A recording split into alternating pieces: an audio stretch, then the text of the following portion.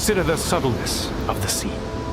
How its most dreaded creatures glide under the water, apparent for the most part, and treacherously hidden beneath the loveliest tints of azure.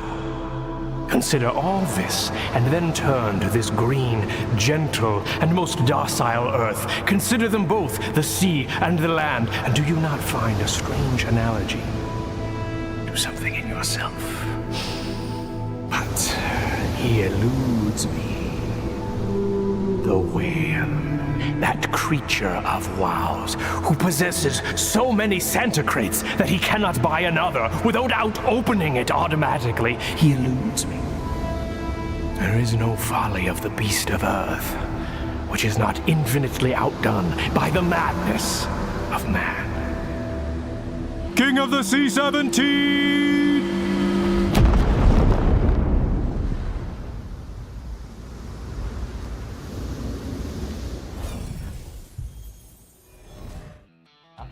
Welcome to day 2 of King of the Sea XVII.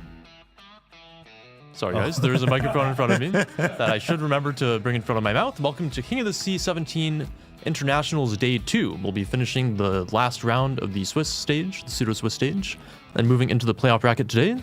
I'm Gaishui Shoku, one of your hosts, one of the NA community managers, and joined today at the desk by... Baz. I'm known as Bazinga Flux in-game for those that are wondering. I go by Baz usually. I am a European English community manager, basically same as Gaishu, but for the EU region. I have been previously playing competitive, just the same as Gaishu, except I actually won COTS and didn't come second. Anyway, our casters today, same as yesterday, are the Sailing Robin and Zuikatsu. Hello, hello. As Baz said, I'm Robin, aka the Sailing Robin. I am content producer for World of Warships Legends and excited to be here for the second day of COTS 17. Yeah, and I'm Zui, a player from the NA region, one of the only guest here, I believe, and I'm excited to be here and casting the games for you today. You are part of the family now. Don't Yes, you've been here a few times now. All right, so what do we have going on today? Today we have the final round of the pseudo-Swiss. So we went over what the pseudo-Swiss system is yesterday a bunch of times. Today will be the final round. Then we'll progress on to the round of 16 and then the quarterfinals. Those are the 3 games that we'll be watching. And we'll also be doing the draws for the playoffs. But before we do that, let's actually dive a bit deeper into the brackets and the current standings of the teams. All right, so just a quick reminder for everybody, pseudo-Swiss stage, teams play other teams with similar results. We start off in round 1, and then as we move through the rounds, teams get sorted into their next matchups based on the results. And then once they reach either 3 wins or 3 losses, they either move on to the playoff bracket or are eliminated. So you can see here our teams from Group A that are moving on are Tivat, Them, JC, ELSR, and Rain. And the teams being eliminated so far, we have Yoboy, Pumbaa, 3XWD, Bonko, and 35MS. And we will be playing some games to determine who will move on in the 2-2 bracket there. Yes, so the final round that we're spectating today is the round 5, where all the teams that are present have played 4 games, have won 2 and lost 2. And so they are basically equal in terms of standings, in terms of the win-loss ratio in the tournament so far. So this should be a very interesting series for any of the games that we watch, because it is going to be their tournament life on the line. Whoever wins is through into the playoffs. Whoever loses is out. That is correct. And we can look at the bracket B as well, the Group B. And yep, similar story here. Again, teams start off and then just move through until they reach either 3 wins or 3 losses. So teams already moving on will be Eris, Asian number 1, TWA, Oh Boy, TSYMQ, and Resin. And then for our teams that have been eliminated so far, we have NFG, 1S, B-Dog, JNMJ, and AAO. And then we will actually be casting one of the matches in this 2-2 set. We will be watching KSM versus Epoxy to start off our day today. 2 NA teams. Epoxy was actually defeated by their community clan Resin in round 4, so unfortunate for them. Yes, we'll be watching the regional showdown for who gets to stay in the tournament and continue on. Right, so we have about 30 minutes until the start of our games, which means that we need to do the draw. Yes. So we need to probably, I think the way we'll do this is I'll grab some bowls that have team names in them. we will draw the bowls, and then we will probably show Baz's screen Yes. to determine how it goes. So I think I should just reach over and grab one of these, right? Yes. Get the E pot. There we go. We can actually see what Are we starting with E or are we starting with A? Let's start with the A, 3 O's. So the first one. Yeah. Right. So in A, there are two options. There's Tevat and them, I believe. Yes. So these are the two teams in Group A that have gone 3-0. And we will be drawing these two in terms of where they place. They'll either be placing here or where else? Or here. So these are the two places that they can place on. And we'll be drawing the first name. So would you like to do the honors? Sure. And then just to quickly recap here for our viewers, the teams that are 3-0 will be playing against a 3-2 team. Teams that are 3-1 will play against either a 3-1 or 3-2 team, so on and so forth. Yes. So we'll like to go back to the camera view if possible. There we go. So I have our bowl here for A. You can see this is either Tevat or them. Yes. Shall I do the Here, draw? why don't I hold it for you? So we are drawing. The first name is Tevat. So they are going to be round of 16. The first team in this case. So they're gonna place at the very top over here. Right. And obviously the other one can be them because they're the only other team in Group A that has gone 3-0. There are only two teams in Group A and Group B. So. Yep. So we can put this outside as well. Right. Next one. Yes, so the next one is going to be Group B, 3 O's, which is RS and TWA. And we can do the same thing here. I'm going to draw one of them, and it's going to be RS. Excellent. Great. Moving along. And so similarly, the other team that can only be present there is TWA. So it's going to be filled accordingly. All right. And now we're going into the other pool, the Group C, which is going to be Group A 3 1s. Yep. And now we have three options for this one. This is either JC, ELSR, or Rain. Yes. I will hold it up for I Babs. will pull it out again. Yep. So it is ELSR. Is it wrong?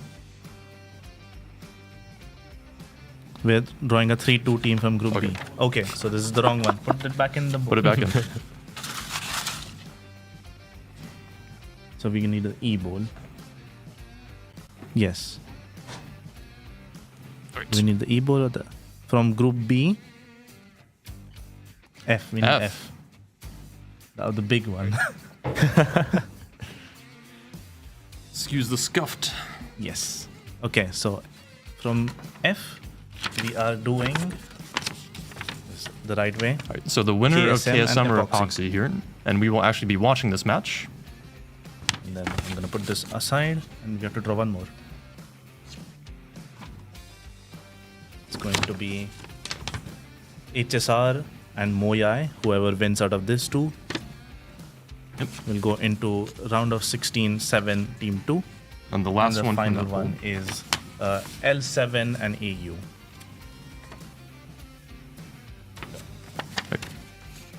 All right, so since you have the spreadsheet, what is the next one here? The next one is E. Yes, that's the bowl, the correct one. Okay, so we pull out another name here. It's going to be Bongs. Oh, I have the page upside down. Bongs versus BSF. Whoever wins out of that goes for round of 16, 3, team 2.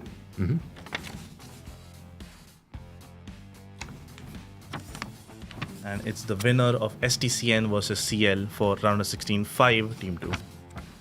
And the last one in the pool is, I think, BSF and Bonks. It should be. No, it's RSTC AFTD. ATFD. Right. Pool D. Now we need DS. Yes. So once the brackets are populated, we'll actually scroll down and show you. Yep. We'll what go it over all the final looks- standings. Looks like. That's correct. TSYMQ is the first team.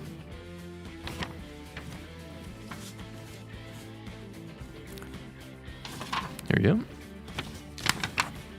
Resin. One of our NA teams. Yes, the team that beat Epoxy that we're just going to watch in about 30 minutes, I think. The final team from this is Oh Boy. Excellent. And on to the final draw, actually. Should be C. Yeah. We have Bowl C here. So Bowl C. First team coming out is Elsir.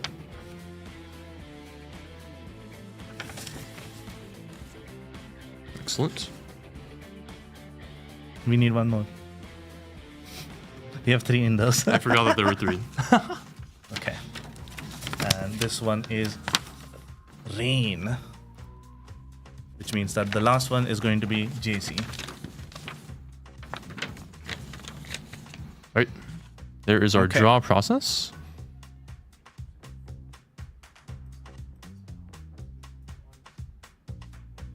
From the round of 16. Yeah.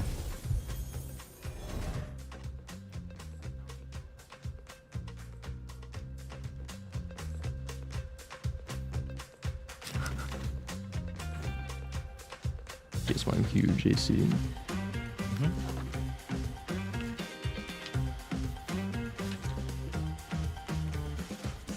Server says we are rigging the draw. I mean,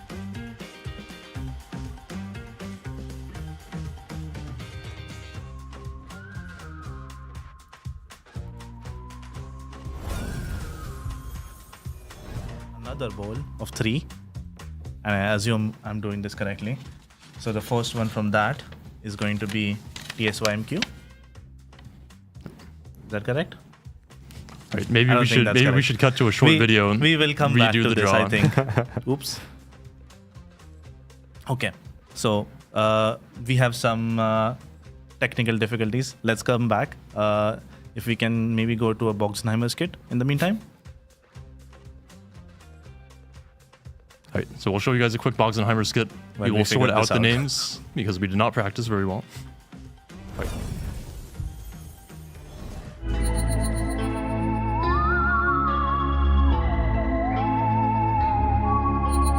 Hello, I'm mad scientist Dr. Boxenheimer. Join me in crafting the perfect team to handle any danger and react flexibly. We start with a St. Vincent for pushing the flank, with a vial of Vermont to smash into tank, a Moskva to see what is inside the smoke, and a dash of Napoli for when the lines have broke.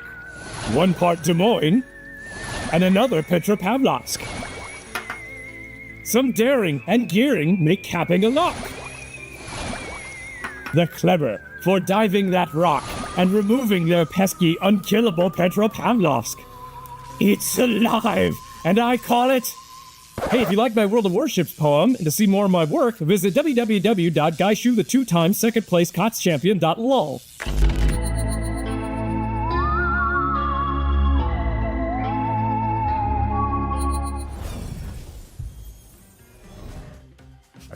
So, Jonathan or Seraphis has explained to us Yes. what will be going on. We have made a bit of a mistake while we were drawing. We were not supposed to draw the third one, which we will be fixing, and we'll come back to you.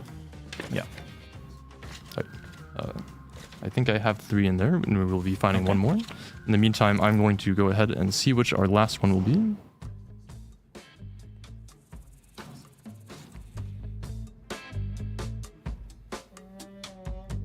Okay, so we need JC and RSTC AFD in 1 bowl. Which is not this.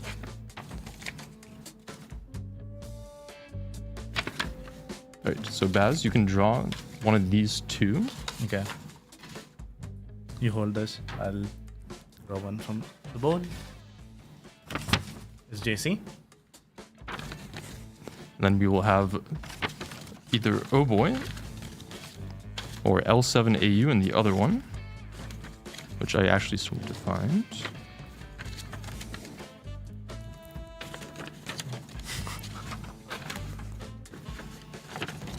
You are suffering. Yes. Yes, L7E. There you go. Okay. Right, Baz. Bear with us. Oh boy.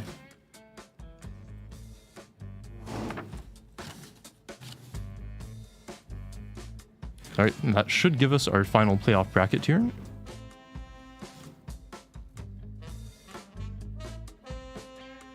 I think we may be missing one? Question mark? There it is. No, never mind. We have everyone. Okay. All right. So what do we have on the left bracket here, Baz? So in round of 16, we have Tivat versus the winner of KSM and Epoxy, the game that we're going to watch. On the other side is TSYMQ versus JC.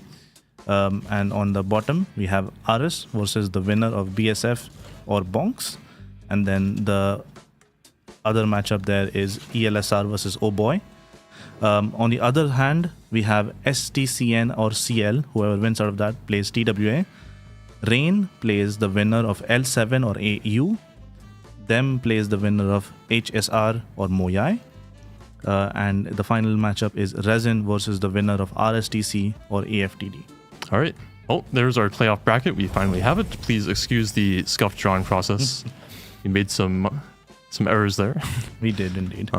But to start off the day, we will not be going to the playoff bracket, but we have to actually play round 5 of Pseudo Swiss first. And like we said earlier, we will be watching KSM versus Epoxy. But before we get into, I think, the maps and the bands and such, why don't we go ahead and remind people what the teams are playing for? We actually have the largest cash prize for King of the Sea so far, a total of $100,000. The overall winner, will be taking away 40,000 USD. The second place team will be taking 20,000 USD, third place 12,500, fourth place 7,500, and fifth through eighth 5,000 USD. It's a good chunk of change. Yep. So by the end of today, we'll have gotten to the quarterfinals, which will be those 8th place prizes. So after round of 16, every team is guaranteed to get some money. And what about viewer rewards, Baz? Yes, there will be viewer rewards. We have Twitch drops, as we always do. Twitch drops today, so that will be weekend 1, day 2. Which are the prizes that you can see on the screen right now. You'll have obviously a chance to get a tromp, the same way we had previously, but there'll be ability to get some cool economic bonuses, so you can get some nice booster packs. And there will also be codes today, like we always do. These codes are functioning basically in the same sort of way we did yesterday, where every 1,000 code redemptions there will be a tromp given away, and we'll do this draw at the end of the day. So for day 2 we have a mystery drop that is going to give you 150 tokens, production, where you'll be able to get 150 king tokens as base, most likely. The common is green boosters, the rare is blue boosters, and the super rare drop is going to be a tromp. And just a reminder, while the mystery drop from yesterday was triggered as a result of finishing your mission, the mystery drop for today is just rolled straight up as soon as you claim your Twitch drop. Yes, so as soon you don't need to actually play the game at all. You'll just get something when you log in. Yep, and just as a reminder, again, those 5 bonus codes will be very limited duration, so we'll be giving them away in periods throughout the stream. We'll probably do the first one as we get into our first matches here. Indeed. So let's go over to the codes page now so that we can explain that part again as well. There we go. So each bonus code will be available for a limited time, as Gaishu mentioned already. Each bonus code will also give you 60 king tokens, which is nice because you can spend them in the in-game armory and buy old King of the Sea camouflages, as well as commanders, and I believe the collection container, which will allow you to complete the collection for King of the Sea, which has been available in the game for a fairly long amount of time at this point. Yep. In addition to this, you're also entered into a giveaway where we'll be giving away a tromp for every 1,000 activations of the code. Just as a reminder, yesterday we actually drew 51 winners for tromps, so if we're on pace today as well, then we'll probably be giving away a lot of tromps. Yes, and in addition to that, there will be 3 tier 9 premium containers that will be given away at the end of the stream, along with probably a lot of tromps. Yes. All right.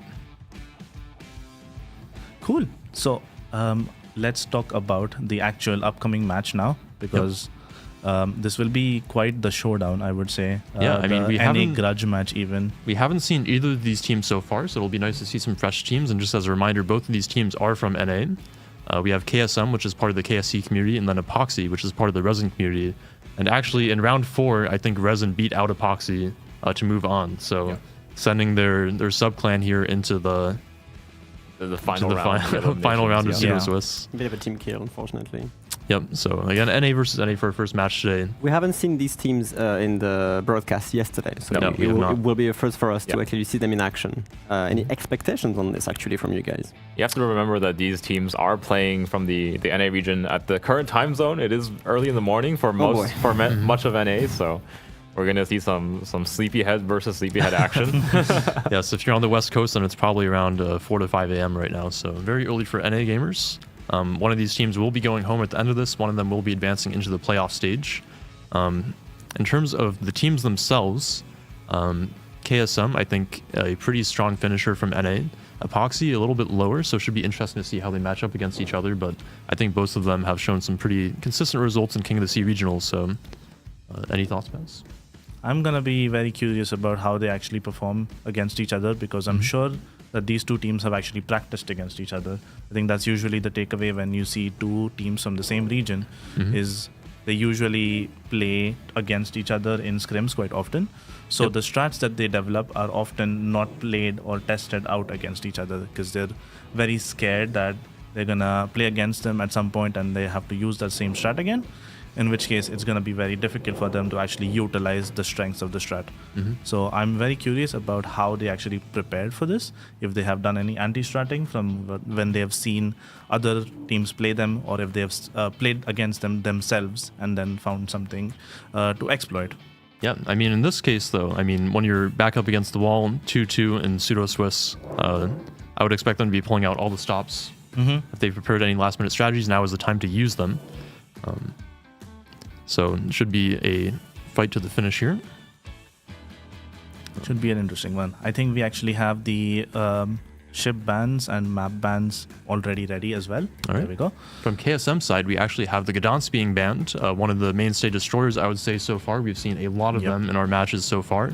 That fast cooldown radar is very, very effective for controlling caps. Also choosing to ban out the Ragnar, another of the common radar destroyers that we usually see in King of the Sea competitive, has a 7.5 kilometer radar, which matches its 7.5 kilometer detection. Has a lot of HP, has some armor plating, very effective guns, but no torpedoes. So with these two bans, they're kind of taking away that kind of effective gunboat radar destroyer gameplay. Do you guys have any thoughts about this? That kind of just leaves the Yang as that kind of like the final radar destroyer pick. No, if you because need, Epoxy banned it.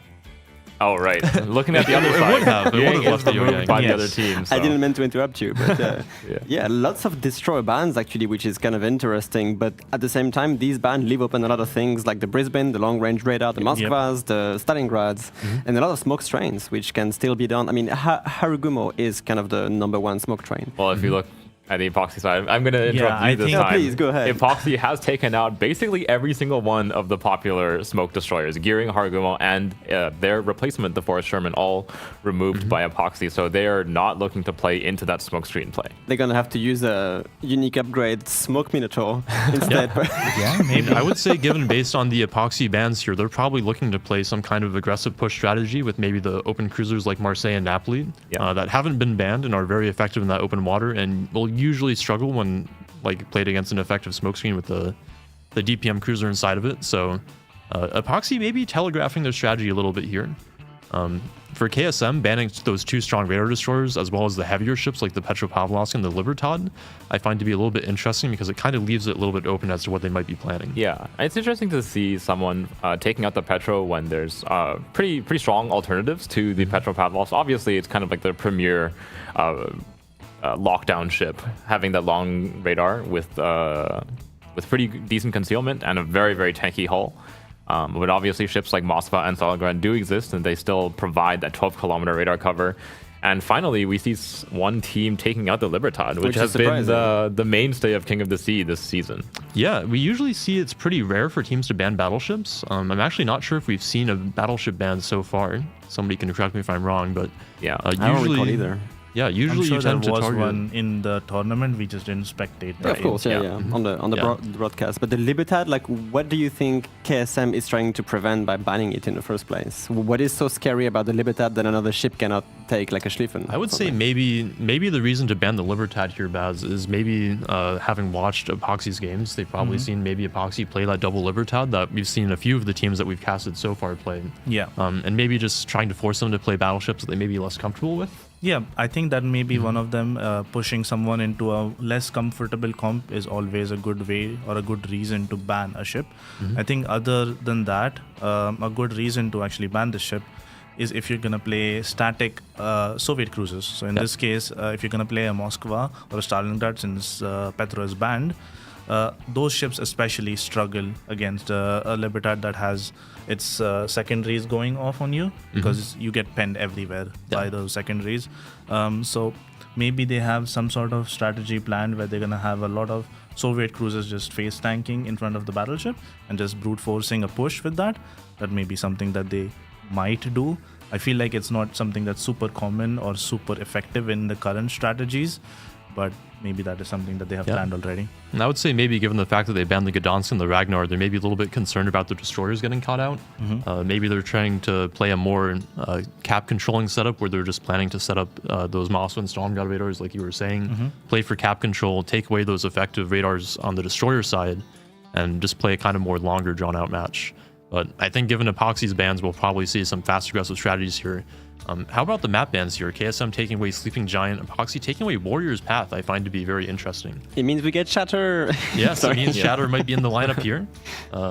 Shatter is actually the random third map decider. If it goes into a best of 3, they will play on it. Talking a bit more about the map bans, it's very curious to see that the two maps that are banned are the two more conventionally played maps. Especially Warrior's Path is a very standard map in terms of the cap layouts and the way you play it. Same with Sleeping Giant. We've seen that most teams are very comfortable playing the standard control strategies on these two maps, and teams generally banning them out in favor of the more unconventional cap layouts where something like a rush strategy is maybe better. So you believe that they might have some uncommon or unexpected strategy just to throw off not only the map layout, but also the comp with the bans that they have chosen? Possibly. I think they, at this point in the tournament, especially with these two teams being fairly familiar with each other, there should be a matchup where there is no holding back on strategies. They'll just go all out. If you do have a surprise prepared, now would be the time to use it. Yes, this is the time to use it. Your tournament life is on the line, and this is where you pull out any crazy strategy that you have. Excited. All right, well, with Warrior's Path being banned, we can take a look at our 3 maps upcoming here. We'll be watching a Hotspot again, moving on to Land of Fire in Game 2, and then that wonderful map Shatter in Game number 3. I feel like we've seen some of the more interesting games on Hotspot so far, so I'm definitely happy to see that again. Land of Fire as well, we've seen played quite differently than it's been played in COS previously during the 3-cap layout era. So should be some interesting stuff on that as well. Hotspot is like a delayed explosion because we've seen always teams sending a lot of assets there, but it takes them at least 5 to more minutes just to get their ships there, if you're not a Marceau or anything faster. So it is very interesting. While the C and D caps are just very accessible from the get-go, it just takes a while to arrive at this A-B push, and then it just explodes from there. Yeah, that is interesting. I think given the fact that the spawns are on the east side of the map there, you can see on the map image, most teams that we've seen so far have been opting to send the majority of their forces on that long path around towards the home caps, and leaving only 1 or 2 ships to actually play the D cap, which I find to be pretty interesting. Yeah, and this match, again, like we mentioned, the ships like the Marseille and the Napoli, these really fast cruisers, ton of pushing power, HP, and particularly high top speed, right? Those are the ships you're going to be looking at to make that kind of home cap push work. Yeah, and it's good to remember that the Napoli and Marseille are both open in this matchup. So on Hotspot especially, where you need to cover those long distances, those fast cruisers could definitely be a pretty strong pick here. Yeah, I think also something to add on, maybe something that we kind of glossed over during the ban ships. Kleber and Marceau are both unrestricted for this matchup. So I'm expecting to see at least 2, I would say, Kleber or Marceaus of that combination of some sort, along with some Marseilles to go for the home caps, because you really need those fast ships to get to that location to basically anchor it down before the enemy team arrives. If you arrive at the same time as the enemy team, it's probably fine, but if you have a timing advantage in that position, you're going to be set up much better, and you can basically stop them from setting up their strong positions near islands and basically being prepared for a push. Right, so what I'm hearing here is a lot of French ships probably. It seems likely. But if you also look at Land of Fire, we saw some very interesting action on that 8, 9, 10 kind of CD caps, I guess, where we had like the positioning of the island covers within the caps allowed some interesting ships just basically denying any captures and being like literally 5 kilometers away from each other and not being able to do anything about it. Yeah. So I'm curious to see how this is going to play out as well with this specific Land of Fire compound. was the map that we saw Rain play on, where they brought that triple Marceau composition, plus the Delny, and managed to use their Delny to hold that home cap while the Marceaus kind of wreaked havoc through the west side of the map. So this could be a pretty strong map for those kind of fast rotational plays as well. Yeah, and with Libertad banned out, especially on Land of Fire, this is a map where battleships can get into close range really easily. We have to see if the teams opt to bring the Schlieffen instead. Kind of, I would say, the second best of the secondary battleships. Colombos, as we've seen, Colombos being almost the main damage dealers throughout the first broadcast yesterday. So, all right. Well, before we get into our first match here, we can actually give out the first code of the day. Remember, we'll have 5 codes throughout the stream. Each one of these will be active for only a limited time. Our first one is going to be COT176 ban Nevsky. Remember, Nevsky is actually banned tournament-wide. Doesn't have to be banned by teams. So this is the 12-kilometer radar cruiser that we usually see in smokes, but you won't be seeing any of it this COTS. Yeah, it's going to be very interesting, especially for this game. Speaking about the Nevsky, the rest of the smoke destroyers that you would normally see, along with the Nevsky or any sort of radar cruiser in this case, all of them are taken out. Yeah, including Yu Yang, which is sometimes also even used. Though the Brisbane is open, which is the radar cruiser that we usually see replace the Nevsky. I mean, what would you use to smoke it now? The Sherman, the Gearing, the Harugumo, the Yu Yang. It's a really difficult choice. I mean, the thing that Robin brought up with the unique upgrade Minotaur is definitely an option. Vampire 2, I think, would be my preferred pick instead at this point. Maybe. If you really want to have that smoke train, because I mean, Minotaur, like teams pick them for the radar, the stealth radar, and the crazy DPM against destroyers with the short fuse AP, and even the torpedoes in case it gets to that point. But I would, if I would pick a smoke train, I would take a Brisbane with a Vampire 2. Both Commonwealth ships. How about that? That might be interesting. I think it may be a bit too inflexible, unfortunately, because the Vampire 2 has a crawling smoke, so you're basically locking down the destroyer to sit with a cruiser, and you're probably you're committing a lot bit of too time. far for the destroyer to actually use its guns or torps from that type of range to do effective damage. Yeah, I mean, But I would it's say on the definitely other an hand, though, interesting the smoke Minotaur is also pretty inflexible in that after you lay the smoke, Yes, you're definitely. basically stuck with the cruiser that can't spot for itself. Yeah, So I think in that case, the smoke Minotaur would be the one who acts as a pseudo destroyer and can There is spot. a ship that we did see yesterday played once or twice, the Cerberus. What do you think about Cerberus being a smokescreen for? That might be an interesting one. It as is well. also a crawling smoke, but at least it's a crawling smoke for yourself. You can pair it with a destroyer, and the destroyer like a Marceau or a Kleber can just do the spotting or the gunboat booting while the Cerberus is in there. Yeah, that means you are committing more ships to your flank, at least the Cerberus, a radar cruiser, along with a destroyer probably in front of it. But that is a pretty potent pushing force, I would say. Yeah. And I think we actually saw, the first use of the Cerberus yesterday come out from the NA Team 3XWD. Yeah. So wondering if maybe it was a little bit more of an NA regional specialty. I think we did see Pumbaa pick it up, though, after the first couple of games. Why do you think most of the higher end teams, I would say, that we've casted so far haven't seemed to favor the Cerberus, Baz? That is a really good question. I'm honestly not too sure. I think one of the main reasons why you wouldn't want to pick a Cerberus is because it's fairly slow. And generally, speed is one of the defining factors behind picking ships, because getting into positions early usually leads to you being well set up for receiving a push or making the push happen. And Cerberus is Cerberus is a ship that generally is good at receiving the push. Right. But for example, in this case where you have the 2 caps that are on the opposite side of the spawn, getting a Cerberus over to that side of the map will take a long time, and by the time you might have already been run over. Yep, that is definitely a good point. It's a little bit slower, it's a little bit less flexible. I think our teams are now ready, so we can go ahead and prepare to get into the first map of the day, which is going to be Hotspot. So let's go over to the map intro. Amidst the treacherous islands and turbulent waters of the South Pacific lies an archipelago that will soon become the stage for an epic confrontation between enemy fleets. These scenic islands will reverberate with the clashing of steel and the roar of naval artillery that can only be matched by the volcano that looms over the area. This is Hotspot, Hotspot is a 48 by 48 kilometer domination style map, with 4 cap points running from west to east. The A and B cap are on the left, C is in the center, and D is on the right. In this new setting, the spawn points for the teams have been moved from a central position to a position located on the 7/8 line. Cap A and B on the left will provide a challenge for even the most skilled of teams, while an island provides an easy ability to take one's home cap. The small amount of water that separates the caps enables the smallest misstep to be massively exploited. Teams that lose a ship out here will quickly find themselves fighting for only half the map. In the center, Cap C provides a variety of ways in and out for ships and can draw in a destroyer player like bees to honey. However, the 4 islands surrounding the cap provide a multitude of ways for a raider cruiser to ambush an unsuspecting DD. Cap D on the right provides a new and unique experience for teams. Moved from within the islands to the west, the D cap now has no island cover.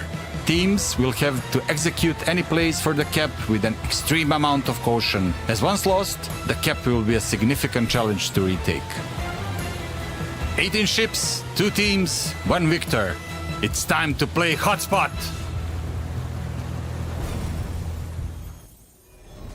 Alrighty, welcome into our first game of day 2 between KSM and Epoxy. Starting off their best of 3, KSM spawning in the north is going to be bringing a Conqueror, a Colombo, a Moskva, 3 Napolis, a Svea, a Shimakaze, and a Daring. Spawning in the south side, it is going to be Epoxy. With a Schlieffen, Incomparable, a double Cerberus, which supposedly are both running the inertia fuse for HE shell skills, a Des Moines, Moskva, Shimakaze, and a double Daring. Incomparable, I think, is the first time we are seeing this, at least in our own broadcast, as well with a Schlieffen. We haven't seen a Schlieffen at all. Schlieffen we did see once, I believe, on Land of Fire yesterday. It wasn't super effective, so we'll have to see if Epoxy can put it to better use here. We already see Epoxy sending a lot of assets towards that BA 1-2 line capped the Daring, the Shima, the Moskva, the Des Moines Incomparable, and Cerberus, while only sending a small armada with the Schlieffen, Cerberus, Daring towards the D cap here. Yeah, again, the teams do spawn pretty close to this D cap. They are only going to be headed off by a single Napoli here, so he's not going to be able to do much in the way of spotting. I expect Epoxy to pick up this D cap fairly easily with just the Daring contesting. Over in the C cap, though, it is going to be a little bit more of a DD face-off. Daring versus Daring in the middle of the map. A COTS classic. Yeah, I guess. But also we see the bands here coming in kind of handy.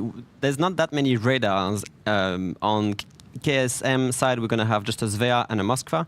And on Epoxy, just a Des Moines and a Moskva. So these long-range radars not really into play here, with the Svea having only 9 kilometers and the Des Moines 10. Yeah, I mean, Connor Gaming right now in the path of some torpedoes has not run that Daring Hydro yet. With the Svea as well in the background, ready to burn that radar paired with the smoke here. It seems that Epoxy's Daring is fine. These Shima torpedoes are relatively easy to detect, but the Svea being spotted here is going to probably burn the radar quite soon. Yep. I have to see if we can get any effective fire into this Svea. Obviously, being spotted in that light cruiser. There's going to be a lot of stuff coming in towards the Malakin here. The Svea is fairly maneuverable. That doesn't take any damage, actually, from all these shells coming in. Just to remind, the Svea does have that 30% increased speed boost. So when it pops that consumable, it's very, very, very maneuverable and hard to hit. So KSM will be able to push Connor Gaming's Daring a little bit off of the cap and capture C right off the bat. Ooh. Just a few points taking their way, though, before he can get back onto it and freeze the point. In the meantime, if you pay attention at D here, Epoxy's Daring has sent some torpedoes towards the Napoli. Remember, Napoli does not have hydroacoustic. They die off. Yeah, Daring only has those 10-kilometer torpedoes, so it's difficult to hit targets that are running away. And Napoli, generally one of those ships that is in a kiting position. Oh my goodness, the Incomparable salvo landing on the Svea obliterates it. The Svea must have been detected just for a while, and that's it. The Svea from KSM just get death struck by the Incomparable. That was at least 18 more kilometer shot. Yeah. That is ridiculous. Coming out of the Incomp, you see here, it's actually A little bit of damage coming in from the Mothra as well. That is a huge Schlieffen. blow for KSM as well, because that was the only real deterrent against the Sea Cap. Now Epoxy can just try to reverse their own daring to challenge KMS's daring, but without that much support, it's just going to be a face-off between these two destroyers right here. Kind of a big blow here for KMS. That was the only assets to defend the central cap, which is so difficult to take. But at this point, with Epoxy's Moskva being in the play as well, that daring from KSM does not have a lot of maneuvering power. Yep. You see now the teams have kind of drawn their lines in the sand. It's going to be a bit of a brawl over by the A and B caps. Lots and lots of ships about to meet heads here between the two home caps. In a pushing position, those two Napoli's obviously have a lot of pushing power, but against a Des Moines, Cerberus, and Incom, it's going to be pretty difficult. Yeah, KSM has to be careful with their assets now, because Epoxy, just with that one mistake, has now a triple cap control, and they can just chill. They can just wait for KMS to make the pushes here. All they have to do is defend what they have, and it seems to be fairly easy to do at this point. Yeah, we do have some Shimokaze torpedoes on the way for IM Co-op's Napoli here. There is a nice little gap right between this 4th and 5th torpedo. Shouldn't be a problem at all. Yeah, we are going to see some close quarter action here. If any of the teams decides to push that island here at the E2 side of things, it's going to get bloodied really quickly. At the same time, KMS kind of slow to try and figure out a reaction to what is going on right here. They still have a kiting Conqueror, kiting Napoli here, but not really any assets able to Looks retake like any we do caps so have far. an initial destroyer spot here. The two Shimokazes both taking a bunch of damage.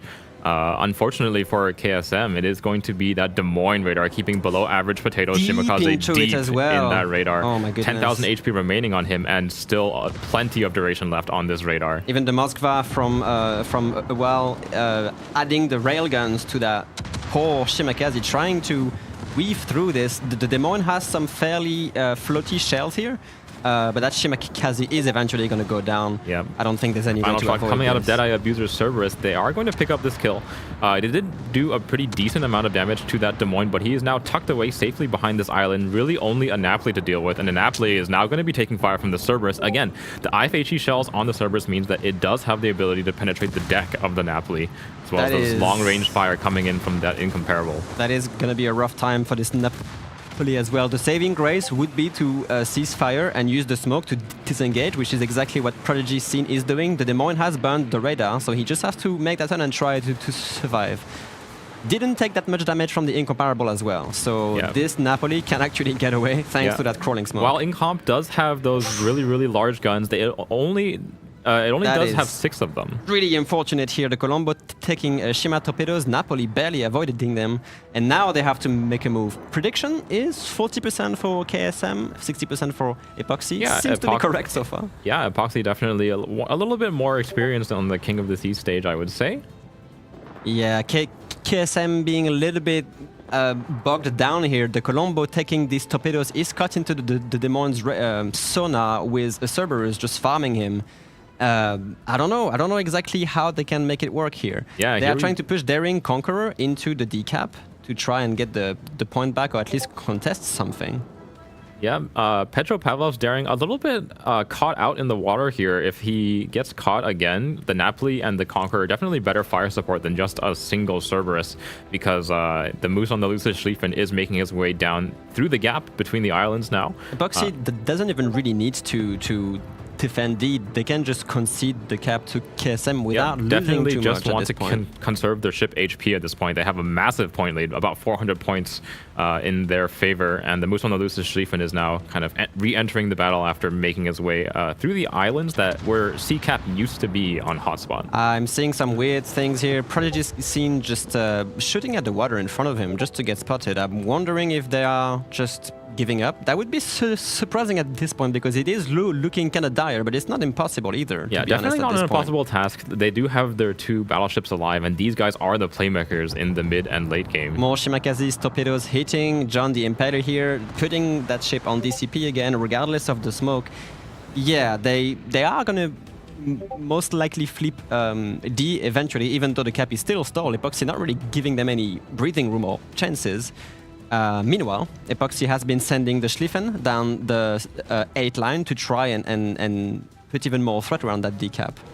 Yeah, I think KSM definitely, again, Cerberus is not quite as good fire support as a Napoli and a Conqueror, so Epoxy should theoretically be pressured off of this cap here. Petrophalatos, they have now spotted each other. Let's see if these two Napoli Darings can assist here. The Daring is still spotted by the Schlieffen, so it is definitely in Epoxy's advantage, at least in terms of the HP trade. And here comes a shot coming out of the Conqueror, Ooh, though. never Big mind. damage.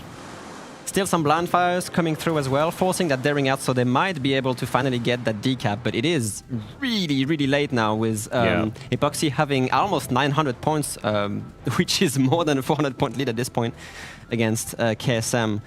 Yeah. They are trying to do something around the A-B push, but there are just so much assets in Epoxy's hand to defend that area. That's it. And somehow the Moskva from I believe KSM, those were some nice little single-fire torpedoes from the Daring. Oh, that's really unfortunate. Obviously, Moskva, one of those ships that loves to sit bow in on rocks, and when you're locked into a position like that, absolutely easy food for Darings. KSMs get the cap, but incomparable shells coming in on the Napoli's broadside here. That could have been much worse. At this point, KSM does not really have anything they can do. 43 seconds before the matches end. I am Coop here, kind of forced to stay broadside to this incomparable against that island. I'm seeing a clear win from Epoxy with not really any possible answers on KSM Definitely side. just lost a little bit too much HP on that Colombo, which was the kind of the linchpin ship of their push. God damn, nice final shot coming out of the Incomparable. Is going to finish off the Colombo and clutch the victory out here for Epoxy. A very, very one-sided game. Indeed, yeah. I mean, that Svea Death Strike at the beginning happened, and then KSM did not have any answer throughout the rest of the match. They just managed to recapture the 1-2 line cap. Yeah, and again, like, because they've brought these Napoli, these are such strong ships. The Napoli, 3 of them, they have so much HP, crazy armor, really, really good guns in both their main battery and the secondary battery. But the main weakness of the Napoli is its lack of hydro, and we saw out on the 1-2 line, the Shimakaze torpedoes were doing so much work on that 1-2 line. Definitely. I would say it almost felt like Epoxy definitely brought a little bit of a stronger game plan to this match. We talked a little bit actually before the match about those Napolis, about the Cerberus as well. It seems like we kind of, I think, almost nailed the prediction there with the Napoli picks, at least from KSM. Yep. But unfortunately, they didn't really have a way to push past the home cap defense on the west side of Epoxy. The Des Moines on the island, the Shimakaze, the Cerberus with the smokescreen in the open water, it was just a little bit too much for the Napolis to handle. And then, of course, we also have to talk about the Incomparable pick. Yeah. Where it got the depth strike on the Svea at a pretty sharp angle. Yeah. Does have the overmatch over the 25 millimeters, of course, with those massive guns. And just sent it right back to port. Yeah, it was probably just a single Citadel, given that the Incomp, I think, has a 19 point something K alpha. So some chip damage from the other ships and then one set from an Incomp will definitely do more than enough damage to kill the Svea. Yeah, remember, Svea, I think, with Survivability Expert, only has about 35,000 hit points. 38,000, I believe. So HP, one shell from Incomparable is over half of its hit points. So just 1 or 2 hits needed to send it back there. And then even after that, the Incomparable, I think, also put in a lot of work just doing damage. So usually a ship that you don't see too often. We have seen teams bring it into King of the Sea before. It is very squishy, the Incomparable, but the fast speed, the great concealment, and those heavy guns are just very good assets. Like we mentioned before, Hotspot is one of those maps where getting into position quickly on that home cap push is super crucial, because there's just the firing angles once you're out on that 1-2 line are so much better compared to in the middle of the map. And Incomp is one of those battleships that can get out there really, really quickly. Yeah, definitely. And speaking about the Cerberus pick, this was something I was very interested to see after Epoxy had banned out all the smoke destroyers and then choosing to bring 2 Cerberus of their own. Maybe thinking that they're a little bit more comfortable playing the Cerberus than KSM might have been, and then opting to bring that cruiser that can bring its own smoke stream, is not relying on a destroyer to smoke it up.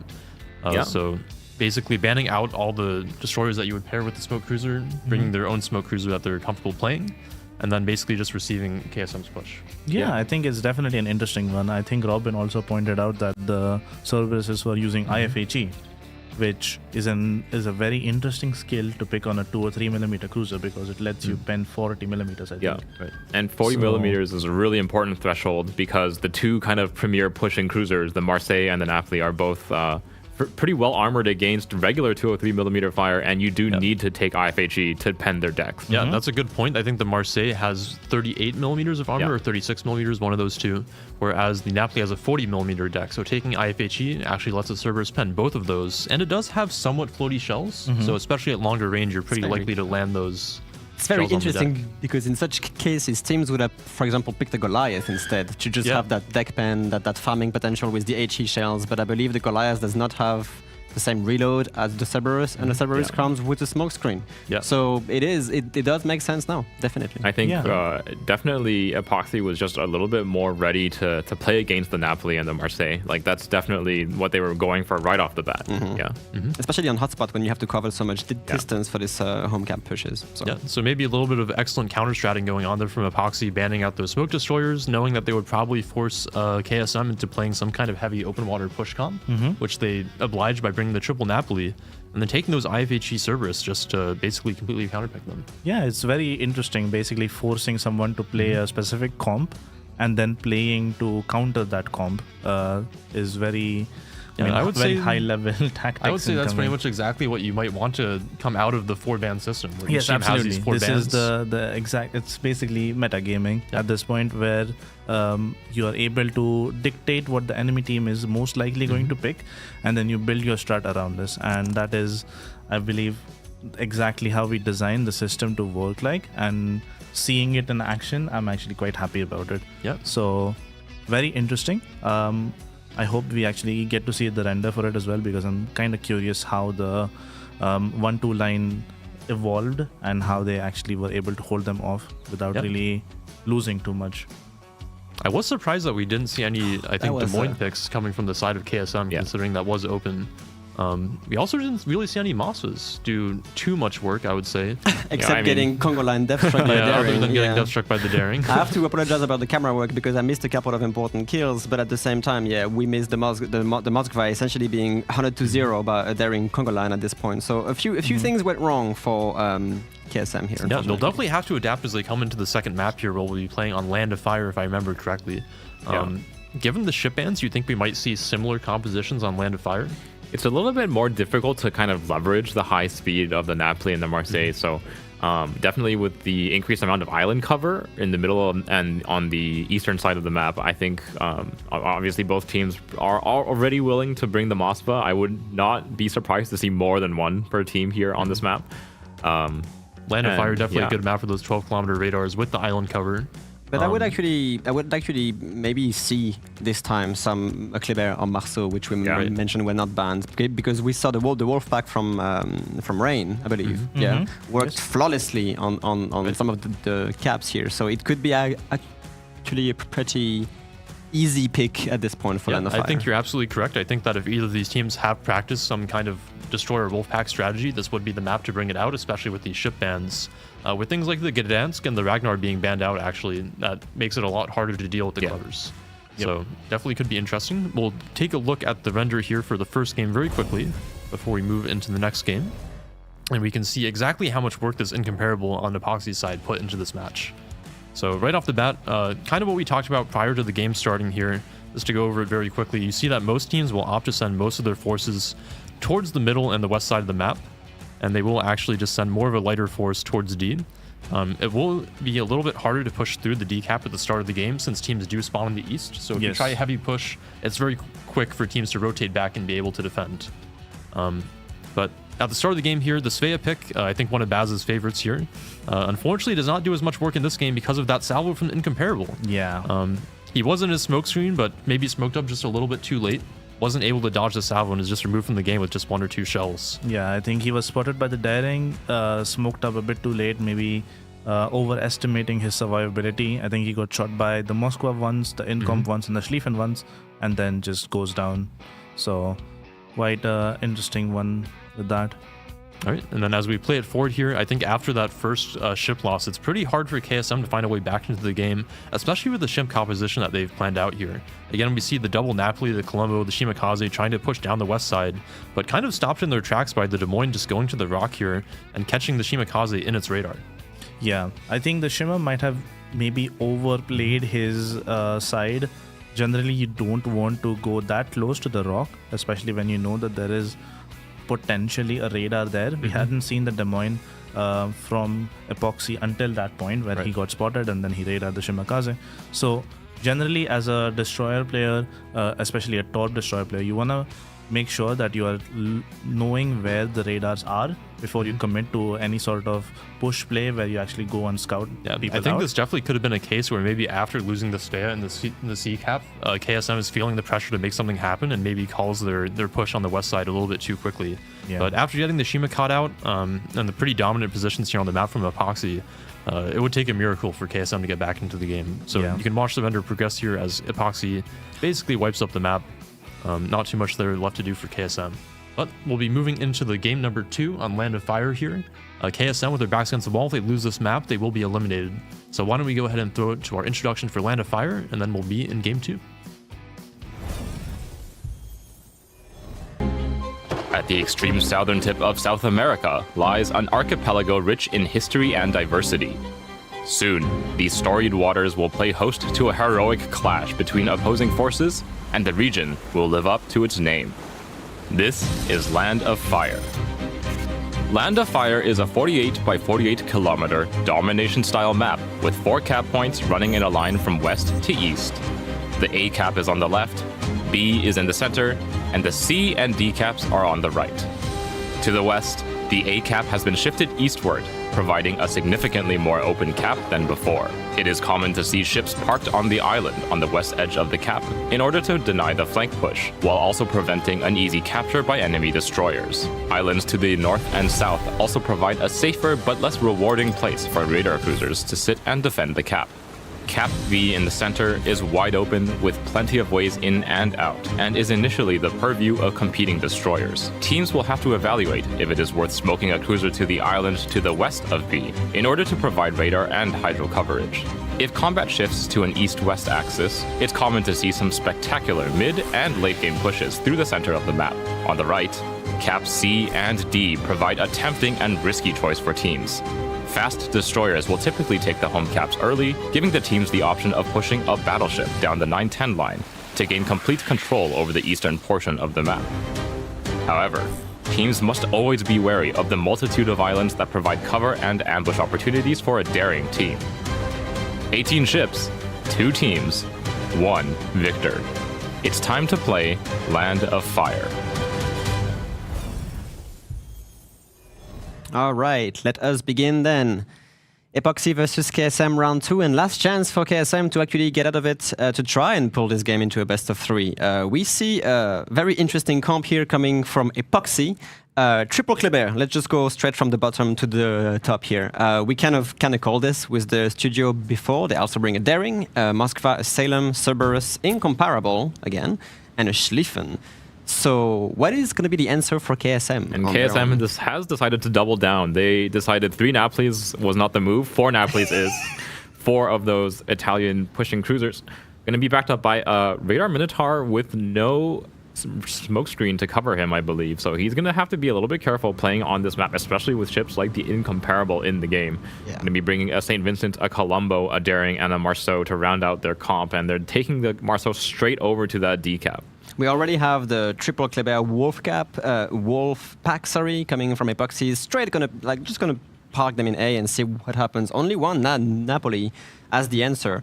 Now, as a Kleber, as you mentioned before we were starting to cast here, it's not fun to play into a Napoli. Yeah. To be honest. So in a way, KSM does have a really good answer on that Triple Kleber.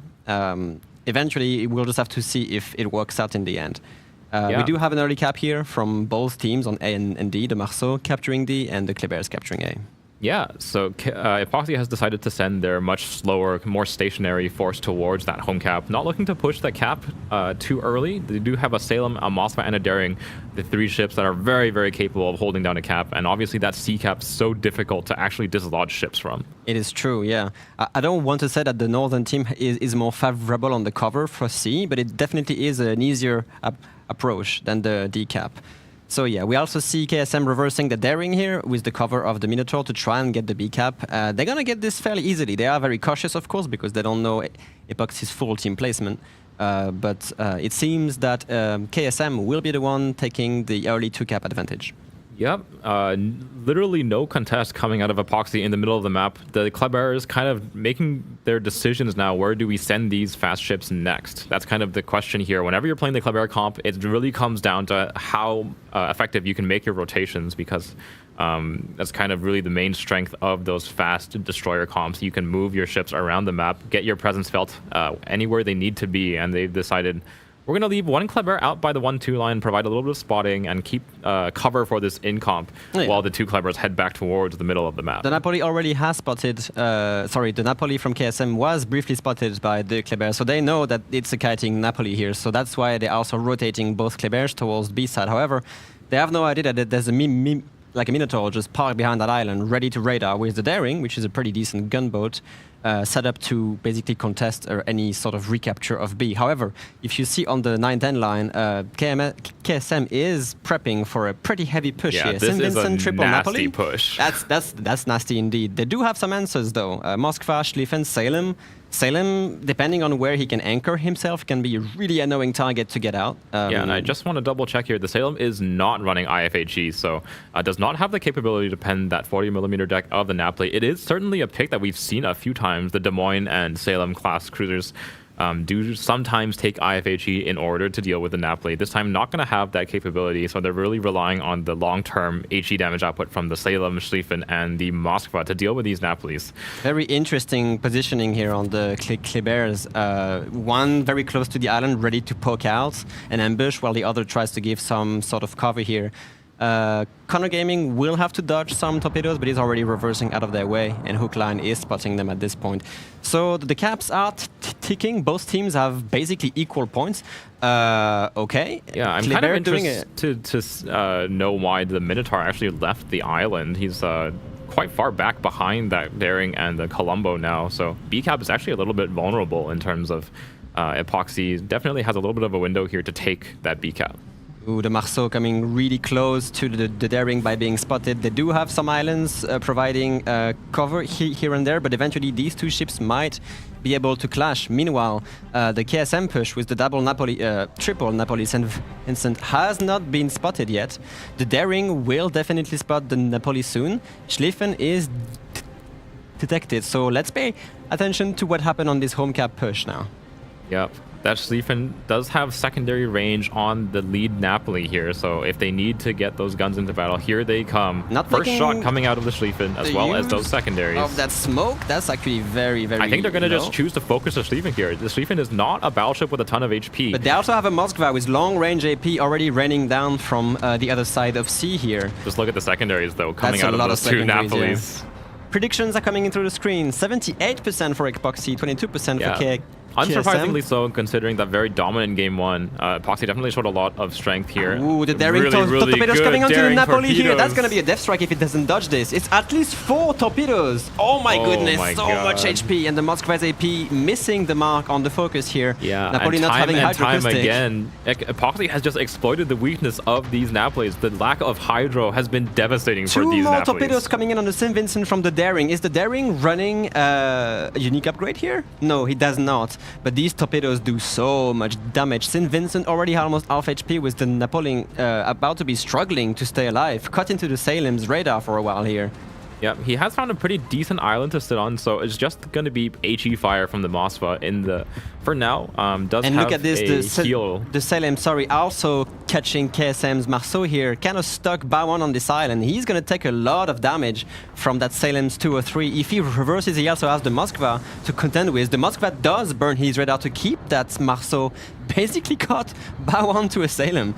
Not the best time that you want to be caught like this at the same time. Yeah, Napoli only 6,000 HP remaining and burning. He does have a heal in 40 seconds. Let's see if he can survive until then. He has to try to back up out of the Moskva's line of fire. Colombo from KSM trying to help out here and there on this, but at the same time, we do see a very aggressive Vincent pushing on the Salem. Oh! Basically removes the Salem off the map. He does have that super heal running, but it is not fast enough. St. Vincent, though, down to 18,000 HP. They will finally lose that low HP Napoli, which ate those 4 torpedoes.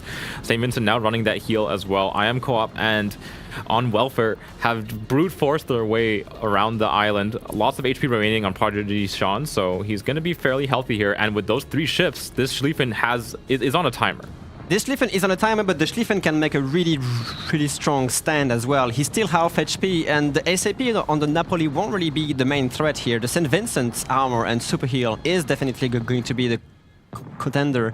Schlieffen launching torpedoes on the path of KSM's crazy push here. Marceau is picking up that daring. Some blind fires going on through that smoke. The Moskva having no radar cannot really help on this endeavor.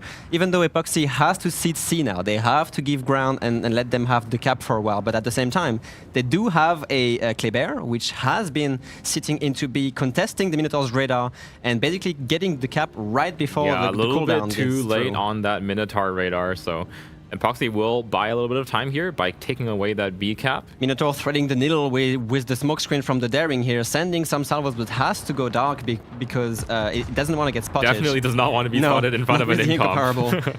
Colombo showing a little bit too much broadside against the incomparable here. Does not take any damage for some reason. But yeah, finally KSM does get the cap. And look at the points. They are perfectly even still. Yep. 1 death on both sides. Again, the torpedo threat into this smoke screen. That is so much torpedoes. I don't think St. Vincent can accelerate out of this. No, he cannot. No, down to 3,000 HP. He does have a heal in 3 seconds, so he should be okay. Look at the radar from the Moskva. The Moskva instantly burning that radar into that smoke train. The St. Vincent using that heal. We see some Schlieffen dropping in on the Napoli. Yeah, but this Moskva I don't think this Moskva is in a great position himself. He does run that radar. He does have range on the smoke screens, but in front of 2 Napolis and the St. Vincent, he is still alive, and I don't think he can actually pick up a target here. They are focusing the St. Vincent as well, but the Moskva finally just goes down. It's too much concentrated firepower. KSM just kind of brute forcing their way down the 9-10 line. Definitely. Somehow they haven't lost the Vincent, which is extremely surprising. I mean, all this of is these the 3 strength ships. of this ship, right? We haven't seen it a lot, this King of the Sea, but I mean, sometimes like he is burning. However, he is burning, and that doesn't have a DCP for another 30 seconds. So he decides to engage, do some damage on the broadside Schlieffen. They might lose the St. Vincent here. That fire will tick for another 24 seconds. He does return a pretty decent shot into the Schlieffen. I believe he's still just barely in range of the Schlieffen. Final shot coming out of that ship now. I don't think it's going to matter on 10 seconds left on that DCP cooldown. Can the Schlieffen back the kill? He does. Yes, he does. That is an acceptable loss, I would say, at this point. However, we haven't really paid attention. The Cerberus Kleber has been just staged on that 1-2 line, just pushing the Napoli away. They've done significant damage to him, but at the same time, he's not dead yet.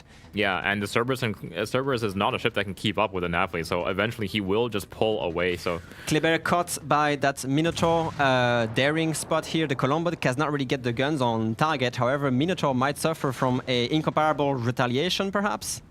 Doesn't look like they have the angle to spot this Minotaur, actually, so he's going to be perfectly safe here. Akarona's daring has stepped onto the B cap. They don't really have a way to spot him with just the 2 Klebers. They do have some pretty good blind fire, though, on his last position that still resets the cap every now and then. Yeah, they are trying to find him I'm a little again. bit worried about this Colombo push. He does have an angle on the Schlieffen, though. He might be able to finish off that Schlieffen. 16,000 HP remaining on him, and that is not enough to tank a sap shot. Well, apparently it is, but it's going to be enough to finish him off. Not enough damage to outright kill him, but with the return fire from the Marceau and probably the 2 Napolis, I don't think the Schlieffen has long for this world. He's going to escape over to his daring, maybe for a smoke screen, but incoming with incomparable only on the broadside. HP. Yeah, he has the KSM's Colombo has the Kleber to contend with. The Kleber is spotted. Lots of action going through right here. This is a crazy push coming out of this Colombo, to be honest. This close to 2 Klebers is not exactly where you want to be as a battleship. It is not, indeed, but he has to try and help with that cap. KSM, they do have to get the cap control again. A high-value Minotaur radar catches all 3 of the Klebers. 2 of them hidden behind islands, obviously, but they do have Petropavlov's Kleber right in the open here. They do, but he's full HP and it's a Kleber, so honestly, against the Minotaur, you just kind of angle out and run away from it. Yeah. I have to admit, KSM doing a very daring play here, and actually manages to get the B cap under the perfectly control. timed that smoke screen of the Colombo and the radar of the Minotaur to keep those clubbers in check. 40 seconds left on that triple cap control before KSMs get the win on this. They are Nice moving shot going into the minnow. He does have a heal, so he's not going to explode just about yet, but Incomp is such a threat to this ship. But look at this. They are Epoxy as an answer with 24 seconds left on the timer are sending Daring Incomparable into the cap. They're buying what? 10 minutes? 10 more seconds in total. They have to find a kill somehow. Yeah, but they I don't definitely think- need to find a kill here, and KSM has pretty much covered all of their ships well. Really, the only danger here is the Colombo might be going down. In 15 Torpedoes coming in on the seconds. Incomparable. Only one is going to hit the Incomp. Not enough to finish off. 10 seconds on the timer. I'm looking at a KSM win here. Yeah, it just remains to be seen if they can finish off the Colombo in time. I don't think they 12,000 can. HP. They do have Cerberus and 2 Cleveres trying to kill this Colombo, but he has a heal now Well up, so it done. will be Well a win done. here for KSM. A very aggressive push from the Colombo right down the middle of the map to buy themselves that B cap. Some really, really daring plays here from KSM. That's triple Napoli Vincent push actually working out. Them taking so much daring torpedoes at the early push, but yet surviving through it and bagging the Salem. And then after this Colombo Minotaur kind of tag team against the Tuxedo. Really nice plays on KSM. I think making really, really good use of that Colombo smoke screen to take away that B cap right at the end of the game there. And again, just too much HP and too fast of a push coming out of those Napolis and the St. Vincent. Regardless of hitting like 4 daring torpedoes, Napolis are really strong, man. Yeah. Like, I have to admit. I'm almost speechless. I'm actually clueless as to how their push went so badly at the start, and they just went with it anyways, and it worked. Yeah. The magic of this tournament, I assume. Yeah, that was a wild push, especially the double Napoli Vincent push that just catches out the Salem. They dev strike him, and then they keep going. They take like 1,000,000 torpedoes, it feels like. They take even and more they torps. just don't die. The Vincent basically survived for another like a heal and a half, basically, I think, before he actually goes down. And at that point, the Napoli, the double Napoli Vincent blob had already killed 3 ships. Yeah, Including the Moskva. They got the Moskva. Yeah. And then they basically also killed the Schlieffen. Yeah. We So- missed that the Moskva took a massive hit from the Colombo because Oh, out of the yeah. sudden That during makes that sense. push, the Moskva's half HP and no one knows what happened. So the Colombo might have hit the Moskva fairly hard on that push as well. Yeah, Yeah. most likely. And I mean, also the Marceau of, I believe, Ganser sitting in the home cap of Epoxy, and Epoxy being unable to dig him out was definitely a big problem for them because he forced the daring away. He kept the Moskva lit. I think he also did a fair amount of damage to the Moskva. Yeah, definitely was one of the main damage dealers against the Schlieffen as well from that position. Yeah. So definitely crazy to see that despite getting such initial success with 4 torpedo hits on the Napoli, then 2 more torpedo hits on the Vincent, On the St. Vincent, and then another torpedo hit later, and they still couldn't finish all those ships off. I was about to ask if it was a legendary upgrade, unique upgrade daring. That would have been a completely different story. I Yes, assume. if it was a unique upgrade daring, he would have nuked all of them with the first set of torps, probably. Yeah, but that is a very niche pick. You will usually not see unique upgrade daring in King of the Sea, except for I think the last one where we saw TWA. on Shatter. Yeah, Bring one TWA on and Shatter, Rain that's were correct. both playing it. Actually, it was TWA against Rain, and Rain was the one who was using the That's right, unique yes. upgrade daring, and he was incredibly impactful with that. Yep. Regardless, I actually have a question regarding this. Because we saw Epoxy actually putting the Salem in that anchor position on the 10 line, they had a Schlieffen behind him. My question here is, why was the Schlieffen so far away?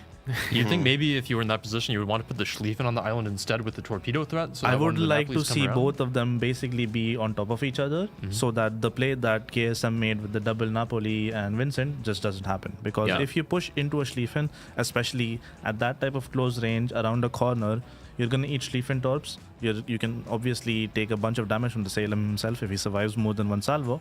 But generally, this push should not have happened if they were positioned to I think receive maybe it was a case of the Schlieffen not expecting them to actually send the push after almost losing a Napoli straight away to the torps. That's But definitely possible. Perhaps, I yeah. think you're definitely correct in that if the Schlieffen was playing closer, that's a much harder push to make for the Napolis. But I also want to call attention to the fact that Epoxy bringing the triple Clever played the west edge of the map with them, but it really didn't feel to me like the Clevers had a lot of game impact this game. Yeah, they took away the early that's A cap. definitely true. They had a Clever chase the Napoli down to the border, didn't really do anything.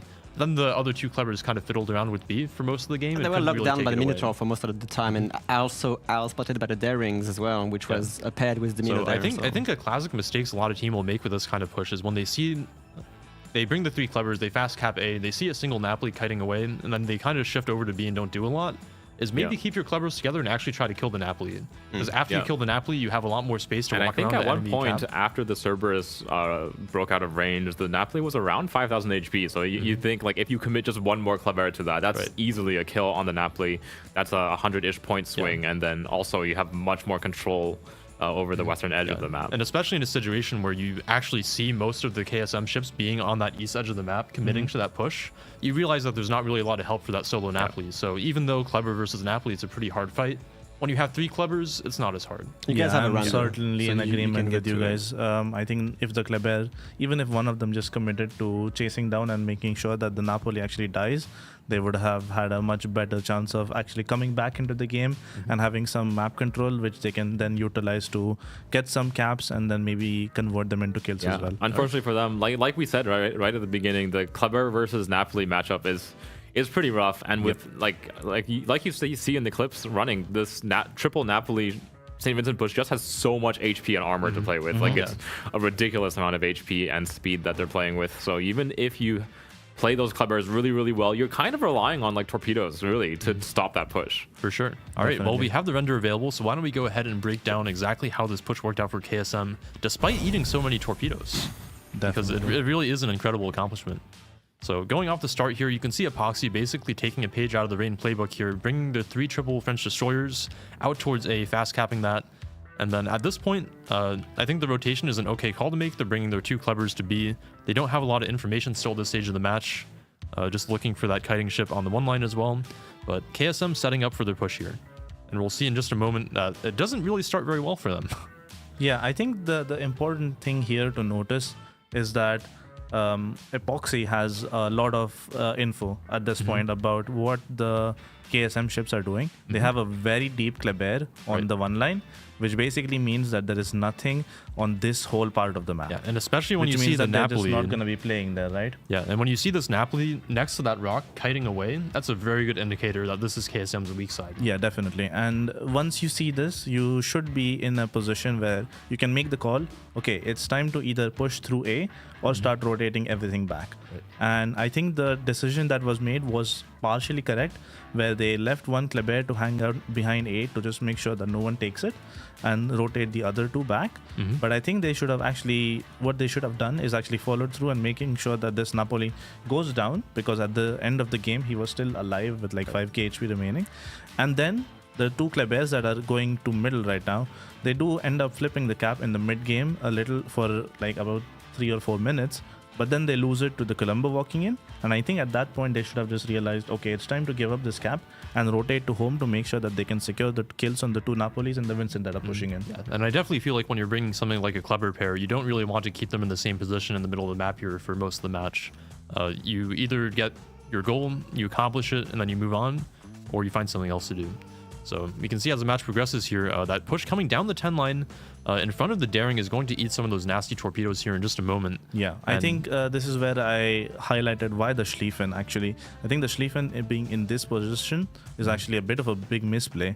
Sure. Where in this case, if he was maybe 5 kilometers towards the 10 line on this area instead, he would have been in a much better position to actually stop any sort of push, because the Daring can torp down this line and then the Schlieffen can hold down this line. So both ways are then protected for the Salem, and the Salem can still exist because he'll be the main person who can actually defend the sea cap. Yeah, the key thing is you need to find a way to punish the ships coming around the rock, because if they make it around the rock without getting punished, then you're in an open water fight, which is a pretty big problem for you.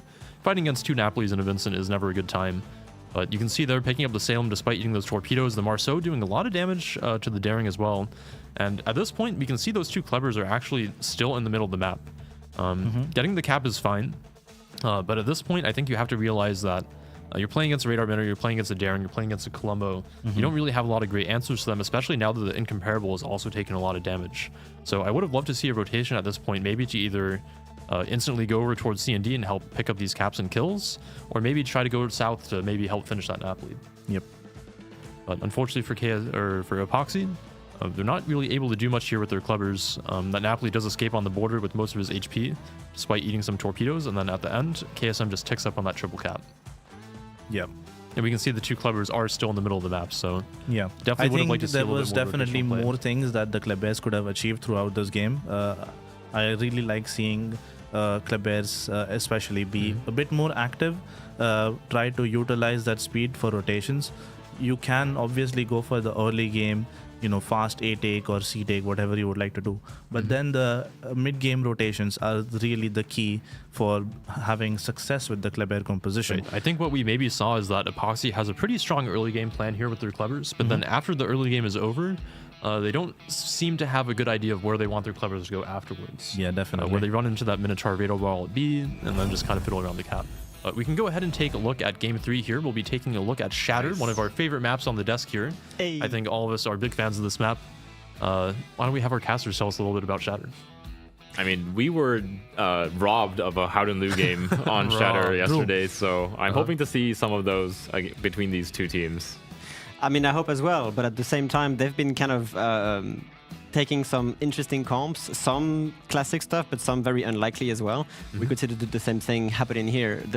One of the key element of Shatter is obviously this big cap. It's also one of the maps which haven't been tinkered with for this tournament. So a lot of old strategies, which there's a lot of past cards to inspire yourself from, and a lot of counter strat as well. So it can be a cesspool, it can be a very stationary passive game until the very end. It can be some crazy flanks, no one knows. We just know about the bans, once again. Yes. And we've seen some crazy secondary battleship plays coming out even earlier this tournament from things like Libertads, which are banned.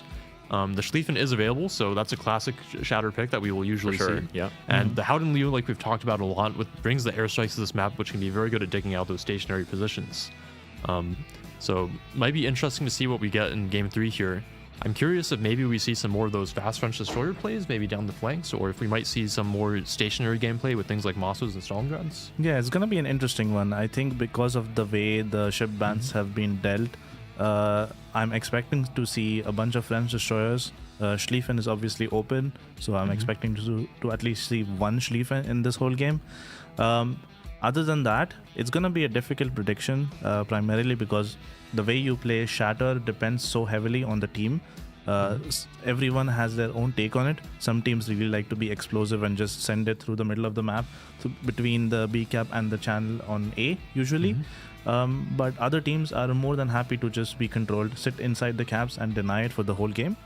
And in this case, given that we saw Epoxy play the Kleber strat, I think they might be the team where we'll see Kleber, Schlieffen, and then send it down through the middle and be super aggressive. Yeah, I think with the bans, we basically almost have like 3 styles open right now, where you can pick maybe the more stationary strategy on this map with the Moscows, the Stalingrads, the Howden Lius, maybe Salem's and Des Moines. You have the French destroyers open for that kind of fast rotational play, but you also have the Marseilles and the Napolis open for that kind of aggressive pushing cruiser strategy. So it could be interesting to see what teams go with here. We can recap some of the standings for other games that we've had happen so far in round 5, which is quite interesting. We're going into a game 3 here, but we have a lot of 2-0s coming out. We have BSF actually going 2-0 over Bonks, that I think number 8 seed from China moving on. Bonks will be going home. SDCN has won 2-0 over CL. Another interesting result there, the CN number 4 seed losing out to, I think, the number 7 Asia seed. AU, on the other hand, has won 2-0 over L7, a little bit of a team kill match there for China, so AU will be moving on. Then we have Moyai 2-0 over HSR, EU team moving on over NA there. Yeah. So some interesting results so far, and then we'll see which NA team out of this matchup advances to Game 3 on Shatter. Yes, definitely going to be an interesting one. How about some predictions? What do you think, Robert and Zoe? I honestly can't tell. Such a kind of unfortunate, not weak, but unfortunate start for KSM on Hotspot, where they basically just got locked out of any comeback, and then they just pulled some of the most crazy pushes we've seen this tournament right on the second game to basically keep that best of 3 going. To be honest, I would say KSM deserve to at least try to have a hard-fought battle today on Shatter. Yeah, that's what I imagine. Honestly, I think if we take just like the average performance of the teams so far in the series, I slightly do favor KSM. I think Epoxy had a little bit of a lucky break on Game 1, and KSM showed a really solid strategy in Game 2 that was much more kind of like measured and planned. Lucky as well, a little bit. But a little still. bit lucky with the torpedoes, but... I think this is a map where having that heavy HP force is really, really, really strong. And KSM has shown repeatedly that they're the ones who are willing to bring, the Napolis and the St. Vincents. Especially on such a congested map like Shatter, they might try to pull some of the craziest stuff again. Yeah, I mean, what was the one that we saw in the last King of the Sea, the 5 Marseille thing coming out of we Rain? saw TWA bring a heavy Marseille spam comp and actually almost beat out Rain with it, but I think they managed to... They forgot some that you have to cap as well. Yes. So it could be interesting to see another Marseille Napoli heavy comp here. I'm going to probably favor Epoxy. I think that they've shown a little bit of a more smoother execution of their strategy compared to KSM, which looks a little bit more sloppy to me. But I think based on the compositions, it could definitely be a toss-up. Yeah, definitely. It's going to be an interesting one. I am personally favoring KSM as well. I think the showing that they have, the first game was maybe a bit unfortunate. The second game, I like the strategy that they pulled out. Maybe they got a bit lucky with the mispositioning from Epoxy side, but overall what I saw from them looked a bit better. So I think it's 3-1 KSM Epoxy. I'm the sole person here rooting for Epoxy. So why don't we go ahead and throw it into the map introduction video for Shatter, and then we'll see which team moves on. The picturesque coastlines of the maritime provinces of eastern Canada form the backdrop for a titanic clash of opposing fleets. These steep cliffs and jagged rocks will soon echo the thunder of heavy guns, and only one team will emerge supreme. This is Shatter. Shatter is a 48 by 48 kilometer domination style map with 3 cap points running in a line from west to east. In this new configuration, Cap Alpha on the left is arguably the safest for destroyers.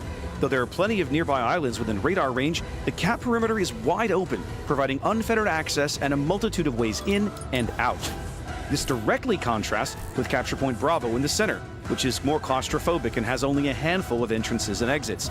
Ships caught out here typically fall under tremendous focus fire from both map edges. On the right, control of the new Charlie Cap is likely to depend heavily on commanding the island on the western edge. Expect teams to deploy ships both south of this island and to the 9-10 line on the extreme eastern edge as they vie for dominance. 18 ships, 2 teams, 1 victor. It's time to play Shatter.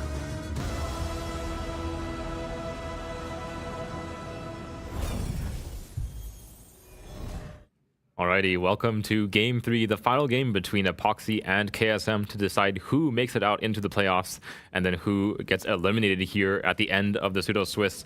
On the north side, it is going to be Epoxy spawning in a Kremlin, a Schlieffen, a Worcester, a Salem, 2 Moskvas, Shimakaze, and 2 Darings.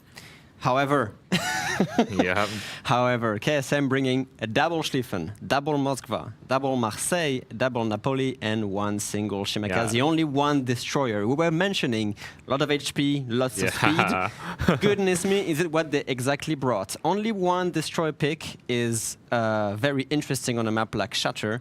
But the double Marseille, double Schlieffen, double Moskva, and double Napoli. And look at this deployment. It's going to be ridiculous. We already see basically the entire KMS Armada just moving towards that sea push with a single Napoli, which is kind of the best cap kiter, I guess, in this tournament. For sure, yeah. That's going to be bloody. I'm just wondering what kind of assets are they going to bring. Also, kudos to the video team for the amazing shots they bring us from the deck of... I don't even know what was that, the Marseille. That's really cool, actually. Yeah, KSM going to be shoving that Shimakaze out towards the sea cap nicely and early. Try to take a little bit of a contest and get some information for his double Marseille, Moskva, probably Napoli friends behind him. That is so much HP coming out towards the eastern side of the map. I mean, Epoxy will have some sort of answer. They will have a Salem, which probably will take the island at E8 or something like this. They will have the Schlieffen, Daring, Moskva. This push can be slowed, but I don't think it can be stopped. Definitely not. Especially with the Kremlin moving on the A side. The Kremlin, of course, being that extremely tanky, extremely punchy, close-range ship, which can basically face tank a push like this for a little while at least. Yeah, I think KSM is going to be staging their 2 battleships on their side of the map, the 2 Schlieffens, 1 towards the middle. We often see that battleship heading towards the gap in the islands here, threatening the B cap. We have a bit of a... then on welfare Schlieffen going to be threatening that little bit of an island push through the rocks here. Interesting. We had an idea that this push was going to be concentrated on the seaside from KSM, but it seems to be rediverting in Napoli and the Schlieffen kind of towards this B island channel. Yeah. Kind of slowed down approach at this point. Perhaps they are rethinking exactly how they want to position all these And ships they are, in there. again, like we saw yesterday, there is definitely some merit in holding your Marseilles back. We saw a very wide flank coming out of the two Marseilles, and one of those pushes, I believe it was on north. Was it on north? I don't remember. But the two Marseilles going to be heading out wide here, trying to conceal their position for now. And it's going to be the two Moskvas and the two Schlieffens holding down the middle of the map. That is so much secondary damage output and radar cover. We already see the Schlieffen being spotted. We'll be taking some return fire from the Moskva and the Schlieffen here. Some early HP trade trading will start. KSM's Moskva burns the first radar, spots the daring, forces him a little bit away from the B cap. And yeah, HP is going to start being unfortunately traded. for KSM, because they don't have a single ship in the channel here on the other side of the B cap, the Daring does definitely have a little bit of room to play in. There's a lot of HP being removed here, however, from KSM's Schlieffen. He is suffering from the Moskva Schlieffen return fire here. Will be dealt almost half his HP. That's not really the best start for one of the most efficient pushing paddle ship right here. Oh, does find a nice shot into the citadel of Look the at the Moose, Shimakaze's though. torpedoes connecting with the Schlieffen as well. The Shimakaze going all the way on the 910 line, getting this crossfire, not really caring about the potential Salen's radar here, even though she is kind of safe from another torpedo in the water here is going to bring the Schlieffen down to just about 5-digit Do we HP. see all 3 torpedoes connect? No way. He No does way. find a gap between the last set of Shimakaze torpedoes, but down to 12,000 HP. Not the best, no. And the double Marseille is now engaged on the Schlieffen from a distance here, making sure that the ship will go down. The Moskva from And KSM Schlieffen burns has the just hydro. kind of accepted that he's just going to die to these two Marseilles. He's going to try to turn and get some guns on target, but that's really all he can do before the two Marseilles finish him off. We're going to see some Those two AP ships. salvos. There we go. Nice ammunition choices from the Marseille, and that's going to be the end for the Schlieffen. Very interesting first trades. Wait, are these AP connecting? They are connecting. Not enough, but he is burning down as we speak. First kill goes to KSM. Really good start. They have lost a lot of HP on their own, Schlieffen, but now they actually can push the Moskva they and have the a Salem. huge window of opportunity now. Ooh, but the daring Congo line torpedoes barely going in front of the Moskva's bow. KSM has lost Moskva in the first game on Hotspot. They can't afford that mistake again. Yep, and now that the Schlieffen has been cleaned off the board, we are going to see that push coming out of the KSM side. Schlieffen and Napoli going right down the channel, right into the rear of the Moskva. Yeah, it's going to be a bit scary. They do have a daring, however, the daring is spotted by the Schlieffen sonar, and he's kind of deep into that range as well for a while. Yeah, that Moskva is going to be suffering a little bit, and eventually will go down. Yeah, thankfully for Epoxy, this daring Salem combo has managed to kind of square off against the two Marseilles. It's preventing them from pushing further in, which is kind of buying this Moskva a little bit more time here. They're not quite in range to help kill the Moskva. That's is showing as little angle as he can, but this is 2 Schlieffen's worth of secondaries along with the main guns of a Napoli. Yeah, it is. The Moskva is tanky, but that is a lot of HP. Here we go. We see the Congo line torpedoes going towards the Schlieffen. They're going to be off the mark entirely. However, the Napoli will have to make some evasive maneuvers to dodge them. Shouldn't be too much of a problem here.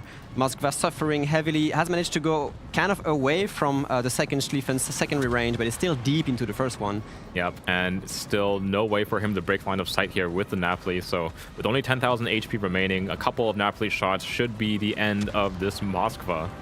And look at Epoxy's positioning, though. They still have a Worcester and a Shimakaze and a Kremlin and a Moskva just being held back by one Napoli. So much assets from Epoxy, not able to block that push here as KSM walks into B cap with the Moskva and the Schlieffen. Problem with the Kremlin is that it's just not quite a fast rotating BB. Those 2 Schlieffens definitely a lot more agile on the map. Kremlin committed really early over towards that A cap and is only now making his way back into the game. Yeah, we are going to see KSM's Moskva kind of suffering here, being smoked up by the Shimakaze, farming down this Moskva, which is attempting to go into B cap. They don't really have a mean to keep her spotted. Shimakaze's torpedoes from Epoxy are probably going to miss the mark on the Moskva, but the Schlieffen is still capturing B, and they are going to flip the cap into their favor, which is really, really bad for Epoxy at this point after losing 2 ships so quickly at the start. Yep. About a 60-point advantage right now for KSM, and the second cap picked up means that they're going to start increasing that lead. Again, they have so much more HP on this side of the map. The Salem being rushed by this double Marseille here. The Salem cannot be overmatched and is definitely a strong contender against Marseille with the great AP and the great HC. However, can they actually kill him without losing one of them, Marseille? Ooh, that would be the number one thing. Coming into the Salem, and they will find the kill. The two Marseilles, just too much burst damage coming out of these two ships. I am co-ops Marseille quite low here, 50 seconds DCP remaining. For another 28 seconds, and the Daring still trying to farm him as well. I think this Marseille, with the long fire duration, might be going down in that trade. Yeah, 40 seconds until his next heal too, so he's going to be, if not dead, at least on very, very low HP. Meanwhile, KSM's Napoli putting even more pressure on Epoxy by sending their lone Napoli into the cap here, only against the Moskva. They have no means to actually contest this. Maybe some floaty Worcester shells can land on the Napoli, but no, they have to actually clear the island first for this. Yeah, and this is why Napoli is so often the single ship you send onto the cap. The Marseille survives on 232 HP. That's really unfortunate. But KSM has the lead here. They could have afforded to lose that one for sure. Marseille. How is Epoxy going to enter this is my number one question. They have 5 minutes on the timer before they lose that game. Predictions? What do you see? Ah, look at this. A very even game here. Very evenly matched, obviously going 1-1 in the series, and both teams showing a lot of strength in their respective wins. So right now, looking like KSM has a pretty solid upper hand, though, in Game 3. The amount of ships that they just put into B is like, all right, we are here now, Epoxy. What you gonna do about that? And they have a 4 HP Napoli into A, just blocking the only point source. Oh! And the Moskva gets so punished here. Forget about the fact that B has, like, I don't know, 5 ships in there as well. It's gonna be weird. That Napoli can decide to just push this and brawl that Moskva at point blank. Yeah, Moskva obviously, while it does have good armor and good guns, it does not have the torpedoes that Napoli does. Napoli is actually burning a set really, really early here against the Moskva. I don't think they actually know where he is, so he's doing a little bit of a turnout here. Napoli does not realize that the Moskva has turned the complete opposite way. Yeah, the Kremlin, I'm just surprised that Epoxy isn't trying to get the Kremlin into more action here. Kremlin is not showing a great angle here. If On Welfare's Schlieffen comes around this corner early enough, he's going to find some pretty decent connections here into the side of the Kremlin. At the same time, it is a Kremlin, to be honest. Like, maybe one of the hardest citadel to hit, if not perfectly broadsided. Yeah, and the sure. Moskva, look at the Moskva, under so much pressure, about to be reversed, pushed by a Napoli here. Oh, huge damage coming from the Kremlin onto the Schlieffen of On Welfare. Yep. About 10,000 HP remaining on that Schlieffen. Worcester and also we have now even some joining AP the fray. from the Worcester, yeah. They might be actually able to pick that kill. However, okay, the Worcester survived that. Yeah, That was really risky, decent little trade into the Worcester. They will finally lose the first ship of the game, but he has kind of already done his job. He's secured so much map position for KSM. Epoxy's Daring in the Petropavlovsk here, sorry, it's a weird name to be on a Daring, is moving towards C. Not the fastest destroyer in the game, but they are eventually going to try to at least get the C cap back, and there's not going to be any answers from... Connor Gaming actually waltzes straight into a Mossman radar. He realizes, this is not where I should be, and he quickly turns around, gets some torpedoes in the water against John the Impaler Schlieffen, but here come those secondaries. It shouldn't be that much of a problem. He's going to walk out of the radar fairly quickly, and Darings have heals. 4 minutes on the board before a KSM win. Daring is not the fastest destroyer, and any second they lose now is a really, really, really big deal. It is. Plus, at the same time, KSM is going to eventually bag the Moskva kill here. There's not really any way that the Moskva can survive, especially with the Napoli starting to push heavily now. If they get that Moskva, the points are going to be even more pressured on Epoxy. Yep. Because they are going to flip C with Daring, but the Napoli will flip A right after this. I really don't know what Epoxy can do at this point. Down goes the Moskva, and the Napoli now has free reign over this A cap. Once he frees himself off of this island, he can also take a push onto the Worcester, a push that the Napoli is very, very happy to take. And the Marseilles as well. One of the Marseille has managed to heal all the way back to 24,000 HP, and they basically, they are just blocking any sort of possibilities of Epoxy to get back into the caps here. Yeah, just too much HP remaining on the side of KSM. If you look at this HP difference right now, 360k remaining on KSM, only 143k remaining on the side of Epoxy. We're going to see the Kremlin from Epoxy finally trying to do something with that HP, rushing that Schlieffen. The Worcester does go down, however. Really nice shot into the Schlieffen, but it's a little bit too little too late, I think. They are trying to bag the Schlieffen kill, buy themselves a little bit of time. Kremlin should have the time for another shot into the bow. It could be a ram, however, though. 24,000 is a big ask for the Kremlin guns here. I think it's going to be a ram, yeah. I mean, KSM knows that they are just winning this regardless. It is a 4v7, and to be honest, he's going for the torpedoes. That's really risky, actually. That is actually fairly risky. I think here. KSM right now, at this point, this stage The in the back game, turret? they know that they have the... The back turret does the no, not enough depression I to think actually it's a little work bit for too it. close for him to get those guns into the Citadel. And the torpedoes, however, from the Daring are gonna land and back the Kremlin. That is ridiculous no, I trade. think those are friendly torpedoes. Those are friendly torps. I'm sorry, my bad. Okay, they do kill the Schlieffen, which buy them sometimes at this point. Does the Shima survives, however, from Epoxy? It is still spotted. Incoming Marseille salvo gets the Shimakaze kill. What an impressive push from KSM. KSM just shoving all their ships down the middle of the map, picked up a very, very early Schlieffen kill using those torpedoes from the Shimakaze out over on the seaside, picking up all of the kills on the cap. And then just look at the deployment from them. Usually when we see an entire team sitting in the middle of the map, it's because they're surrounded. In this case, it's because they have total control. I don't think I've seen a team being so aggressive in Shatter in a long time. Like, the execution of that push was brilliant. And the Napoli on A, which was supposed to be the only asset from KSM here to stall that flank, ends up just getting back in there and and that's why Napoli is the ship of choice to be on that solo flank. It's such a tanky ship. It can get away very, very easily. It can re-push very easily. It's just a ship that is such a threat in all stages of the game. And like I said, KSM just willing to bring in the HP, willing to bring in the aggressiveness, works the out aggression. flawlessly for them, to be honest. All right.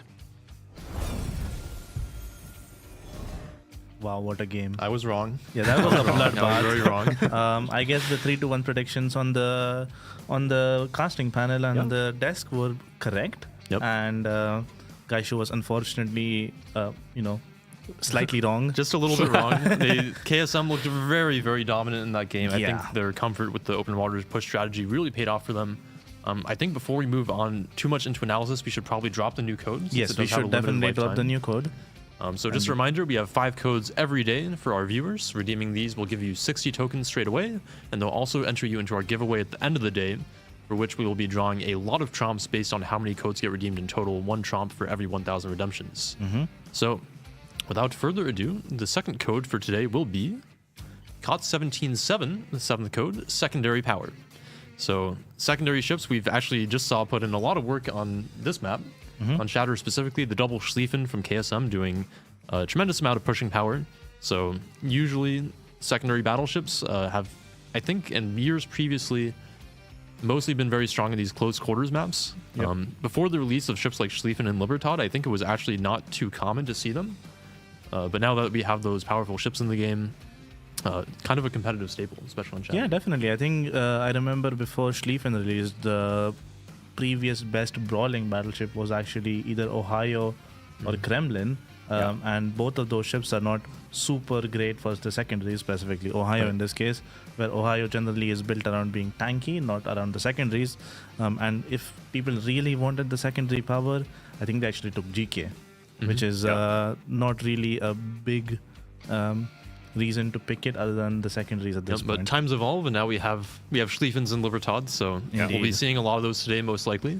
Going back to the match that we just saw, do you feel like there was a chance based on the compositions for Epoxy to counterplay this push, or was it kind of over from the start? Honestly, looking at the way they decided to draft, like the Worcester, when you're not forced to bring it, is just really not a ship that I would pick. While it does have a pretty high amount of HE DPM, it's not effective DPM at all ranges, and doesn't have the penetration to actually deal with ships like the Marseille and the Napoli, so it's really relying on those fires. To be fair, I would have liked to see a little bit more involvement of the darings of Epoxy, because yes, KSM brought the Schlieffens with the hydros and stuff like this, and they just rushed so quickly.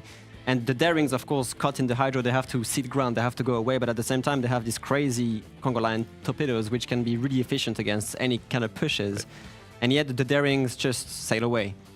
So, yeah, I mean, basically, I feel like the game was decided essentially in the first 7 minutes. Yeah, maybe a little bit of failure on Epoxy's part to kind of counter-strat for the strategies that they saw in the first 2 games. Maybe bring more of a control setup here, expecting to play a traditional game on Shatter with the Worcester, like Zooey mentioned, and then just kind of getting steamrolled by the open water push. Yeah. And the Kremlin as well, just not really weighting in as much as it could have. Yeah.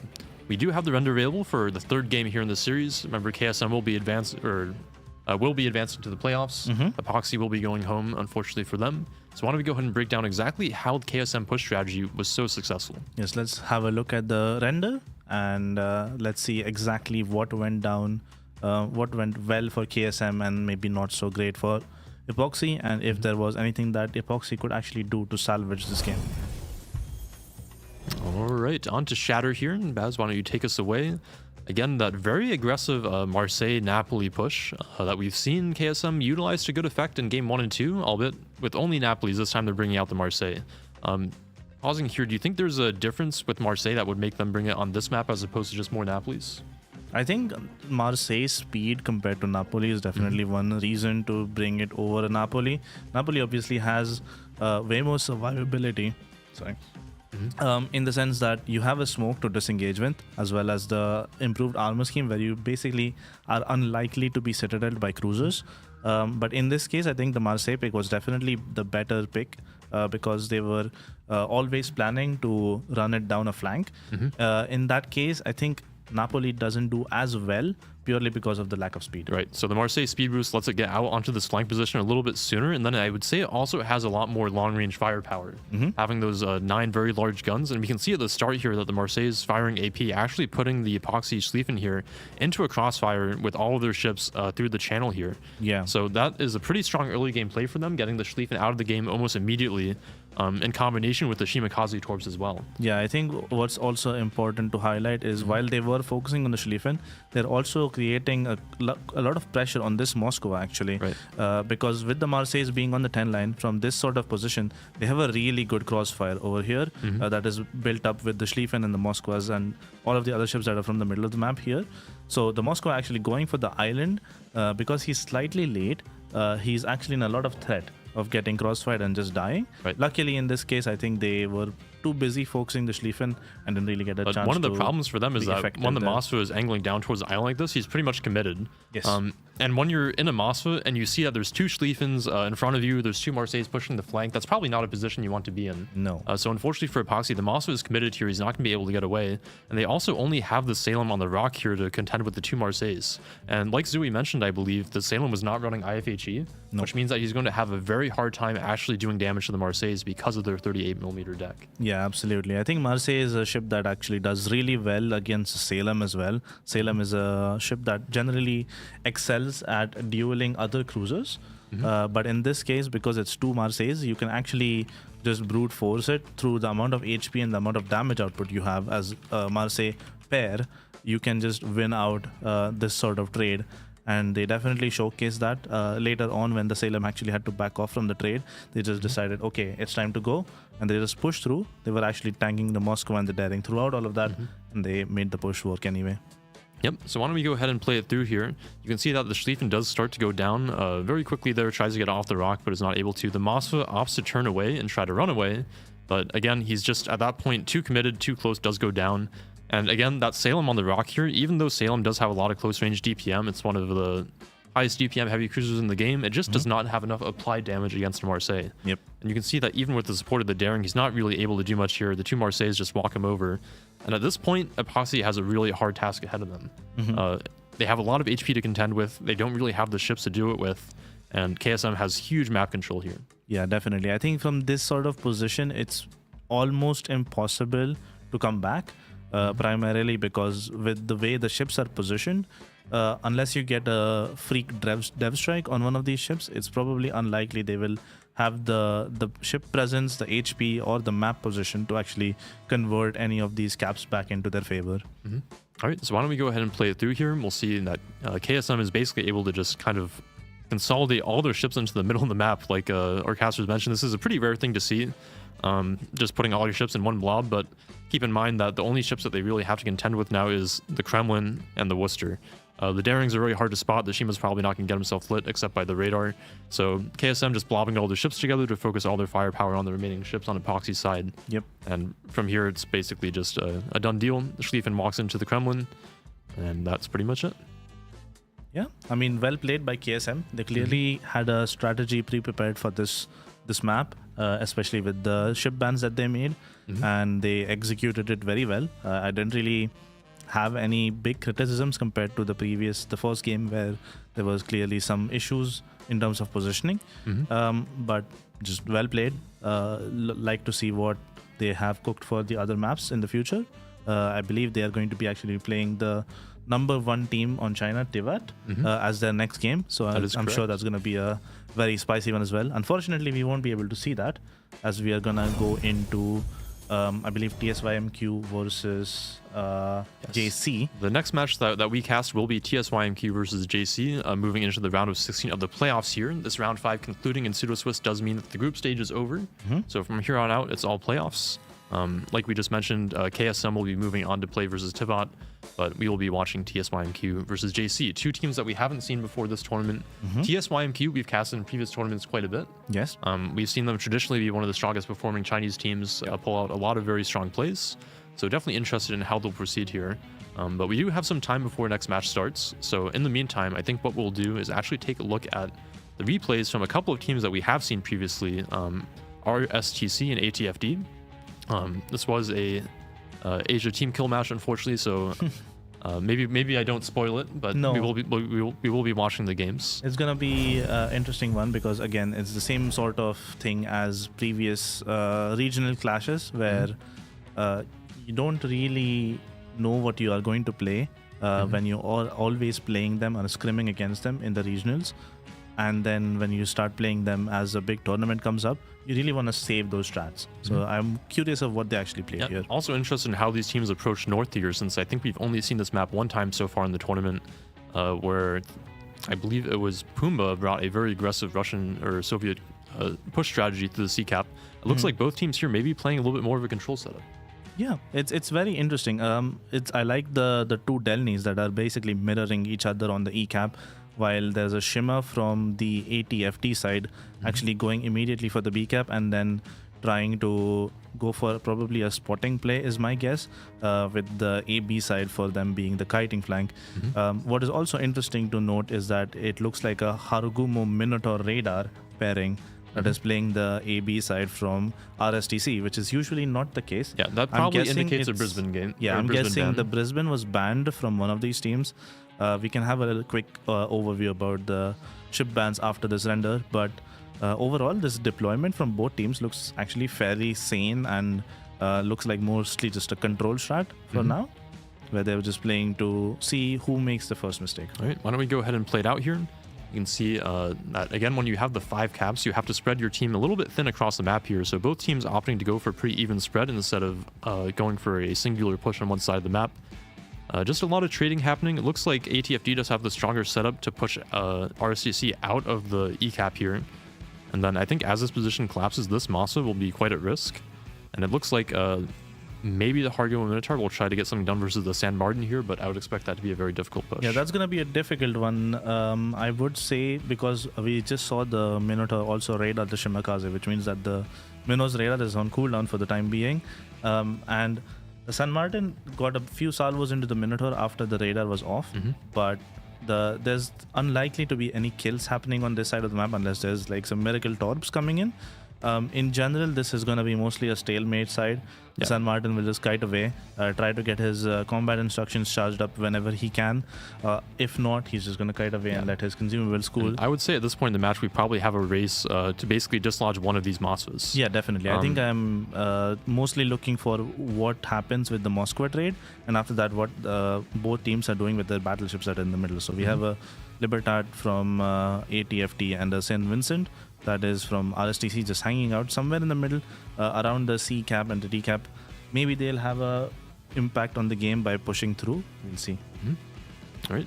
So let's see who manages to kill the Mosfa first here. You can see the Delny Libertad Ragnar kind of forced away there. But the Minotaur hard movement push actually getting a lot of damage off the Shimakaze here. Des Moines actually pushing through middle. Looks like RSGC, as they lose the east side of the map, opting to redeploy most of their ships into the center here. But they're taking a lot of damage. It looks like the Moss is about to go down. So I think my prediction at this point would be that ATFD probably has a stronger position. Yes. I think as we play it out here, the Mossva goes down. The Des Moines almost survives, but does not. And then ATFD just takes it away. Yeah, I think the kill trading was definitely very well done by ATFD. They managed the HP on the ships fairly well. As you can see at the end, like most of their ships are about half HP, but none of them is going to die anytime soon. The Moskva is the only one who's actually in threat of dying. And based on the points, it was mostly a kill game. When the caps are mostly equal, you generally want to make sure that you're trading positively, if at all. And in general, this looks like a game where that the kill that happened on the E-cap at the very start of the game was maybe one of the deciders about who was going to win the game once the trading continued. All right, well, our next match is in about 12 minutes, so I think now that the voting is complete, we can take a look at the bans, the picks, and so on and so forth for TSYMQ versus JC.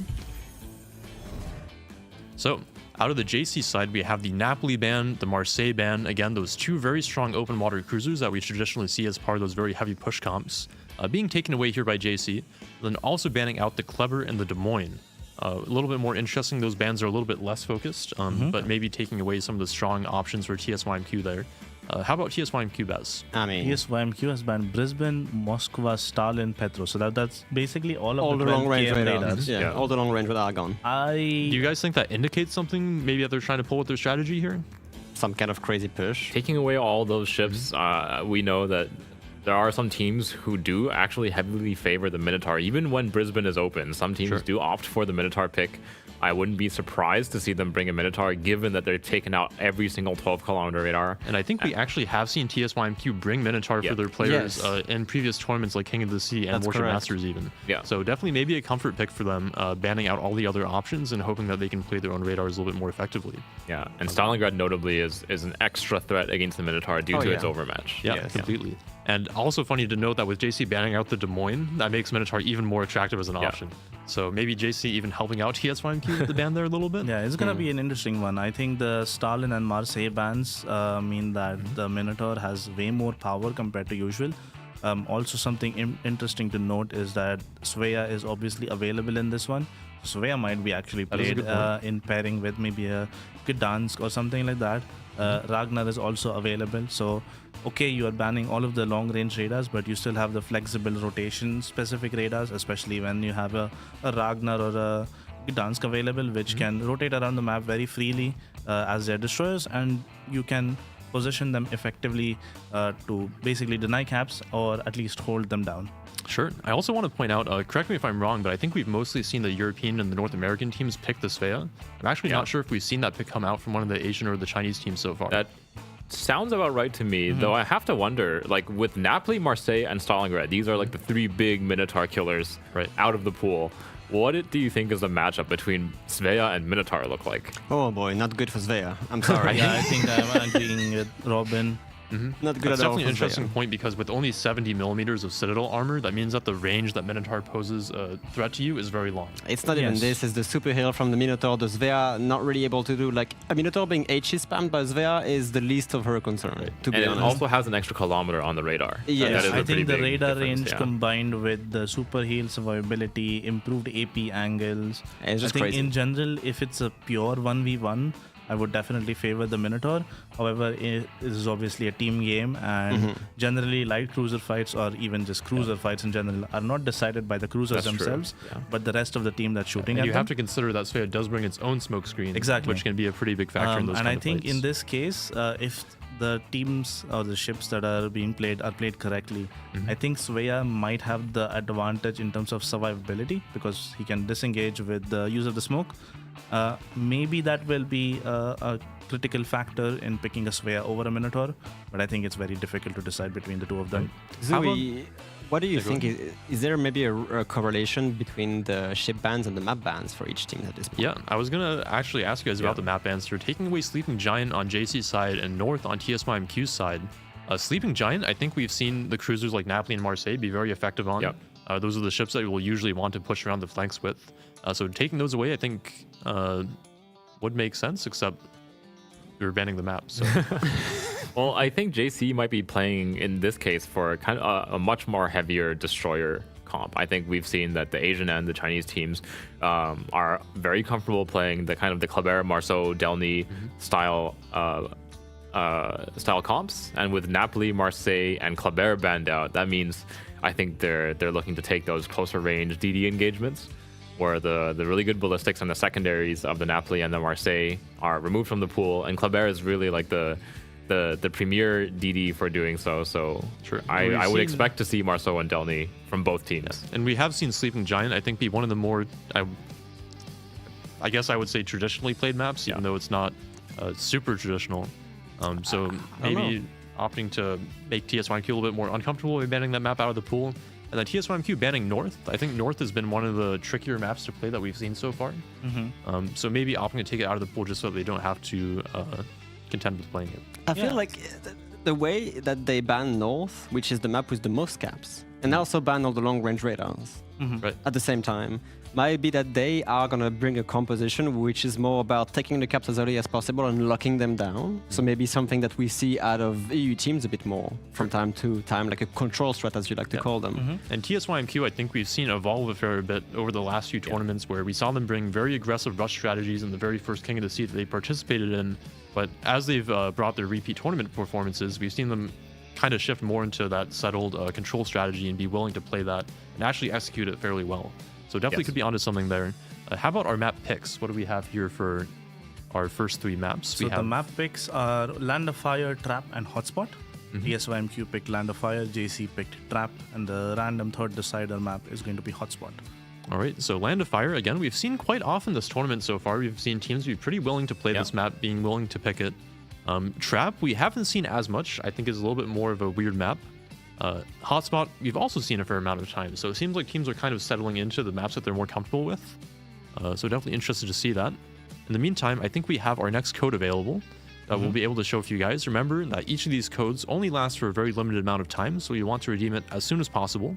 This one is going to be COD 17.8 Torpedos. I have to ask, who comes up with the code's name? I named all of them.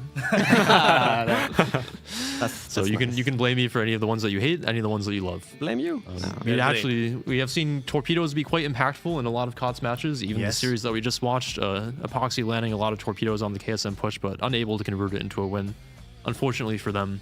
But remember, each of these codes will give you 60 tokens, as well as entries into the giveaway at the end of the stream, where we will be drawing winners for 3 Tier 9 premium containers, as well as a lot of drops. Yes, it's every 1,000 activations of the bonus code means that we're giving away 1 drop. I think yesterday we had 51,000 activations of the codes, which means we gave away 51 drops. If we get to the same number, obviously we'll do 51 or more, depending on how the codes perform today. I'm interested to see how many activations we'll get today compared to yesterday. It looks like viewership is actually around the same level, so I wouldn't be surprised if we also end up around maybe 50 drops. Yes, indeed. And each code, bonus code gives you King tokens. These tokens that you can exchange in the armory for old King of the Sea permanent camouflages for ships like the Vermont, North Carolina, Holland, and Hipper. I think the crowd favorite Vermont Interstellar camo is available. If you missed King of the Sea last year, you weren't able to get the Interstellar camouflage for Vermont. It is fantastic. I highly recommend you pick it up. If you already have it, you can also get King of the Sea containers and finish your collection. The collection containers are also available for the same currency, so you will be able to spend those and get some progress towards completing the collection. Yep. We have a few minutes before the next match starts. Why don't we talk about Land of Fire? We have seen this map quite a few times so far. I think we've seen a pretty good variety of strategies on it as well. I think in our first series, we saw a very aggressive home cap push strategy coming out from, I think, one of the Asian teams or one of the Chinese teams. CL, I believe. Yeah, so one of the Chinese teams opting for a very aggressive pushing strategy. We've also seen teams bring that interesting French destroyer rotational play.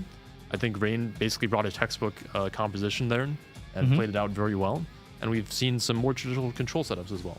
Yeah, it's going to be an interesting one. I'm not entirely sure about either of these two teams' play style, but it's important to note that Schlieffen, Libertad are both unbanned in this matchup. So I'm expecting to maybe see something similar to what we saw in the previous game, KSM versus Epoxy, where we had Schlieffen kiting away from the home cap. Maybe they'll be able to replicate that. Maybe they use the Schlieffen to actually make a push. Same applies for a Libertad. Yeah, Land of Fire, I think, is one of the maps where we see these secondary battleships be a little bit more favored, just because of the east side of the map, where there's so many islands, and especially on the 10 line, there's a lot of opportunities to get the secondaries into play. So definitely something that we could see. I believe the teams are ready. So why don't we go ahead and get into our second series of the day here on Land of Fire.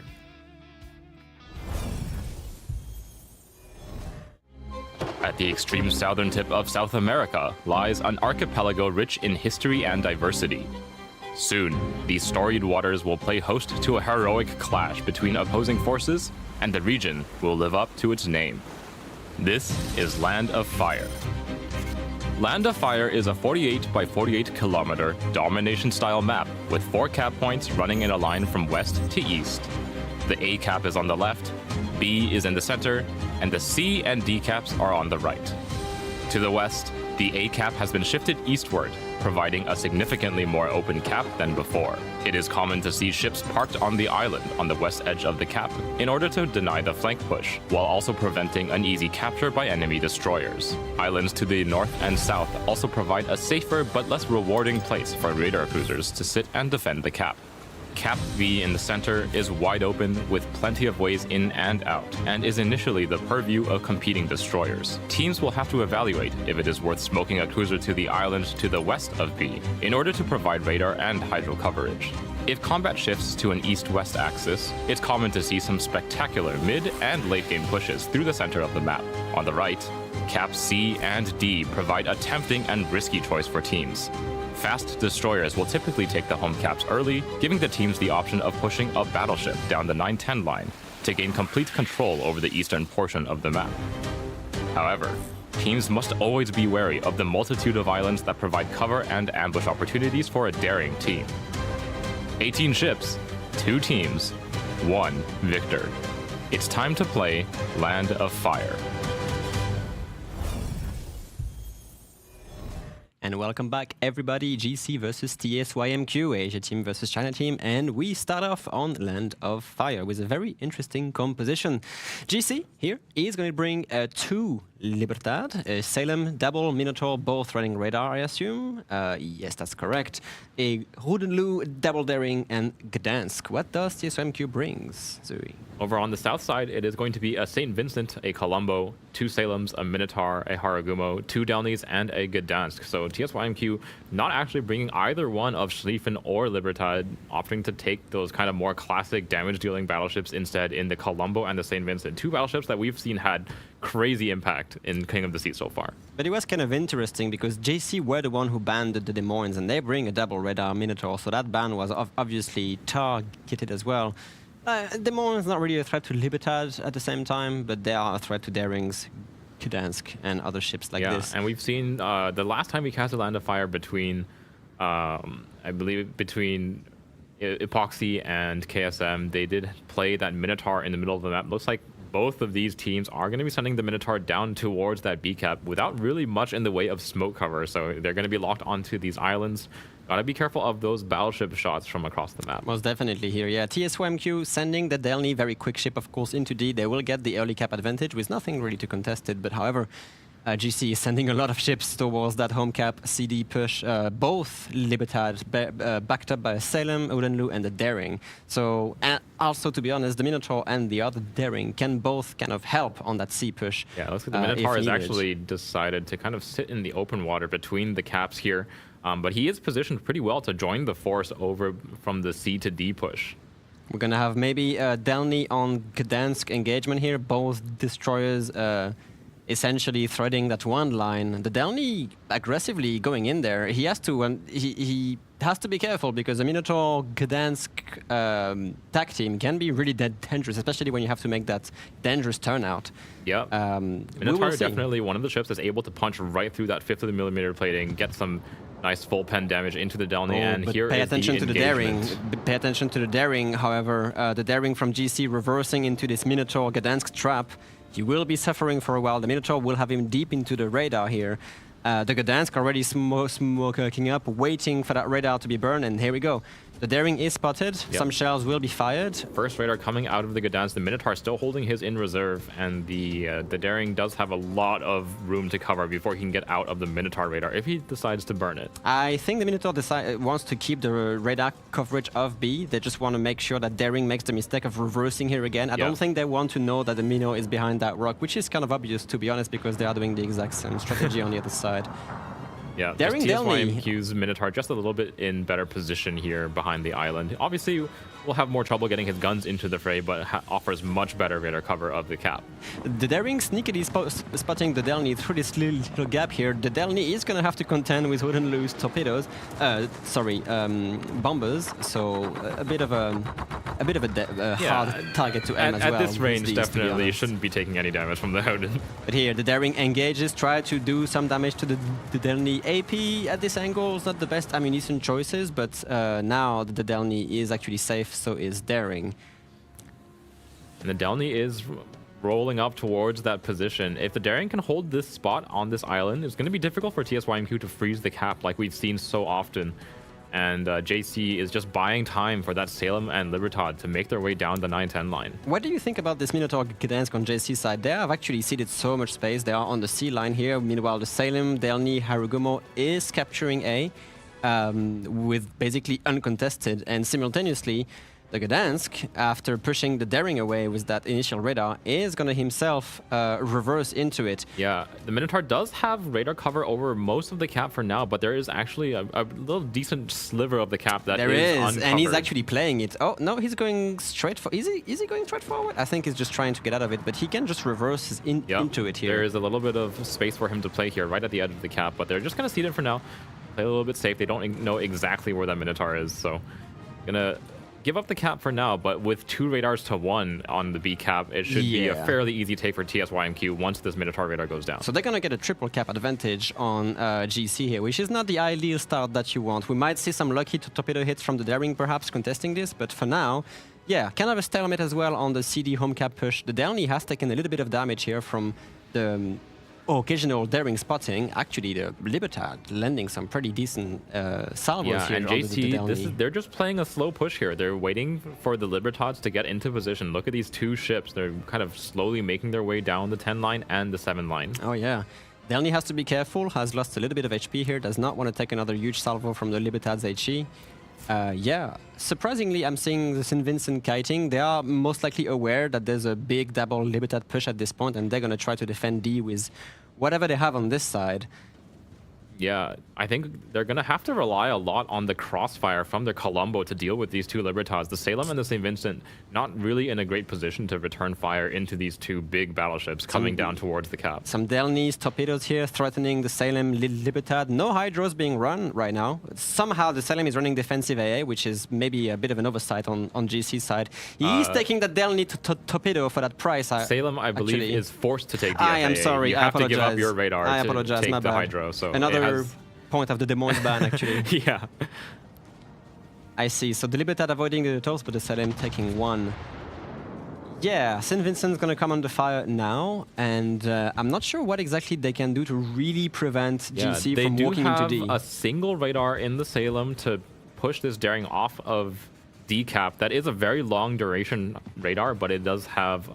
they do not have another radar here to cover it during its cooldown, and really they don't really have the angle to punish on the Daring or the Libertad. So I think what JC does is they just send a Libertad straight into this D cap behind this island here, take cover from the Colombo, threaten the rear of the Salem, and they just have a pretty solid hold on the enemy home cap. TSYMQ seems to be aware of this because they have actually rotated the Gdansk from trying to capture that B objective inside the Minotaur's cooldown to rotate that Gdansk to try and maybe help on this cap here. Both Daring and Libertad spotted here by the Salem's radar.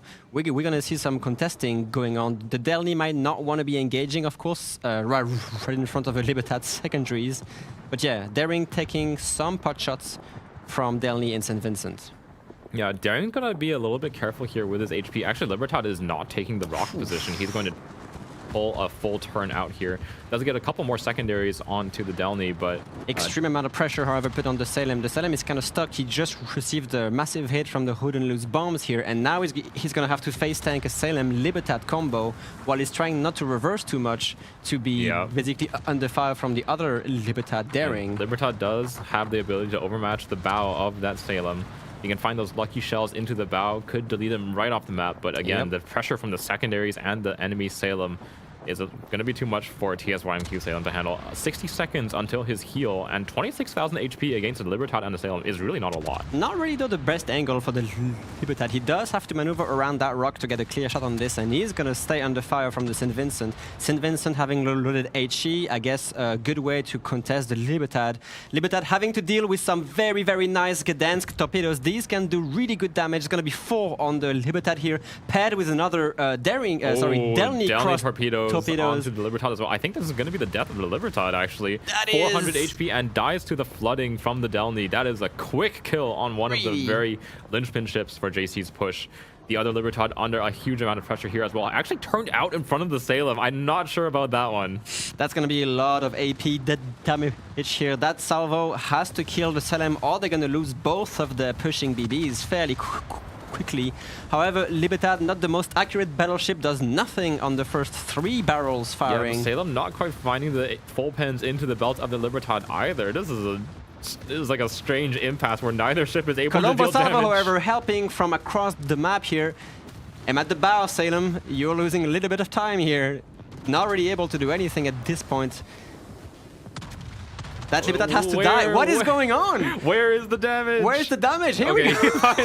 finally picks up the Libertad. But now he has to face the other Salem. Too long.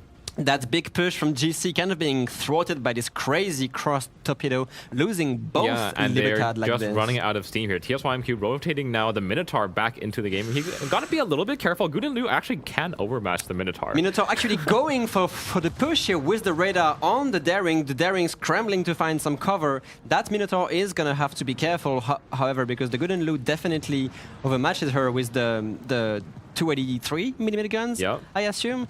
Can the Guden make that turn to get into cover, because the Guden has to be careful about potential Minotaur torpedoes here. Yeah, Minotaur torps and the high AP damage output as well. Let's see if we can find, just not quite able to find the Citadel through the bow here. The Minotaur getting off pretty easily here against the Guden. With both Libertad gone, Guden Liu ends up being the #1 tanker, I guess, and it's not really the best ship to tank. Daring also taking some massive damage from the Colombo at range. The rotation is actually really interesting. Gdansk, Colombo, Minotaur, they've only left, they basically just ceded the entire area of B here. Yeah, B still somehow uncapped by either team. TSYMQ is opted to... The bombs from the Guden Liu. Guden does finish off that Salem with about a 15,000 damage bomb strike. And look at the Delny from TSYMQ just coming in for the kill on the Salem. He knows that the Salem doesn't have anywhere to go, but it doesn't matter. The St. Vincent AP just massacres him. Does have that 30mm overmatch on the St. Vincent's, able to take out the Salem. TSYMQ's Delny now has free reign over here on the side of the map. And however, I am seeing a Salem versus Minotaur standoff here. The Minotaur trying to burn that super heal, but not enough to really deal with the super heavy AP. Plus the Delny here helping around. I think they're gonna lose the Minotaur as well on that push. Yeah, JC's pushing side just kind of ran out of steam.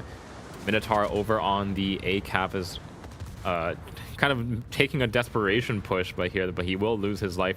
They will finally claim the Haragumo in the middle of the map. Has played a very, very passive game, but obviously into that Minotaur radar, very difficult to keep yourself alive.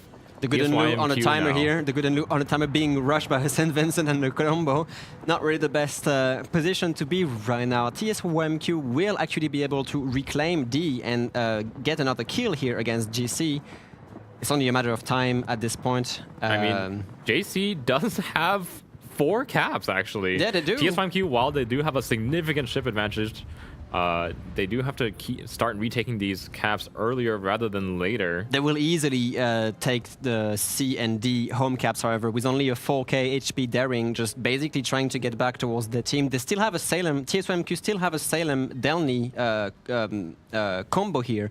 They will only have to face a Minotaur, which the Salem can kind of take on at this HP, I'm pretty sure. We have to see what the Daring can do with those torpedoes is going to be like the main threat here against the Delny and the Salem. He's kind of diving in towards them, actually. About a minute left on the Salem's radar, but he might just get himself hard spotted by the Delny. Delny is now spotted, so they know where they are. The Daring has see to what this Minotaur can maneuvers. do to try to stave off this push, because I think holding on to this A and B cap is going to be the main way they kind of lengthen the game out, pick up a kill or two, and try to play for this kind of cap tick win. The Gdansk also on only 4,000 HP from GC could be problematic. It feels like the HP trade was really in the defavor of GC. Losing both Libertad so quickly really put a spanner onto their claim of the home cap pushes. Yeah. And now, of course, TSYMQ is going to reclaim both of these caps and then just basically walk into Bravo. They basically have like half of the map under their control, really. The Daring torpedoes doing nothing against the St. Vincent or the Colombo. And yeah, now they're going to have to stop a push from two very healthy battleships here. Predictions on the screen. Very interesting, actually. 44%. Pretty even. Only about an 8% advantage for TSYMQ. 56% of you voting for a little bit more of a more well-practiced team. Looks like the Minotaur is caught between into a very nasty crossfire here. Salem, the other Minotaur in the back, the St. Vincent with AP on the other side. What do you do at this point? You know, the Super Hill is being burned, which is gonna save his life for a little while at least. The Delny, though, is caught in the crossfire. Daring is smoking up. Actually, not really perfectly well. Yeah, I think the Daring should be trying to help kill the Delny here. Looks like he's finally switched targets. But Delny is now well angled to the Minotaur, and that's really the bulk of their damage output. At the same time, Salem trying to help on the Daring as well. Has found the side of the Salem, not quite landing the shells into the belt where he wants them, so about 7,000 HP remaining on him. Yeah, Salem desperately trying to angle here. The Delny winning that gunfight against the Daring, of course. Delny having so much better ballistics here. Does have his guns in the fray down too, but Daring will be picked up by the St. Vincent and the Colombo. They do kill the Delny, and the Salem the Salem is burning a super heal here. I think the Salem doesn't have front guns. No, the Minotaur very efficiently incapacitating the front turrets here. Does have one. Oh, not enough angle. Minotaur another shot, and that's it for her. Yep. He survives. All you need is one gun, and that's going to be a win here for TSYMQ. Got a little bit down to the wire, gave up a lot of map control, but just too much HP remaining. Those two battleships, very, very healthy, just kind of steamrolling through the remainder of the JC side because of the loss of those two Libertads without doing a ton of work. Honestly, surprisingly, whatever happened at A wouldn't really have changed the course of this game, because then you have to deal with the full HP Colombo, full HP St. Vincent, very healthy Gdansk, and the Minotaur, of course. So yeah, that double limited kill, as you mentioned, Zui, was kind of the important factor of their strats, and it didn't really went well for them. Yeah, honestly, I hate to say it, but like a little bit of a individual misplay, I believe, on the Libertads, just showing so much side, pulling off a turnout right in front of a Salem. I mean, and also, I mean, props to TSYMQ for having one of the most insane cross torpedo we've seen. Oh yeah, against really, that really Libertad. great torpedoes. So congratulations for TSYMQ for winning that first game of the best of 3.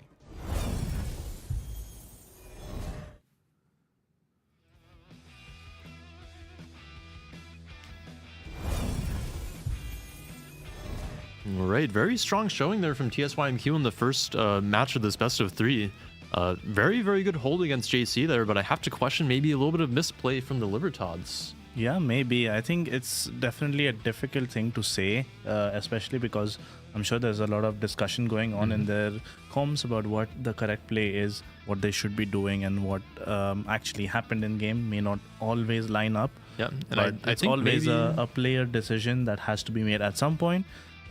Because you are the one controlling the ship, and maybe there was some miscommunication in the middle of that where he just said, okay, I'm going, but his teammates didn't follow him, or vice versa. I think I also have to maybe say I feel like this match actually highlights some of the major weaknesses of Libertad, which is that it doesn't have a lot of guns in the front. You have to show a fair amount of side to actually shoot all 12 guns. If you're just bow on, you only shoot 2 turrets. And really it feels like the secondaries work best over a long period of time, whereas in these like kind of pivotal rush situations where you just have like 30 seconds to a minute to kill the enemy ship, the secondary didn't actually seem to put out that much damage. Yes, it doesn't Like, especially when he was facing off the Salem, I think. Yeah. It was a bit disappointing with the lack of damage output from him. I was really fairly sure that the Salem would actually lose a bit more HP in that raid. I don't think he lost. I think he lost like maybe 15k, maybe 20k at most throughout the whole engagement. Yeah, you have to consider that the only secondaries that the Libertad has that will actually pen the Salem's hull is those larger secondaries, I believe, the 234mm guns. And then the main battery as well, unless you're overmatching the very tip of the bow of the Salem, you're not really doing a lot of damage there. Yeah. So actually, I feel like another battleship like St. Vincent or Schlieffen, for example, would have killed that Salem a lot Well, we quicker. saw exactly what happened when the St. Vincent rushes a Salem. It just vaporizes instantly on the previous game. So, Yeah, I think especially the Libertad, those secondaries are a really big threat against the ships like the Moskva, the Petro, and the Stalingrad, which have the 50mm plating as their kind of main defense. But Salem relies on just healable HP, and that's when those big secondary you really want guns, that raw damage per minute rather than the penetration. Exactly. So that definitely makes a lot of sense. I think teams will probably come to realize that there are very clear weaknesses for the Libertad. It's not all upside for picking it over something like a Schlieffen, for example. Yep. So definitely an interesting match, kind of highlighting why picks like the St. Vincent and the Colombo on TSYMQ can perform a little bit better. Yep.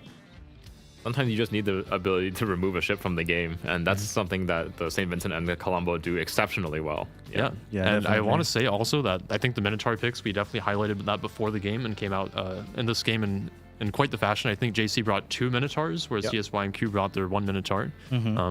We did see an interesting situation with the TSYMQ Minotaur actually like kind of rushing out in front of the Howden. Didn't get punished for it, and I maybe would have liked to see the Howden actually maybe just turn bow into him and just take that fight. And put those overmatched guns to work, but I have to give work props out as that way. well for TSYMQ about the situation at B. They had the Gdansk Minnow versus the Daring Minnow, and eventually they just give up on B and rotate the Gdansk, which ends up torping out the Libertad into that big home that cap nasty push. crossfire torpedoes from the Delny and the Gdansk. So that was actually a very interesting, like the moment they saw the Libertads were pushing, they instantly rotate the Gdansk, which is a rather quick ship with the speed boost active, of course, and that ended up being really impactful on them. Yeah, sometimes you're like we saw, by the time the JC push kind of ran out of steam and TSYMQ cleaned up the push, they actually were on a significant cap disadvantage. JC actually holding on to 3 caps and taking and capping a 4th. But TSYMQ just recognized that we're just going to play all for the kills here. We're just going to back off all of our ships for the caps, pick up these kills, pick up the kills on the overextending Libertads. Maybe a little bit of misplay, obviously, showing a bit too much angle to ships like the Salem. And then once all the ships have been cleaned up, now the HP advantage is just too great. Yeah, that's actually a really good point. I think we want to note that TSYMQ actually played a pretty weak A side with just the Delny and the Salem. They actually concentrated a lot of their ships towards the middle and their home cap. But despite having most of those ships there, they kind of let JC just push into them, set up to receive the push, and were pretty comfortable to give up ground on the map in exchange for the damage and the kills. Yeah, definitely. I'm in agreement with Zoe as well. I think this game, especially with caps, with 4 cap maps, I think the game often comes down to who is killing more ships than who is controlling the caps better. Because quite often you will end up in a situation where it's 2 caps to 2 caps, and then it's a stalemate, and then the only thing that matters at that point is how well you're actually trading with your ships. And especially with the 4 cap setup, like you were mentioning, with the home caps being very close to each other. If a team does opt to push home cap to home cap, you will usually see them be able to flip those 2 caps pretty easily.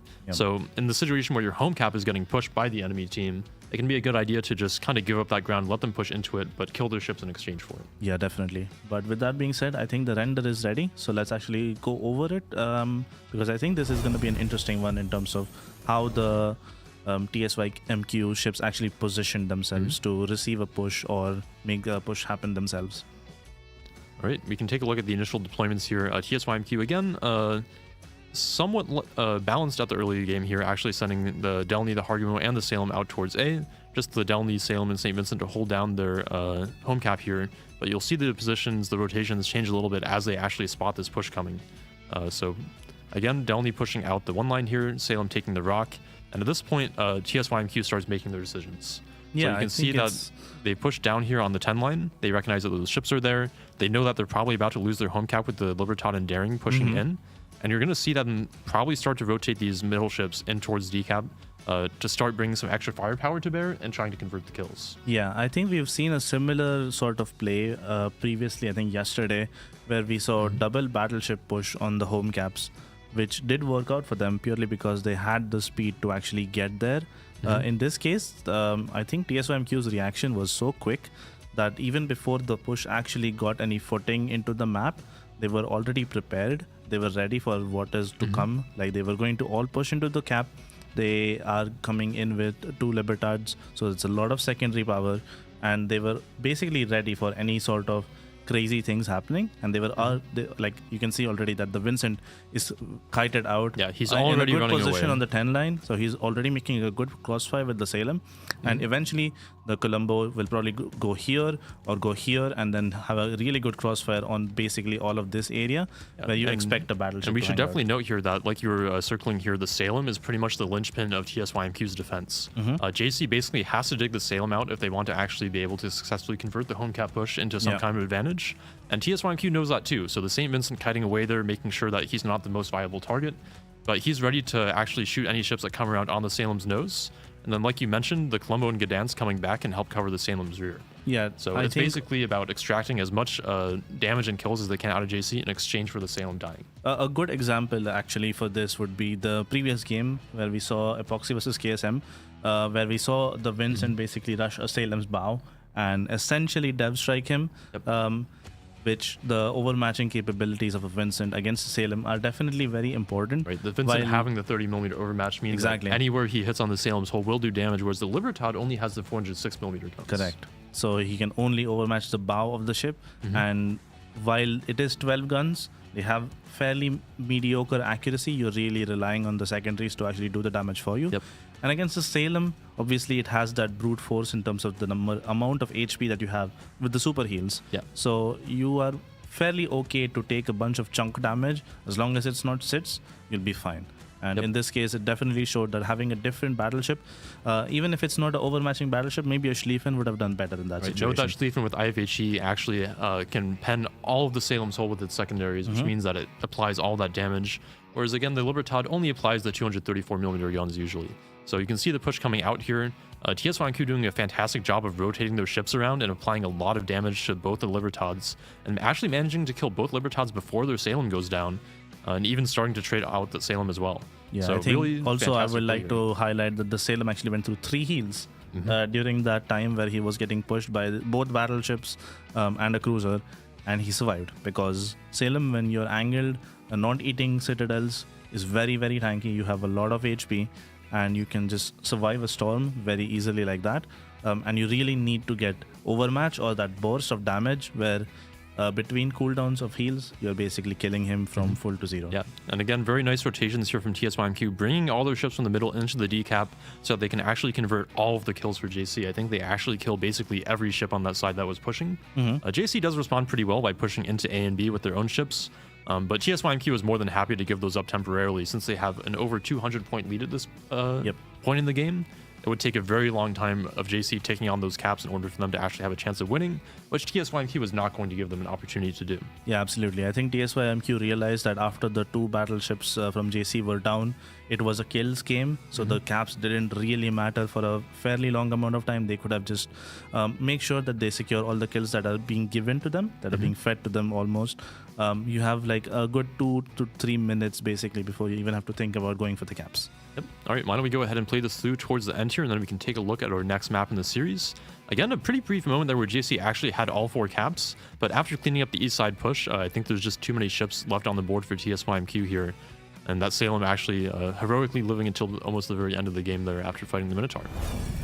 It's definitely an interesting one. When you bring a Minotaur and a Salem, like, both of those ships have super heals, but they function in such different ways. Where a Salem is generally a very anchored and very stationary ship, where you will usually put it on an island somewhere and just let it stay there for the rest of the game. Whereas a Minotaur is always moving around. You're trying to find the next best position for your ship to radar from, or potentially have a nice top channel, something like that. So it's a very different play style. Our teams are ready here. Our next map will be Trap. Do we have any quick predictions before we go into Game 2 in the series here? Are we getting a Game 3 or is this a quick 2-0? I mean, TSYMQ looks really good right now. I think they recognized the situation they were in very, very quickly. They made a very good rotation right away to kind of receive the push into their 2 battleships. Cleaned up very well. I'm thinking TSYMQ is going to be heavily favored here to take away a 2-0 victory. Trap, though, is a very, very strange map. The very, very wide open A cap is going to be, I think it's going to be a Minotaur playground over there. Perhaps, but I agree with what you said. TSYMQ definitely showing much more strength, reaction, quick wits compared to GC, which has like a one tactic and then doesn't really have an answer when it goes awry. So yeah, but as you said, Trap, especially with the weird layout, might force TSYMQ into the open at A, for example, and make mistakes there. All right, I think I'm actually going to agree here. I think TSYMQ looked very strong in the first game. I think they have a pretty good chance here of a 2-0. How about you, Baz? I don't want to be that guy who picks the 4-0 side, so I'm actually going to pick JC. I think they have something. They were definitely cooking with the ship bans to play their Minotaur strats and such. I wonder if this will be the map where they are able to actually flex that power that they have potentially, or is it just going to be another like shutdown from a strat read from TSYMQ? I don't know. I am going to say it's going to be JC win, so we see a map 3, but I think it looks like a TSYMQ. We have win another as well. 3-1 for predictions here on the desk. We'll see if Baz is wrong or not. Let's throw it away into the introduction video for Trap and see if he's right. Among the volcanic islands of the South Pacific, opposing fleets vie for dominance across a small archipelago. This tropical paradise will shortly be sullied by the sound of gunfire, and only one team will be declared champion. This is Trap. Trap is a 42 by 42 kilometer domination style map with 4 cap points running in a line from southwest to northeast. The A cap is in the bottom left, B is in the center, and C and D are in the top right. Previously located by the southwestern island chain, the A cap is now centered on the corner. With a radius of 15.5 kilometers, the new cap provides plenty of space for smoke destroyers and radar cruisers to play inside. Push too far, however, and teams will find no hiding place. The half-submerged caldera in the center of the B cap is frequently a magnet for destroyers seeking shelter. But breaks in the islands along the edge of the capture area make this a risky play. To the northeast, Cap C and D now offer new choices. Islands in each cap provide the opportunity to hunker down and defend. An intrepid team may look to take the large island in between the caps and gain the advantage, and perhaps victory. 18 ships, 2 teams, 1 victor. It's time to play Trap.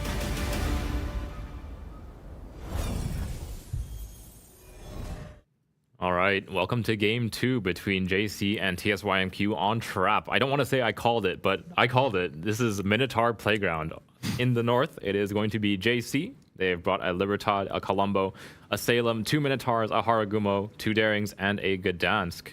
And on TSYMQ side, it's also a double Minotaur, it seems, paired with a Haragumo smoke train. Khabarovsk double Delny, so a lot of long-range, fast Soviet DDs here. Libertad, Colombo, Salem as the battleships and the radar very cruisers. similar comps coming out of these 2 teams. Well, the double Minotaur Haragumo is definitely the similar things. Although the Kaba double Delny, you have much more speed, much more firepower and tanking power compared to a Gdansk double Daring. And one thing we noted from one of our matches yesterday, the Kaba taking a fast push into the B cap again. We were kind of questioning this play yesterday. Again, it's happening again. This time it's not going to be met by a Z42. And looks like the JC's actually just not sending a destroyer into this cap. That is just such a very dangerous outturn here. You would want... okay, let me rephrase this. Actually, the Khabarovsk doesn't fully commit to B. He's ready to book it out if there's any issues here, which might be the case. Khabarovsk has like what? Something like, I don't know, 8 kilometer concealment if you spec for it. And the Daring is going to threaten that detection if he keeps highly doubt reversing into he's it. running full concealment. He is not. Obviously, Kaba does have the very, very slow rudder, so he's taking that rudder mod in slot 5. A very common pick for Kaba players. They do not have the Minotaur in position to radar the cap, so he will take it away and just going to continue providing a little bit of scouting here. Yeah, the daring, however, from GC reversing into B to also help on that cap contesting. We might see both Minotaurs just burn their radars just to help out. And in a full gun trade, I'm afraid the daring loses to a Kappa. Loses pretty handily, in fact. No radars being burned, however. They're kind of waiting to see what's happening. We'll just try to pay attention to what happens. And what do you see on A, however? Be kind of a mirrored play here. JC has brought one extra ship here in the Gdansk. Both teams bringing in that Harugumo Minotaur smoke combo. Delny heading out the pack for TSYMQ is going to be able to get a little bit wider on the flank here compared to the Gdansk, and a Colombo backing up both sides. So the spotting advantage is definitely on GC's side on this point. Harugumo and Gdansk both having a really good consignment, at least compared to Delny. There will be a Harugumo Minotaur smoke train from TSYMQ. Colombo's sap shells are in the air against the Minotaur over on the here goes the radars, cap. The daring already losing a bunch of HP. Remember, Khabarovsk having 50mm plating basically everywhere means the daring will really struggle to do any significant damage with really good plating and really good ballistics. So in a gun trade, definitely heavily favors Kaba, but he will break off here. The Delny in the Gdansk radar for a little while. We do see a Colombo AP salvo coming in, but the Delny is just going to avoid this entirely by just speed juking right here. So now we actually see JC getting the B cap back. The Kaba back into the Minotaur's radar just for a little bit. The radar about to go down in about 5 seconds. The Kaba not able to reverse back into the cap means the daring from GC will actually claim B back for themselves. Yep. Definitely a big spawning advantage for JC here on the B cap. Again, I'm not a huge fan of this like Kaba cap contesting thing. Lots of action going in here. The Gdansk versus the Delny. Remember, Delny can heal, Gdansk cannot. And this is kind of an interesting play out here. We don't really see a lot of return fire. The Colombo with the ASAP salvo coming in, but at this range, it's a really difficult target to hit. And that trade actually goes into JC's favor. Sorry, D-favor, because the Gdansk loses a bunch of HP, while the Denali can just heal that back up fairly easily. Yeah, and he's already committed one of their very, very important, very, very valuable smoke screens here over into the corner of the map where it's not super useful. It looks like they're actually going to have to burn a second one. Here we go. Harugumo, smoke train, Minotaur, both burning their radars, both being spotted. And I think here we're just going to have to watch those Colombo shots. These are going to be the pivotal ships for this trade. Actually, Minotaur loses a ton of HP. TSYMQ's Minotaur taking incoming some AP citadels. salvo going on TSYMQ's Mino here, landing on both sides actually. Which Minotaur is going to go down first is the question. One of them is safe, the other one takes a massive amount of damage, but they both survive actually. Fairly even trades here on the A cap. This is just a Minotaur brawl. The Columbos. But the torpedoes, however, torpedoes. that's a lot of torps coming through that, and they kind of gonna GC is gonna have trouble evading them because they're kind of blocking each other's. Yeah, it looks like the torpedoes will time out a little bit too far away for them to find any connections. Again, those Columbos, a well-placed shot from either one of these battleships can totally swing the tide here. All right, yeah, these torpedoes won't really do anything, I'm sure. We're going to have the prediction on the screen right here. 20% for GC, 80% for TSYMQ. Big favor for the Chinese team here. Yeah, and actually JC's Colombo caught a little bit too close here. Both Colombos eating a ton of damage from the Minotaurs. Being farmed by the enemy's respective smoke train, Harugumo Mino just laying it thick on these battleships. However, it seems that they both actually go back dark. The Kaba is stuck into B for a long time now. And the Minotaur from TSYMQ is actually going to get in there. I like the aggression coming out of TSYMQ's Minotaur here. I think taking that position nice and early. Yeah, obviously, Libertad's not going to be able to provide much support fire from all the way out on the 9 line. The Colombo from GC will, however. This is a really dangerous position to maintain for the Mino, because if the battleships decides to set their guns on target, that Mino is stuck and they have clear shots on both sides of the island. Yeah, TSYMQ's Kaba choosing to take a little bit of a fight here with the Daring and the Minotaur. Obviously, he can get angled to bounce those Minotaur shells. And at that kind of, at this kind of engagement, I would still favor the Kaba. He is turning a little bit too hard, though. Here goes the full pan. Like, the Minotaur's AP can shred any DDs so quickly, regardless of your plating, because there's the short fuse AP in play here. But he actually gets away with it fairly nicely, but fails to really do any significant damage to the Daring. But the main thing is he shoved that Daring and the Minotaur off of the cap, so TSYMQ will flip B yet again. So again, 2 caps to the 1. A obviously being stalemated out. In the meantime, we've seen kind of a delayed push here from GC with the Libertad Salem Daring. They are kind of like flying around the decap, testing the waters, seeing what kind of defense TSYMQ has, and TSYMQ seems to take it easy. They know they just have to sit tight and wait, because most of the action is happening at A. And here's one of those cases where we have so much information they don't. I think TSYMQ actually has a humongous opening here for the Delny to just rush onto the C cap.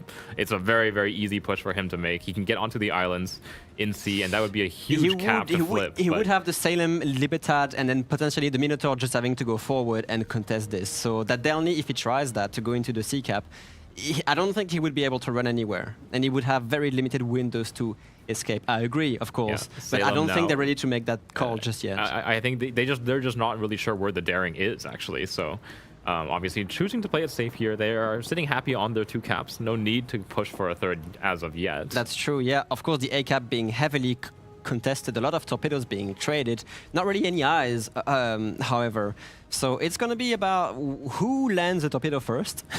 And actually, we are getting rotations now. TSYMQ's Kaba speeding off towards that A cap. He's going to be engaging at pretty close range here to 4 ships. I don't know about his line here in front of the island.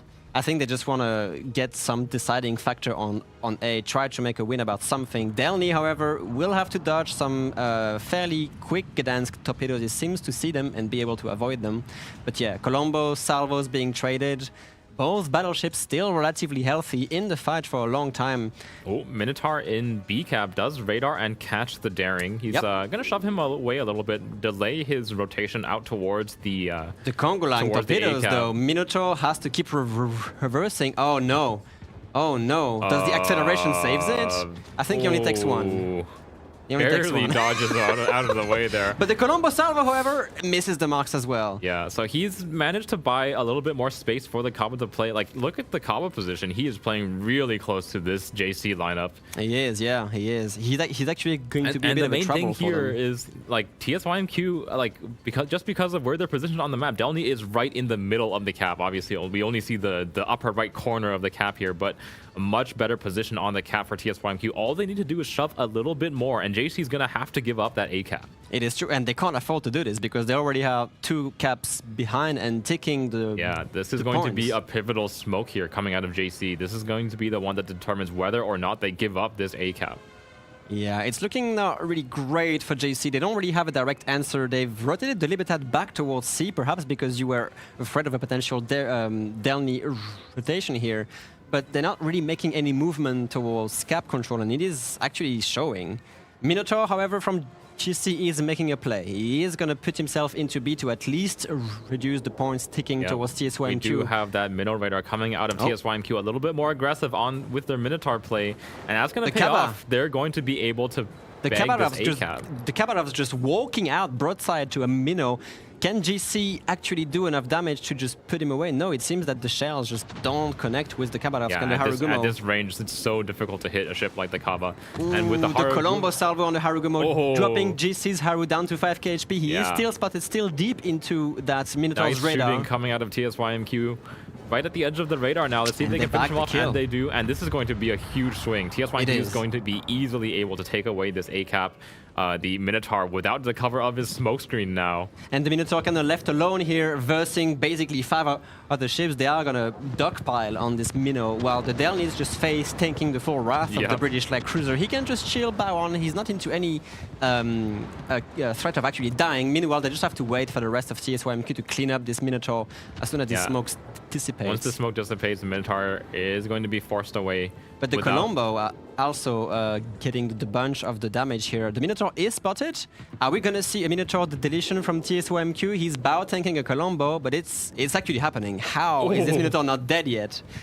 And that's it. They actually killed the GC's finally Minnow goes down. They take away the pivotal smoke cruiser combo here. Meanwhile, at D, GC finally starting their push. They really have to bleed the points here. They're only leaving A to tick towards TSYMQ side, and they have pushed the Salem Daring just inside the home cap of TSYMQ to at least block the points. So it's going to be a bit of a stalemate here, but A is completely conceded. Yeah, and JC is about to leave the Colombo. Colombo is actually, I believe, got himself beached and had to reverse, and that's going to cost him his life here. Gdansk as well, taking some crazy shots here from the Minotaur. Is it going to be enough to get the... Oh my goodness. They will bag the kills. They're picking up kill after kill here. Those two Minotaurs of TSYMQ, the slightly more aggressive positioning is allowing them so much more coverage with their radar, and they're just picking up kill after kill. The rotation of the Khabarovsk as well. The rotation of the Kaba was actually pivotal of killing the Harugumo as well. So it seems TSYMQ doing the proper rotation, and now even if they lose B, even if they lose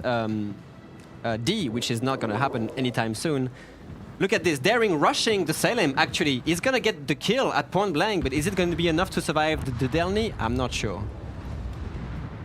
I think the Daring goes down right after this. 1,500 HP, and Delny finishes him off, so just buying a little bit of time here. TSYMQ with a firm control over the majority of the map. They are freezing B, ticking away on that A cap. About a minute and a half for JC to make something happen. Looks like they're going to try to clean up this Libertad, FC in the Libertad.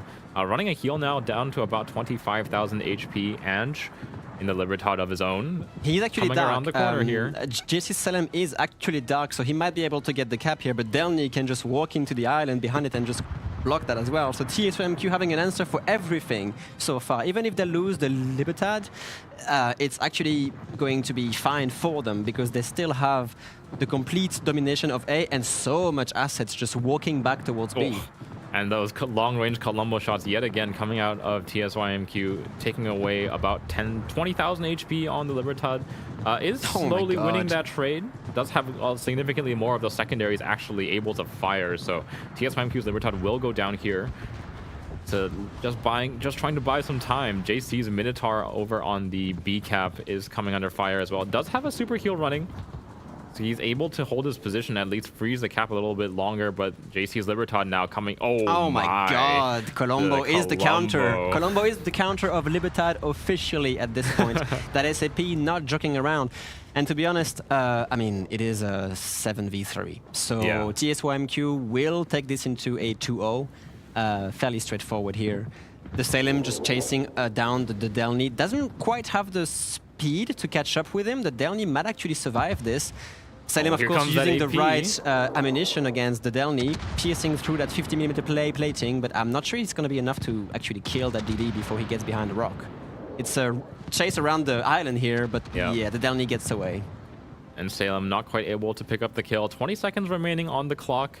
Minotaur kind of on a timer. I think TSYMQ is going to bag the Daring here, and it is going to be a victory for TSYMQ. A very good execution on the A cap, just completely turning the game on its head. Exceptional plays from TSYMQ, having an answer for everything JC was doing, essentially at the same second, rotating the Khabarovsk, basically defending the home caps fairly easy. Yeah, and I think really the main difference here is that those TSYMQ Minotaurs able to play much more aggressive positions behind their smoke screens and just pushing the ships of JC. Even if they didn't get the kills on the JC players, that A-cap flipping is a huge deal on this map. And somehow face-tanking Colombo Salvo at 7 kilometers. How do you do this in the Minotaur? I would like to know.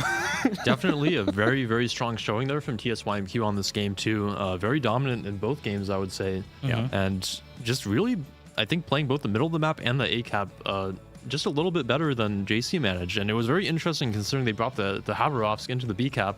But it seemed to work out for them. Yeah, definitely. I think this was a game that maybe TSYMQ I would say just outclassed JC in terms of stratting and in terms of the in-game calls during the game. They looked like they were 2 to 3 steps ahead of JC at all instances, and they just came in with a better game plan and executed it perfectly. I want to say, I think the Khabarovsk and the Delny picks actually worked out very well for them versus the Darings of JC, and that they were able to contribute a lot more effectively, I think, to the smokescreen warfare in A, especially after the Khabarovsk rotated over from B towards A. They just contributed a little bit more actively to the trades. They were able to kind of play open water, play a little bit more aggressively because of the armor and the heals and the maneuverability, whereas Daring being a little bit slower, not having as strong of a heal, and the floatier ballistics really can't contribute to the open water fighting as much. So that to me felt like really the key factor in especially TSYMQ being able to win the A cap. Yeah, I will say that the ACAP definitely was interesting from both teams. I really enjoyed the way TSYMQ actually fought for it. It was probably a bit more well thought out. I really questioned the Habaros pick because we saw one yesterday and it really didn't do anything. It took a very similar position in the middle of the map and it just they got started immediately off destroyed. in a I very think- similar fashion, but then they actually repurposed it, which didn't happen in yesterday's game. The where he difference just with got this locked game out. is that the Habarovsk, instead of diving the rock, stayed in the open water in the B cap. Yeah. They could just could go in and out, and then they actually dove the rock with the Minotaur instead. Which I think that kind of aggressiveness shows a pretty good initiative on TSYMQ's part, whereas JC was a lot more hesitant with their own Minotaur to actually commit it towards the middle of the B cap. So by TSYMQ doing that, they managed to actually shift their assets around and can pretty convincingly win the A cap there. Yeah. All right. So we will drop the code here. I think it's the third code for today. Yes, it is. So we'll have the third code coming up here in just a second. We will be catching Group B games later, but for now, this is the third code. It is COT 17.9 Unlimited Petro. We actually haven't seen that many Petros so far because of teams banning them out. They just ban them all the time. But when it is open, teams do like to play a lot of them. It's a very strong ship for King of the Sea, has a 12-kilometer radar, has that very strong armor plating. So be sure to redeem this code quickly. It's only active for a short amount of time, and it gives you a whole bunch of stuff. Yeah, it's the same codes as before that you've seen. I'm sure that you know what they give exactly. It's 60 king tokens to be used in the armory for older COTS content. You get a chance to win a tier 9 premium container. We'll be giving away 3 of those to all of the people who have redeemed the code, as well as 1 trump per 1000 redemptions. So if you have any people that you know who play World of Warships, feel free to poke them with this code, and it just means that there's more likely to be more trumps given away. How many trumps have we given away so far? 51. 51 A total trumps. of 51 trumps. Yeah, we I think gave away that, 51 trumps yesterday. I'm sure there are going to be more activations on the codes today. I think that may be the most number of ships we've ever given away on a stream. Yes. That seems about right. And it's about to only go up. How about that? Yes. Most likely. So for our next set of games, we're going to actually hop into Resin versus ATFD, which we're waiting for, I think, game 1 to complete right now. So we'll catch game 2 and potentially game 3 of that. But before we head over there, we can take a look at the replay render for the match that we just watched and kind of go over how TSYMQ was able to really, I want to say, dismantle JC in these 2 games. Yeah, I think it's going to be an interesting watch, especially because they came in with a very set strategy from what it looks like. They had the idea of contesting middle with the Haba at the start, and then they looked like they were already expecting a contest from the enemy team, and then as soon as the contest happened, he just left. Yeah. So I'm very curious about how this game actually plays out. Yeah, I think very good rotational play from TSYMQ here, being willing to recognize that they want to move the Kaba and actually replace his spot with the Minotaur by diving it onto the rock. That can be a risky play, putting the Minotaur on the rock there, but as long as the angles are controlled, it's not too much of a problem. We can see that both teams are pretty evenly split across the map. Yes. They're playing very similar strategies. We have the Hargamo smoke screen set up for the Minotaurs on the A cap. We have both teams devoting 2 ships onto the B cap here. And then we have a 3-ship, what looks like they want to push around here. But again, this Salem position here on the D cap is very hard to dig out unless you really fully commit to pushing it, which is a hard call to make, and JC doesn't end up going for it. Yeah, I think it's very interesting how the ships on each side, like on the A flank and the B on C, are almost the same. The only difference being the Delny versus the Daring on the C cap, the CDE flank. Right. And I think actually the Delny as a kiting ship is doing really well so far. Yeah, I mean, when you have the islands in the cap to hold your position from, you don't really need the cap contesting ability of the Daring. So you can replace that with the Delny, have a little bit more open water survivability and kiting power, and I think it worked out very well for them. Yeah, so I we think can there's see also another question from me to you probably. Sure. Why do you think they picked a Haba over a Delny to contest the middle of the map? That is a very interesting one. I think it probably has to be, I think Habarovsk has a little bit more torpedo alpha in case he's maybe rushed on the rock. And it also has extra gun power if it runs into a very close range destroyer fight. Right. The Delny is a little bit more powerful in the open water because of the longer gun range, as well as the extra maneuverability on the rudder. Of course. But for maybe close encounter situations on the B cap, the extra gun from the Habarovsk, as well as those torpedoes, maybe makes a little bit more of a difference. That would be my guess. That does make a lot of sense, yeah. Haba has some nuclear torpedoes. Basically, if you have to rush or get rushed, Haba can do a lot more damage compared to a Delhi. So I think that actually does line up with my idea as well. So let's. As we move along through the match here, basically at this point in the match, I think the game comes out to who makes the better trades and who makes the better rotations. And we can see here I think the critical play coming out from TSYMQ. They're willing to move the Minotaur onto the rock here on the B cap, flip that over, and then just move the Haba away. They recognize at this point that the game is basically going to be won by who takes the next engagement on the A cap. So they're going to get ready for that next check by moving the Haverosk over there, having an extra set of guns, and then really just pushing their advantage, which I think makes a lot of sense. Yeah, that is definitely an interesting one. I also really like the fact that the Haba is basically preparing to do this type of a push, which will go really well if this blob pushes back in. Right. And it's going to be very interesting to actually see how this play develops. Yep. And we can see in the north there's not a lot happening at the time. The Haverosk rotating actually also opens a nice angle on the Daring in the middle of the cap. And then here we can see the critical engagement, where as the Haverosk rotates down into the cap, the smoke train pushes up, and they're very willing to actually just take the radar check. Yes. When both Minotaurs radar each other, it comes a lot basically down to how effective is your support, how much damage can you do, and they do actually a very good job of focusing targets. Yes. They actually kill the Haragumo first, which I think is a very good target call. It's very tempting to actually shoot at the Minotaur because you can overmatch it, and one good shot can take it out of the game. But if you don't manage to kill it, it has a super heal. Yes. And the Haragumo is a little bit more of a sluggish destroyer. It doesn't have the heal. And if you can take out the Haragumo, the Minotaur doesn't have cover anymore. Yes, I think the long-term, more effective strategy is to definitely kill the destroyer, because a Minotaur that doesn't have a smoke is gonna suffer in open water generally. And even if it's just 3 destroyers basically running you down, eventually through the HE pressure you will die. Whereas a Haragumo is very hard to catch even if you are alone. So in this case, I do definitely agree with you.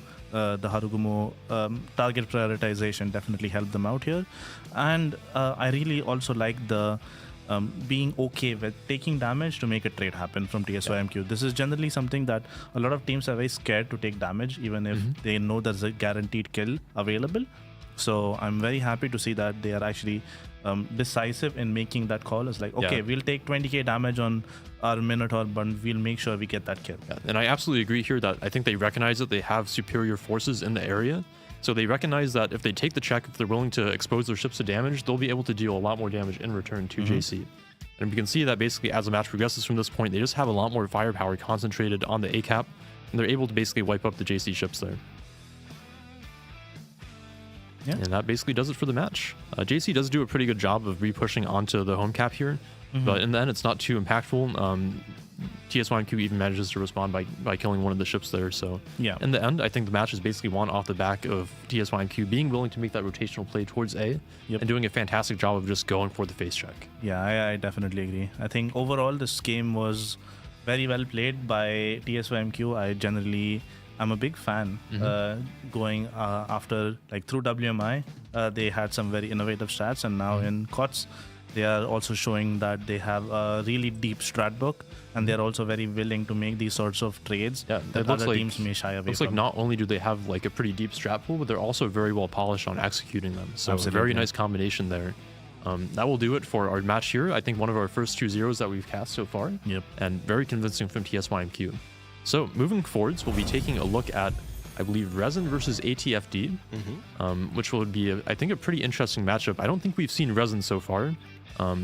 Resin actually up 1-0 versus ATFD at the moment. Interesting. Taking out the first match.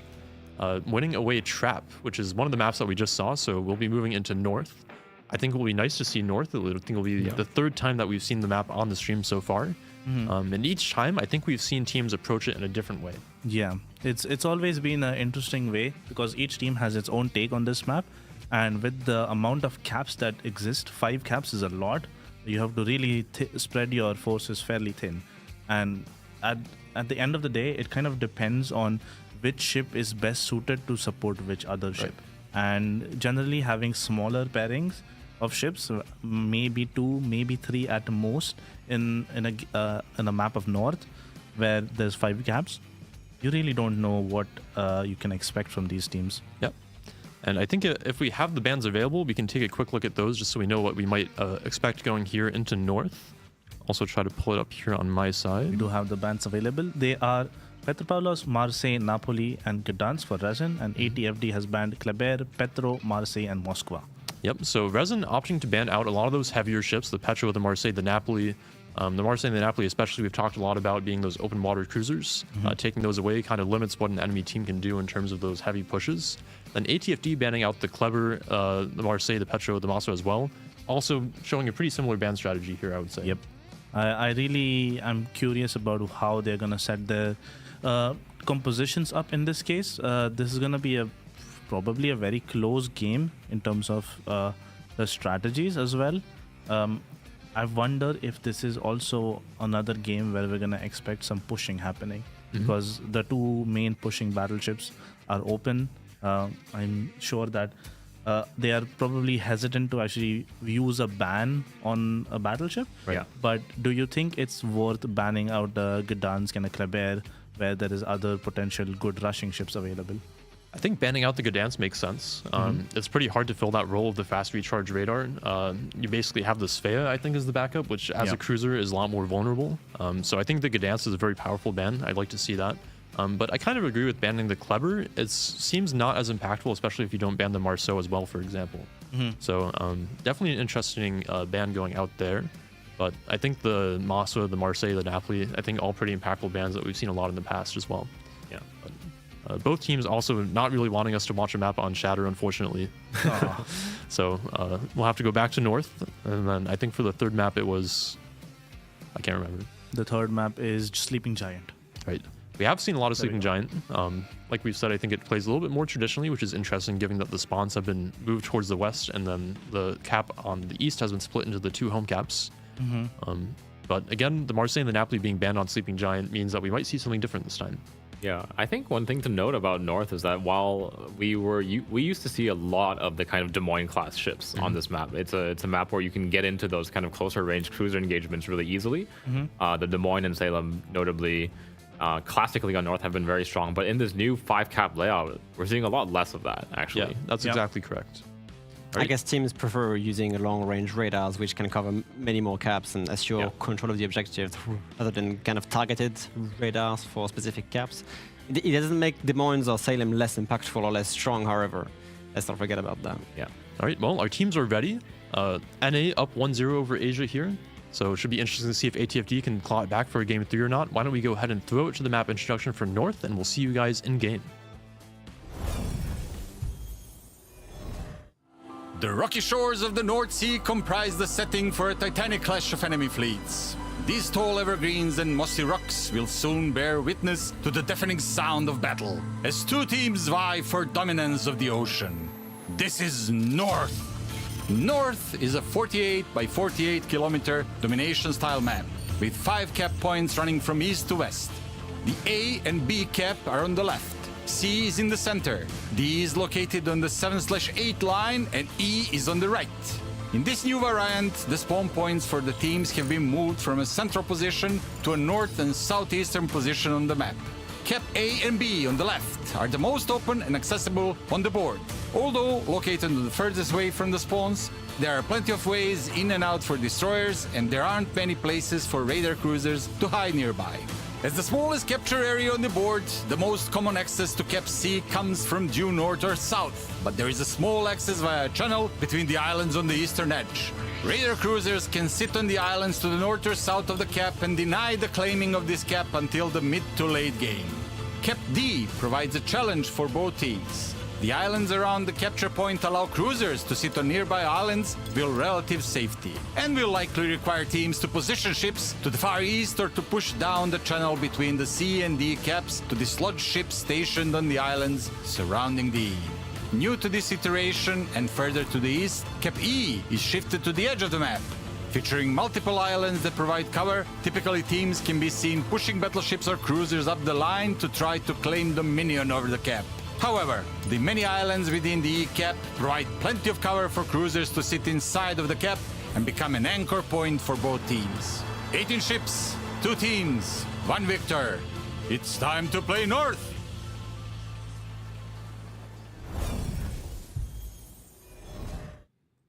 All right, welcome to Game 2 between Resin and ATFD. Resin starting off with a victory on a previous map that we did not cast In this game, too, spawning in the north, it is going to be Resin. They have brought 2 Libertads, a Brisbane, a Des Moines, a Stalingrad, a Gudenlu, a Gearing, and 2 Delnies. Spawning in the south, on the other hand. Well, ATDF kind of on the back foot here. They have to win that game if they want to stay afloat in this tournament and go into a best of 3. They are bringing a Libertad, a Colombo being kind of the star of the show so far. By the way, if we okay, let me just go through their own comps so far. So Libertad, Colombo, Brisbane, Des Moines, Stalingrad, Harugumo, Gearing, Delny, Ragnar. Not a single duplicate on their team. However, I will just make you pay attention to one little thingy. If I can find the ship on this map, look at this camo. Look at it. Pay good attention to it. This is the actual special camo. What is the name of it actually? Unmoored. Unmoored, yeah, for the Gudenlu. Gudenlu. Inspired by the Flying Dutchman, with the effects on the smokestacks here, the little debris on the railings, and I believe you can even see some ghostly figures on the deck, which is like really cool. Let me actually get into the free cam here, see if I can actually track the ship and give you a better view on this. There you go. Look at that. So a pretty cool camo, which you can win by just watching the tournament. Alrighty. All right. Switching away from the Guden. Sorry about that. we gotta showcase the skins. We're gonna have this first engagement here, 2 Delny versus 1. That's gonna be a lot of trades here, plus the torpedoes in the play as well. Can the Des Moines from ATFD kind of help on this? Because that is a very long range for Des Moines to be hitting those kinds of shots. Losing a lot of HP on this early engagement, and both Denleys from Resin not really suffering from it. Guden's actually dropped all 3 bombers onto the Delny position. I'm not sure about dumping all 3 like this. They are all going to miss. Delny safely tucked behind the rock here on the E cap. Obviously, Resin able to freeze it for now. We see kind of a similar deployment on A and B, however. Both teams sending a Gearing and a Brisbane smoke train to essentially capture and control. There is a Colombo on ATFD's side, though, which will wait into any sort of potential engagement they will have around these areas. And the Ragnar has to be facing a Des Moines radar here. So kind of an unmatched position around the central cap of C. Yeah, Resin choosing to bring in that double Libertad instead of opting for a Colombo of their own means that they're going to have to be playing those kind of closer positions, relying on those secondaries to even out the HP trades, because the Colombo will slowly eke out an advantage at long range. Also, Resin sending a Stalingrad here to put the bow into D and start flipping the cap into their favor. Some long-range Libertad salvos from Resin trying to get some damage on the Delnies here. But yeah, now both teams are gonna fight some pretty close quarter combat here. Resin's Delny kind of caught against the Harugumo, the Des Moines, and the Delny is about to basically get some payback, I guess, from ATFD for dealing that much HP to the first Delny. Let's see how this goes if he can escape. I think ATFD's Harugumo got a little bit trigger happy there, losing a big chunk of his own HP. Obviously, Harugumo does not have a heal and is a pretty large target, so a little bit of unnecessary HP loss, and they will force the Delny away. A pretty solid E cap control here coming out of ATFD, obviously having that smokescreen play, whereas Resin just has a Guden and 2 Delnies. ATFD's Des Moines burning the radar to try and keep Delny spotted for the Harugumo to farm. Not really efficient. The Delny, of course, has a heal and can basically recoup that lost HP. And it's not going to be that much of a problem for Resin to keep these assets in the fight. They have ceded a little bit of space, however, to ATFD. The Des Moines now really well anchored on this island. It's going to be kind of hard to dislodge. But there can be some pretty crazy Libertad Stalingrad crossfire coming in from Resin if this Des Moines gets spotted, of course. Yeah, man, he is going to also have to contend with those Gudenlu bombers constantly on his position. This is a very difficult spot to play. Looks like it's going to be a little bit off the mark here for the first strike. I think these are just blind drops considering his last known position, but yes. At the same time, we see a Gearing Brisbane, ATFD sort of pushing the Gearing forward here to try and get eyes on whatever is at A. The Gearing deep into the Brisbane's radar here. This could be really bloody for late swirl Gearing if he's caught right here, because he's going to have to make a very dangerous turn to get away from the Brisbane HE spam. Brisbane being spotted by the Gearing, ATFD might run their first radar. Yep, here it is. You're going to run that radar. Gearing is about 1.5 kilometers, I want to say, into this radar. Yeah, that's not going to look good for ATFD's Gearing. I mean, let's see if Price decides to open up as well. He does, so It's going to be gearing on gearing violence. Paired by both Brisbanes. However, one of the gearing is kiting, the other one is pushing in, so it's significantly easier for Resin to do crazy damage to ATFDs, even though so far the shells are not really reaching the targets. Gearing having some very floaty shells is not helping. ATFD, though, is down their radar. Is still, now has a radar advantage. Obviously, holding that radar on the Brisbane means that they now have total control over this cap, I believe. Gearing is now laying that smokescreen down for the Brisbane, and Fries is probably not going to want to contest until his own Brisbane has his radar back. That is true, yeah. They did give a lot of grounds on A. Remember, though, ATFD also has the Colombo, which, speaking of, might be taking some Brisbane torpedoes here. The Colombo definitely... Oh, that's going to be 4. Oh, yeah. That's going to be at least 2. Inside this could torpedo be spread. Really 4 dramatic. torpedoes. It's going to be half HP after that. Oh!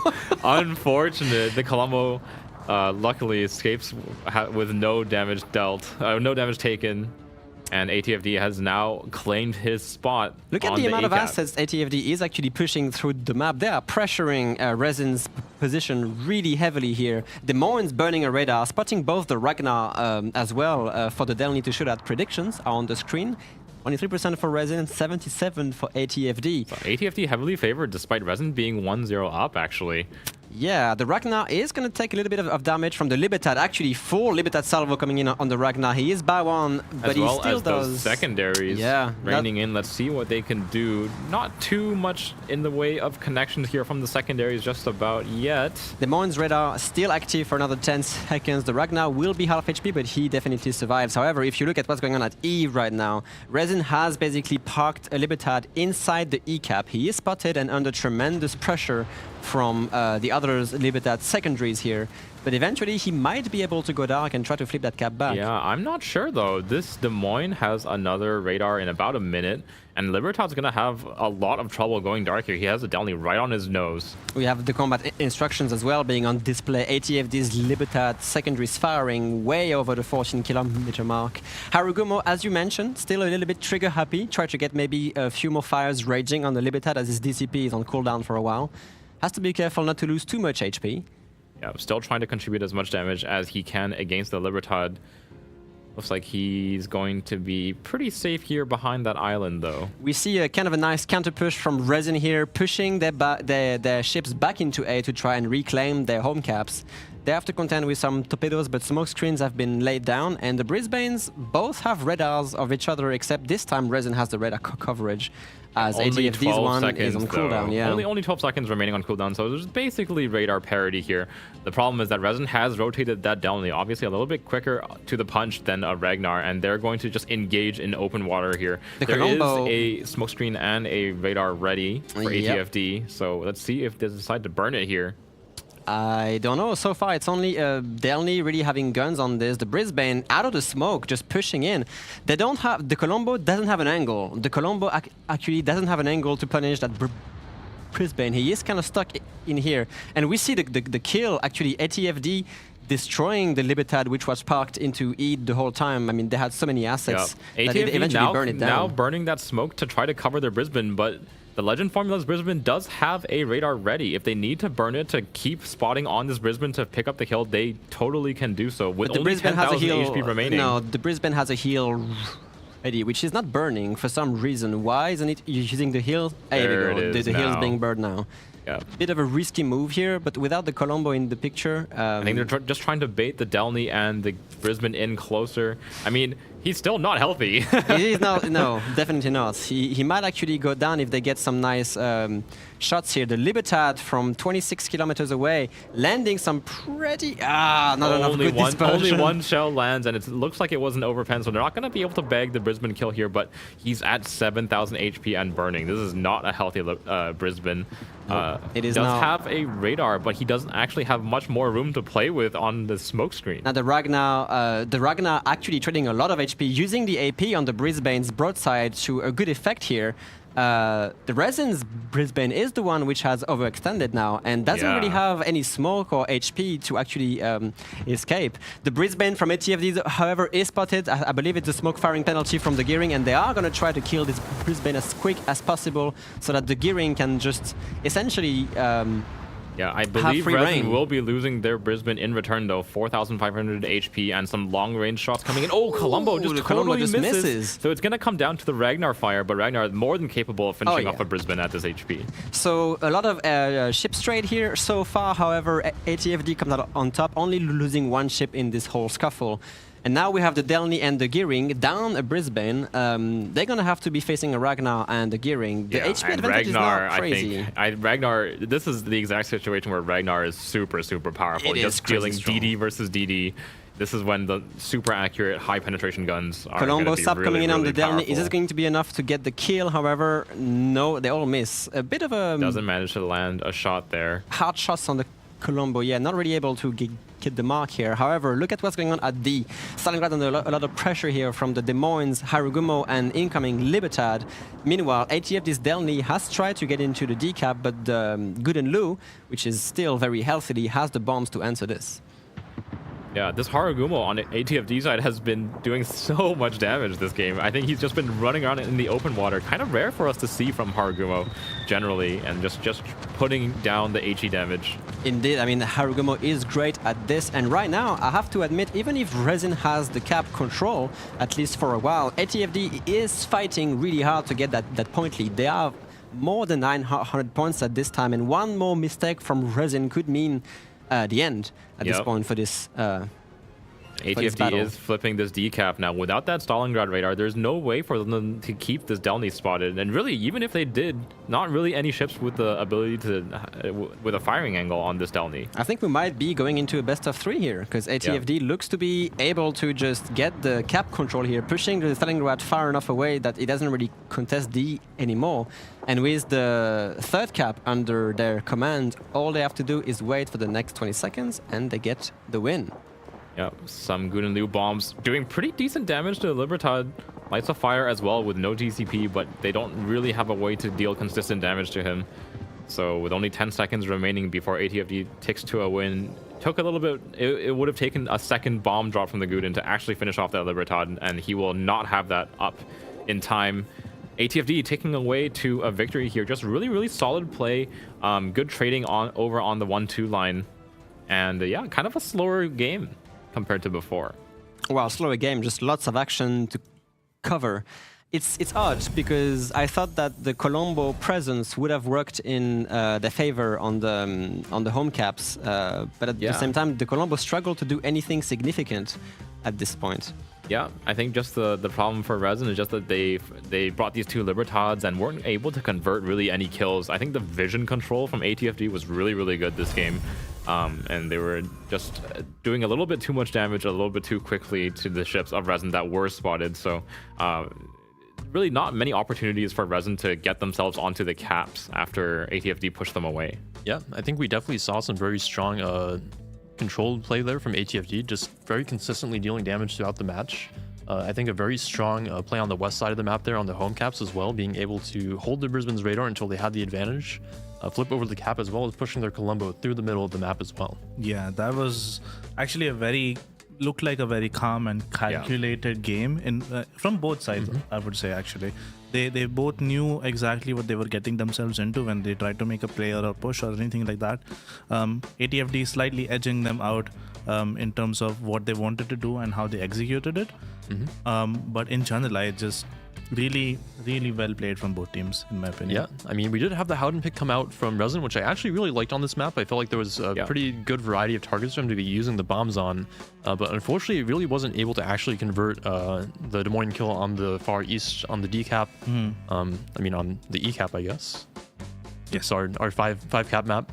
Or really be able to help control the D cap. So overall, I was also interested to see I think one of the first adoptions from an NA team of the Delny pick. I think we've seen, I think Asia and China as regions were the first to really pioneer taking the Delny. And I think it started to gradually spread through the other regions as well. We've seen Rain, for example, pick some Delnys in previous CODs. with the Clever and Marceau being banned, and now it seems like maybe some NA teams starting to pick up on it as well. But maybe ATFD just a little bit more practiced here, able to just use their ships to greater effect. And I think really the main thing that kind of tipped the balance, because it was a very even game throughout most of basically the entire game duration, but the rotation of the Ragnar was just a little bit too much firepower. Yeah, we saw the Ragnar do a lot of damage to that Brisbane. The Brisbane really not able to do enough damage back towards it. There was also a couple of unfortunate moments there throughout the map for Resin, like for example the Colombo not eating those 4 torpedoes from the Brisbane. If he ate those 4 torpedoes, probably would have been a pretty good kill to pick up for Resin. Yeah, like 4 torpedoes from Brisbane are devastating. He would have been crippled at least, if not dead. And yeah, in general, some unfortunate instances like that can happen. But generally, I would say relying on those to win your game is not the play when you're in this level of competition. It definitely would have been a lucky break for them, but in the end, I think ATFE just had the cleaner execution, and we saw them basically just have just wonderful map control, especially towards the mid and late game. Yeah, absolutely. All right, so we will be moving into a game 3 here. Last hope for North America here. I think there are maybe a few other NA teams still in the tournament, unless I'm wrong. I think maybe ELSR versus Oh Boy, we're still waiting for game 3 potentially. But we can go over the current bracket just to show you guys where we stand as we move into the final games of the round of 16 here before we move on to the quarterfinals. So we pull it up. All right, so we started off with the round of 16. We can see here at the top that Tivat won out 2-0 versus KSM. Unfortunately for KSM, we did see them bring very strong games versus Epoxy, but unfortunately we're not able to overcome the Chinese #1 seed, who will be moving on to the quarterfinals. We casted TSYMQ versus JC ourselves. We saw TSYMQ bring a very strong game there, and they will be moving on to face Tivat in the quarterfinals here. Actually, a repeat of the Chinese Regional King of the Sea finals as well. So TSYMQ here has a chance for redemption in number 60, or moving on. We have Eris Asia #1.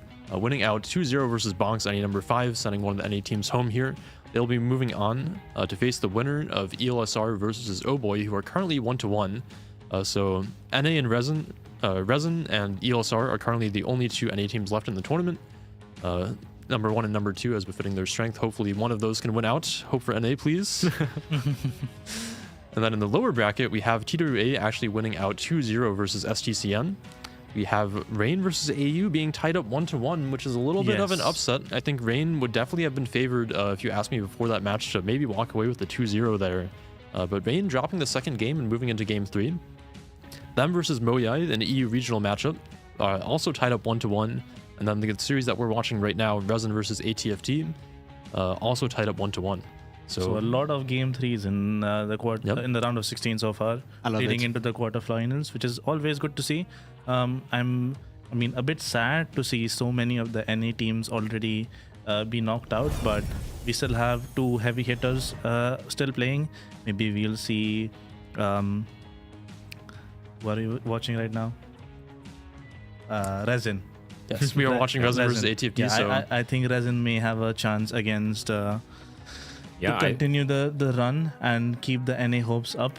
But maybe Gaishu can spill some of his NA wisdom. Are we on copium or are we on copium? I think ATFD looked pretty strong in game 2 here. Obviously, we didn't get the chance to watch game 1, so we're not exactly sure how Trap went. But I would say even before going into the series here that I would put my money on ATFD as a stronger team overall. But I think Resin has shown a decent game as well, so maybe we have a chance here in game 2. While ATFD came away with the win, it was a very, very close game. Yeah, there was a lot of back and forth for sure. All right, so why don't we go ahead and take a look at the render here for game number 2 before we move on to Sleeping Giant as our game 3. We can take a look at the back and forth trades that our casters have been talking about and maybe see what maybe could have gone a little bit better for Resin here. Yeah, the render will definitely showcase any glaring issues because generally, even while spectating, some small things can be missed, but renders are generally a really good way to look at the grand scheme of things, how the ships deployed originally, how they intend to rotate their ships around, what their actual grand strategy was. All right, so why don't we go ahead and take a look at the render here, see if we can pick out any key mistakes on Resin's side here. I did like their early game deployment here, especially towards the east side of the map. They got a very favorable trade onto ATFE's Delny here. opting to bring the 2 of their own and go for that very strong initial engagement, getting half the HP away, but of course Stelny does have a heal. We can take a look here. We can see that overall, I would say ATFD does have a little bit of a stronger deployment towards the E cap here. Actually, having a Des Moines to put onto the cap is a very strong tool.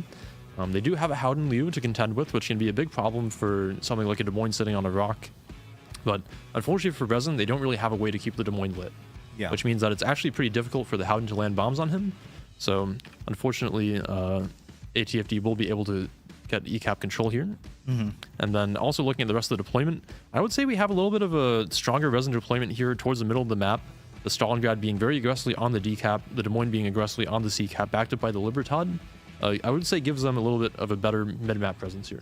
Yeah, I would tend to agree. The only concern I would have, ignoring what actually happened in the game, is if the Libertad from the ATFD side would have reversed a little bit in this position, maybe down to around this area, he would have had secondary range on this Stalingrad. And based on his current position, he's actually most likely surface spotted by the guys who are sitting on this rock, which, if you're a Stalingrad and you're going to tank the secondaries for a long time, you're going to melt very quickly. Yeah, but so it's a dangerous situation. I do have to mention that if the Libertad does try to go for that play, he does have the Delny and the Libertad of Resin here backing him up.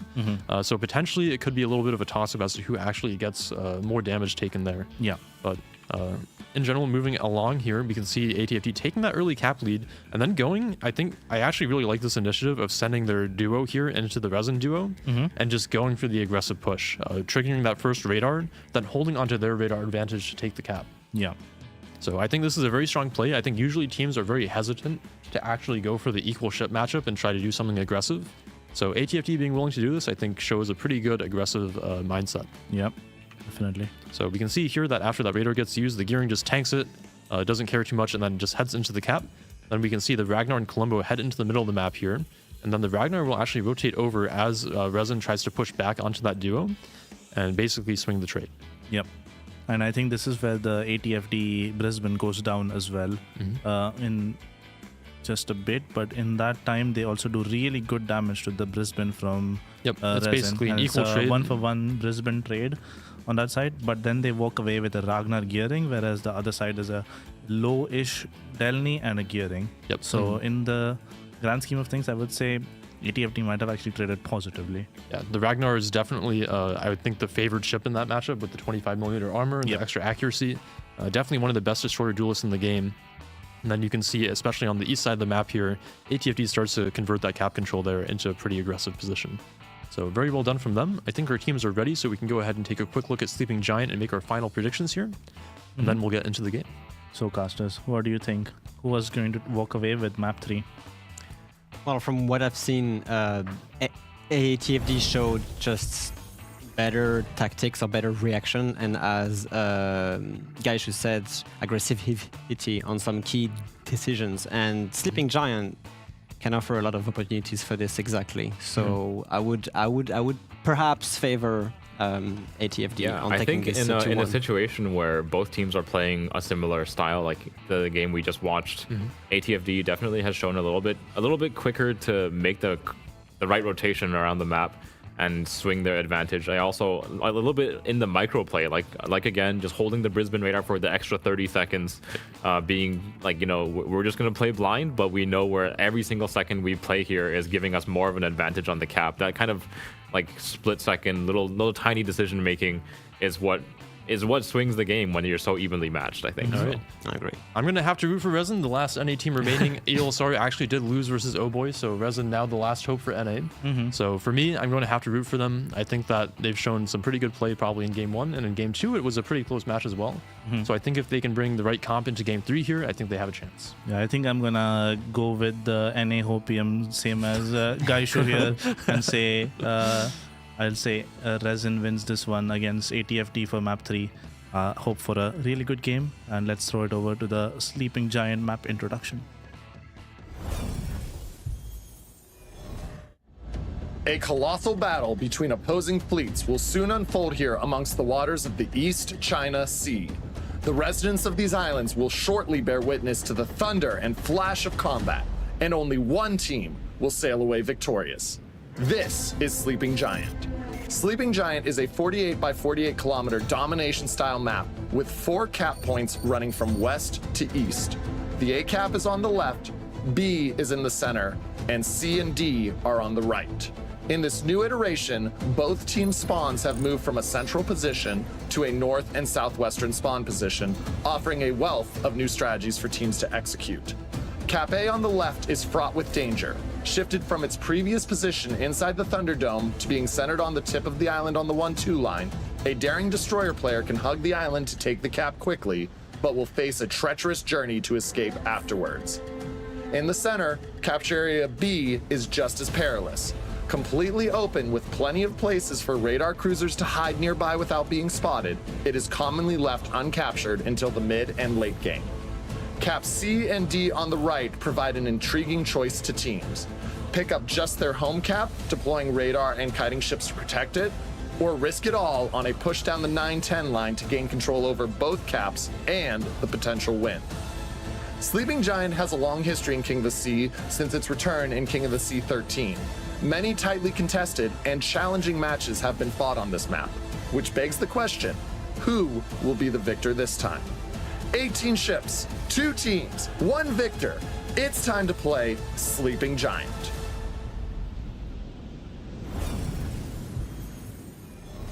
And welcome back, everybody. ATFD versus Resin. Last chance for these teams to take it away. And the comps so far look fairly interesting for this Sleeping Giant map. ATFD is bringing Libertad, Colombo, Brisbane, San Martin, Stalingrad, Harugumo, Daring, Yueyang, Ragnar. 4 destroyers, enough radar coverage. However, Resin. On the other side, Resin is going to be bringing the signature NA King of the Sea pick. The Montana is out. St. Vincent as their second battleship. 2 Brisbanes, 2 Stalingrads, a Harugumo, a Gearing, and a Ragnar. They have brought every radar under the sun here. 2 Brisbanes, 2 Stalingrads, offering 4 12-kilometer radars and the extra little radar from the Ragnar as well. So Resin's playing for that really, really heavy cap control style on Sleeping Giant, which is a map where you can get a lot of mileage out of those 12-kilometer radars. And we see both teams sending a lot of assets as well to the CD 7-8 line pushes, which will be ahead of a clash.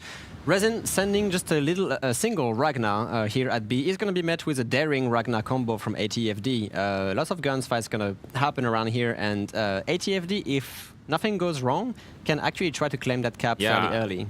There's actually a little bit of a gap here in the radar. Here comes Stalingrad radar, however, catching both of these DDs kind of deep into it. Daring is definitely going to be I don't think Mad Dog's Ragnar wants to open up, though. They will have support fire from those 2 battleships. Montana Salvo incoming on the Daring. Remember, Daring has crazy good acceleration, so he's actually able to withstand that fairly okay. He is still... Pretty good long-range shooting, though, out of the side of Resin. At this kind of range, hitting destroyers is pretty difficult. Oh, a little bit of a chunk coming out of the Stalingrad right off the bat. Opened up his guns to try to get some damage on the Daring and paid for it with about 10,000 of his own HP. That was from the Colombo? I believe Stalingrad, actually. The opposing Stalingrad. Yes. That's an interesting lob. Lots of island covers to go over this. Meanwhile, on C and D, the Gearing will be capturing the D cap, while the Yueyang Harugumo combo will get the early cap advantage just for a few points on C here. Lots of assets, being put on this 7-8 line. Meanwhile, we have a smoke train Brisbane Harugumo at A, just basically testing the waters onto what ATFD has on this side. And it's just going to be a San Martin and a Libertad. Kind of interesting to see the Libertad being, let's say, committed over here to such a weak flank with just a San Martin here. I think it's going to offer Resin a lot of opportunity to take this A-cap and then hopefully rotate away. That is kind of the weakness, the traditional weakness of those smoke comps is you commit 2 ships over to a flank along with 2 consumables. And then once you need to get to the other places on the map, it does take a little bit longer. ATFD kind of hesitant here on doing anything regarding B. They have the Ragnar, they have the Daring. It seems that they are actually rotating the Daring somewhere else. He's sailing full speed away from the B cap, so they're only leaving a Ragnar versus Ragnar here to answer Resin's position on B. What do you think the rotation of the Daring is doing here towards the San Martin Libertad at A?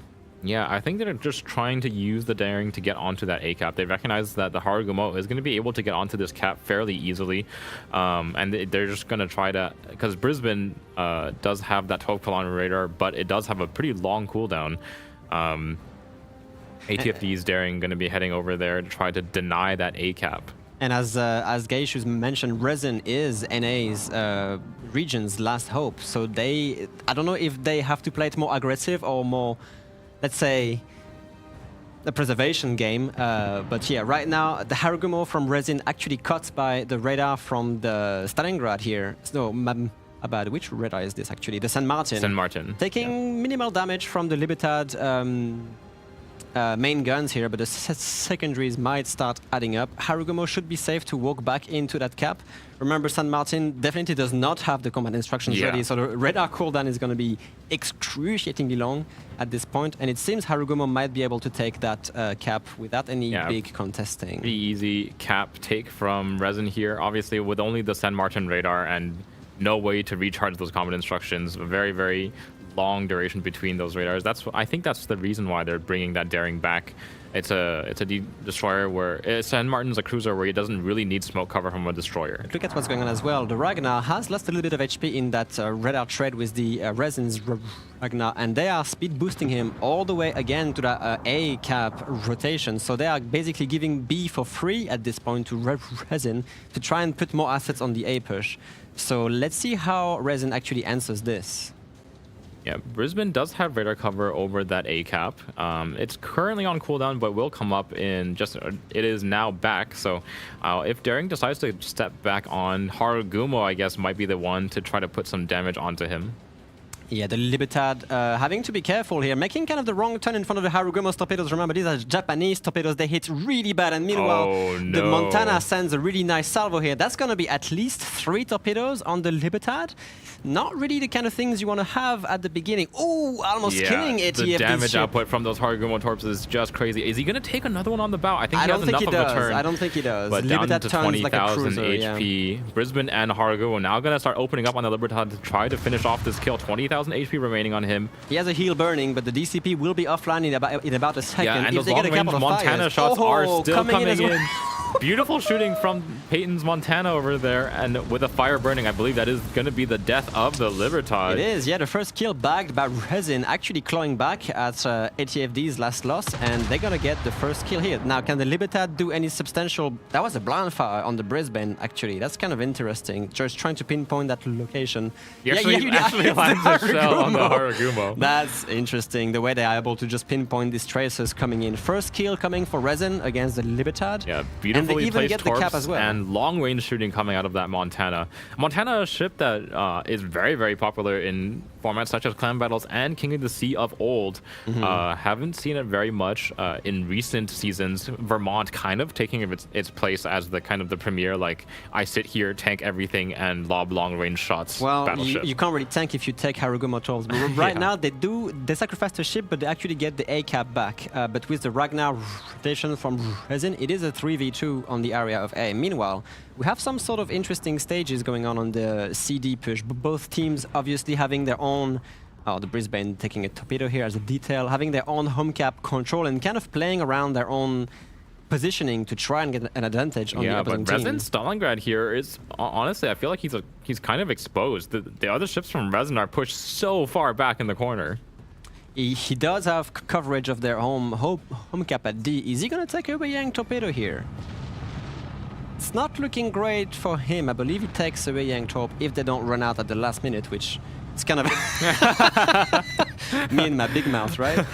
So yeah, the Yang will try to stage around D and maybe just poke into the cap and test the waters, but there's a lot of assets here from Resin which are able to just yeah, but those Resin assets, like I just said, I mean they're pushed so far back. Like, why? I have to wonder a little bit, like, why are they so far back behind the spawn? Like, Brisbane's radar does not have coverage of the D cap, and yeah, like, looking at these predictions here, 69% nice in favor of ATFD, 31% of you voting for Resin to take away the win.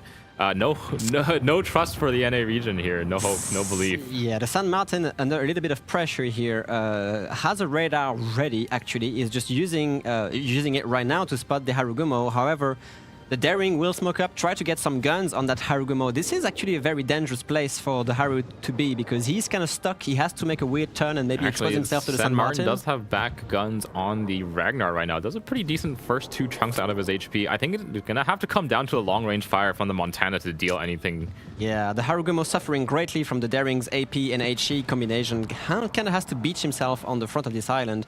The San Martin is running, was running hydroacoustic, but Harugumo can actually go dark here. And we see the Daring caught into the Stalingrad's radar here, kind of for another, well, basically now. It does take a little bit of damage, but nothing too crucial. A lot of fight around this San A-cap. Martin is just leaving the cap. He does put some torpedoes in the water, but that is going to allow Resin to start the capture. I think he was expecting the Harugumo maybe not to be that safe, because she might have tried to get away from the Daring's main guns and maybe poked out of the island. The San Martin was expecting to maybe catch the Harugumo on the turnout, but the Harugumo just is chilling in here, and he's going to flip the cap back. We have a move coming now, though. The Weyang, yeah. Down the middle of the map is the Montana. Goodness. Look How did he at get this. there? Does have a little bit of a cross shot onto the Brisbane right now. He's taking some blind fire shots into that smoke screen. I think he has a pretty decent last spotted position on the Brisbane. Lands about 10,000 damage on him. But look at ATFD's response, however, pushing the Colombo and the Weyang inside the cap, contesting Resin's D home cap control here. Yeah, and I think this is happening because, like, look at how far back those Resin forces are. Really nice salvo coming out of the St. Vincent onto the Colombo, and torpedoes in the water as well. It's going to take one on the bow here. Maybe a second one as well coming through if he can make the turn in time. That's a lot of HP being traded here. Yeah, the Colombo using the smoke now, I guess, to try and disengage and being safe. The Stalingrad's AP still flying through to try and get some blind fires going on. But Stalingrad is on a timer here. So much damage up and coming into this Russian cruiser. 16,000 HP remaining and a minute until his next heal. That is going to be finished off quickly by the Colombo. It was spotted firing, so with 40,000 HP, I mean, a St. Vincent and a Montana can definitely make short work of this kind of HP. Very strong pressure. The San Martin, look at the San Martin on A. He kind of has to face the Harugumo and the Brisbane. A lot of cap contesting going forward here. It seems that ATFD does have the home cap and basically the entire corner of that map under their control. They only dealing with the Brisbane, Gearing, and St. Vincent over there, but this San Martin is kind of stuck. At least for a while. We have some long-range fire coming from the Montana. Does he have the angle to air the rock here? He doesn't have it at all. And Usogami sees these kind of things going. He is going to start facing a Ragnar. He has his heal in about 6 seconds here. The Ragnar obviously loading the AP shells to try and get these citadels here. But the Ragnar has to be careful because the San Martin's AP is no jokes either. Yeah, doing some massive chunks on the Ragnar here, of course. The San Martin has the heal running. He's going to be able to actually severely push the Ragnar away. Maybe Mad Dog here being a little bit too confident about his accuracy, and that might be a kill on Mad Dog after a few more salvos coming in. Yeah, San Martin has to be respected. The Harugumo smoking up out of despair a little bit. The Brisbane from Resin trying to get this. They will make the tread on the San Martin, however, fairly easily right after that. I mean, he does a lot of damage in return, though. The Harugumo down to 6,000 HP as well. But it only leaves the Daring here, and that Daring is in trouble. The Brisbane has no radar left, however. I don't he's think actually out. He's actually out. I don't think the Daring knows this, so he will be on the back foot the whole time, and he really has no one to help him on this. Meanwhile, ATFD doing a push here on the B side of things with the Stalingrad Weyang combo. I mean, I think Resin at this point, they realized like this B hold is going to be pivotal for them to win the game. They have a minute and a half until they take over to a victory. About 140 point advantage here. But look at the Ragnar Harugumo H spam on the Stalingrad. They know they have to kill this heavy cruiser, so they are actually putting the Weyang as a perma spot, ATF, the Stalingrad, and just the wrath of the Ragnar Haru.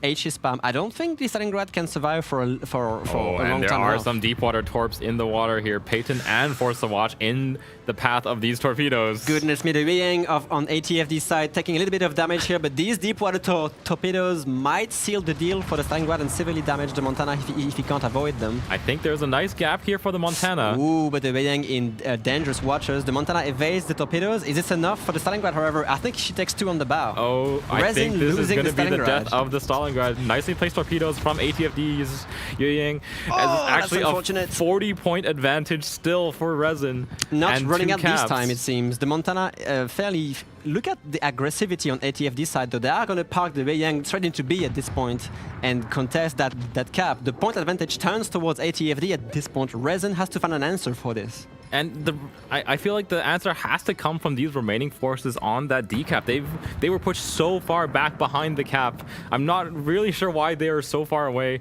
I think they just have to try to find a kill on the Stalingrad to keep their hopes alive, to keep the NA region's hopes alive here in King of the Sea 17. Meanwhile, of course, Resin having the control of A have to try and send the Harugumo in there, but as you mentioned, yeah, that Gearing, Brisbane, St. Vincent has been on the back foot kind of the whole time. Now they have to make it well, but the Gearing from Resin cut into the Brisbane radar here.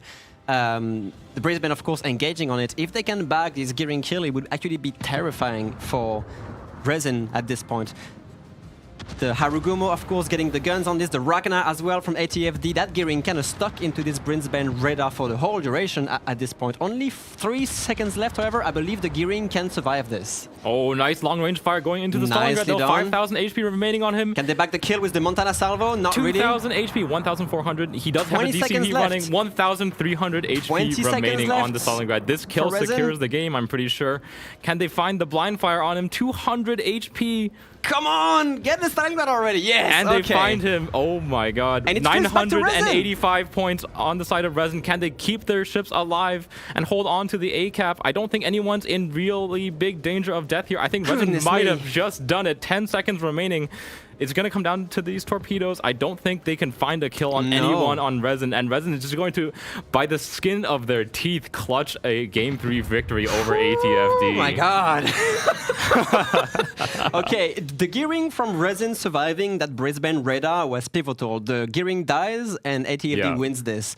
But somehow they get the Stalingrad kill just in time to keep the points into their advantage and win. How do you feel, Gaishu? By the way, God. the studio cam won't show it, but Gaishu was standing the whole time. He couldn't stay on this chair anymore. He was standing the whole time. I had to stand up and cheer.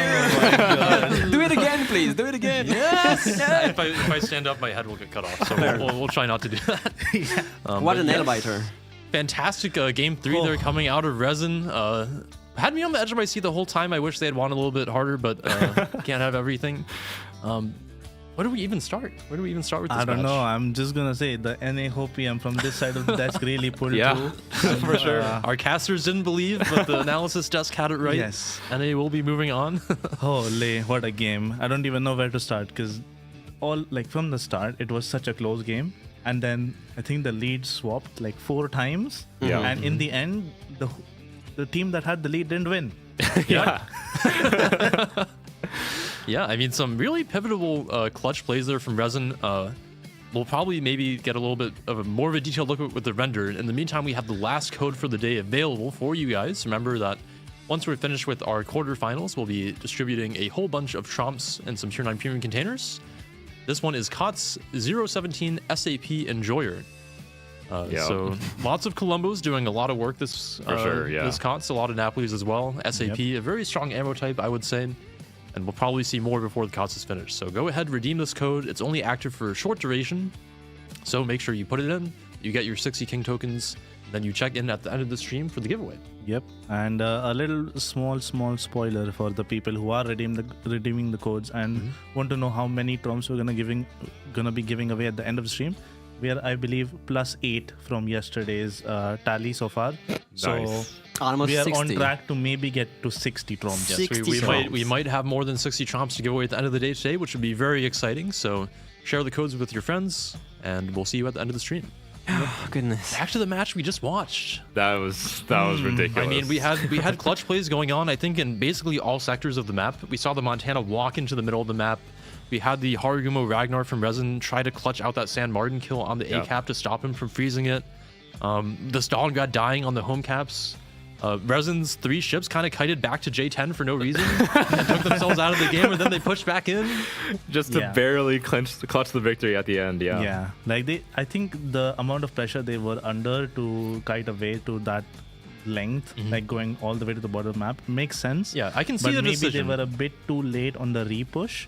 Yeah. But in the end, they did get a kill that sealed the deal. So can you really blame them? I mean, yes, but also no. I mean, you basically have the situation of Resin winning the A and the B caps on the west and the middle of the map, right? So they're probably calling that their ships on the home caps just need to live, right? Because of getting map control in the middle, they're getting map control on the west. They just don't want to lose any ships, so their ships just kite away, but probably kite away a little bit too far. They kind of took themselves out of the game and gave ATFD a lot of space to convert the kills in the middle of the map and also recap that. It looked extremely bleak when Resin lost the Stalingrad at the B cap, Yeah, because exactly. then the Yang just walks in and they have a 3-point advantage after this. But at the same time, ATFD Stalingrad overextends itself and then suffers the same treatment in a way, and then ends up being the kill which seals the game as well. Yeah, So and those Yo Yang torps were also such a clutch moment in that Yes. the Montana, basically without having knowledge of the torpedoes, made that turn to be perfectly angled to them and didn't eat any. Whereas do if you maybe, think he could have been saving the game by just face tanking the torps and saving the Stalingrad? maybe, but I think it's more important for him to keep his Yeah. HP total, Yeah, because I think of course. if he had eaten some of the torpedoes, ATFD probably could have converted that kill, and that would have been it for Resin. Yeah, I think killing the Montana compared to the Stalingrad would have been a lot easier. For So sure. tanking the torps for him would definitely not be the correct play in that case. But the fact that they both didn't die was fairly lucky. If the Montana took some torps and the Starin also took the one torp that killed him, it would have been quite rough. Yeah. We also see Resin's gearing essentially surviving Brisbane radar for so long versus making the clutch play at other the end ships. there. Yeah. For sure, it's definitely a little bit dangerous when you realize that you have to push into a Brisbane radar. Thankfully, it's not very long duration. I think the Nevsky radar is actually a little bit longer, so a little bit harder for them to actually convert the kill on the gearing. He does manage to survive that, which lets Resin kill the Stalingrad for the win. Yeah, we have the and the render ready. Stalingrad kill was just barely enough time to do so. Yeah. Oh, yeah. Barely flip the match over. Why don't we go ahead, take a look at the render, and we can really actually see what happened, because I'm still kind of clueless. That is fair. All right, moving into the game here, I just want to point out again that only 23% of Twitch chatters believed that Resin would carry this game, so happy to say that you are wrong. But like Baz was mentioned, pretty even game at the start, pretty even deployments as well. I think Resin does actually have a little bit of initial advantage in that they're willing to put their Hargumo onto the A cap here. They will flip that early, and then I think the Ragnar will also be able to take B away from ATFD as they rotate their ships over to try to contest the A cap. So a pretty strong early setup from Resin, but of course they have to contend with this push coming in from ATFD on the home caps. Yeah, I think we kind of briefly pointed out the force from Resin on this 9-10 line was pressured away quite heavily, and you can see why they were pressured away. There was a lot of firepower coming in from ATFD's side. Towards the 9-10 line, they wanted to make a home cap push, and they definitely achieved it fairly decisively even at the start of the game, where they pushed them away. But it's really commendable from Resin that they gave up that ground, that map control, to make sure that they survive with a good amount of HP, and actually have that HP available to make the repush happen later in the game. We've talked about this a lot on these 4-cap layouts, where it's pretty easy to make those home-to-home pushes, and the way that you receive that is just by giving up the ground. You want to preserve your HP, you want to preserve your ships. If you try to meet the push with your inferior forces when you're outnumbered, and you lose a ship as well as losing the home cap, that is a disaster. Yeah, but if you can definitely. keep your ships alive, give up the cap and then repush later, it's not as much of a problem. Yep. So as we move into the game here, we'll see Resin take that 3-cap lead and then very smartly kind of give up the ground on the A cap as well. But really, I think where it starts to go badly for Resin is as this ATFD push materializes on the east side of the map. And you can see some trading going on as well, but the Yo Yang is able to just flip the D cap eventually. But I also want to point out at this stage of the map that ATFD is able to put the San Martin onto A, which is a pretty big thorn in the side for Resin, because it's actually very hard to dig that position out without any battleship support. Yeah, definitely. I think the fact of it is that they managed to pick up a fairly early and, I would say even straightforward kill on ATFD's battleship that was behind the A cap. And with that ship being dead, ATFD actually having the ability to put a ship into the A cap is kind of scary, Right. because you are technically winning the flank by getting a kill on there, but then you have a guy just walking into the camp. You have a San Martin at close range that has the torpedoes, that has the AP with the improved penetration angles against a Brisbane Hargumo Ragnar. And none of those ships are really capable of actually coming around the corner on the San Martin and killing him. So very big problem there for Resin, and very smart play from ATFD to do that.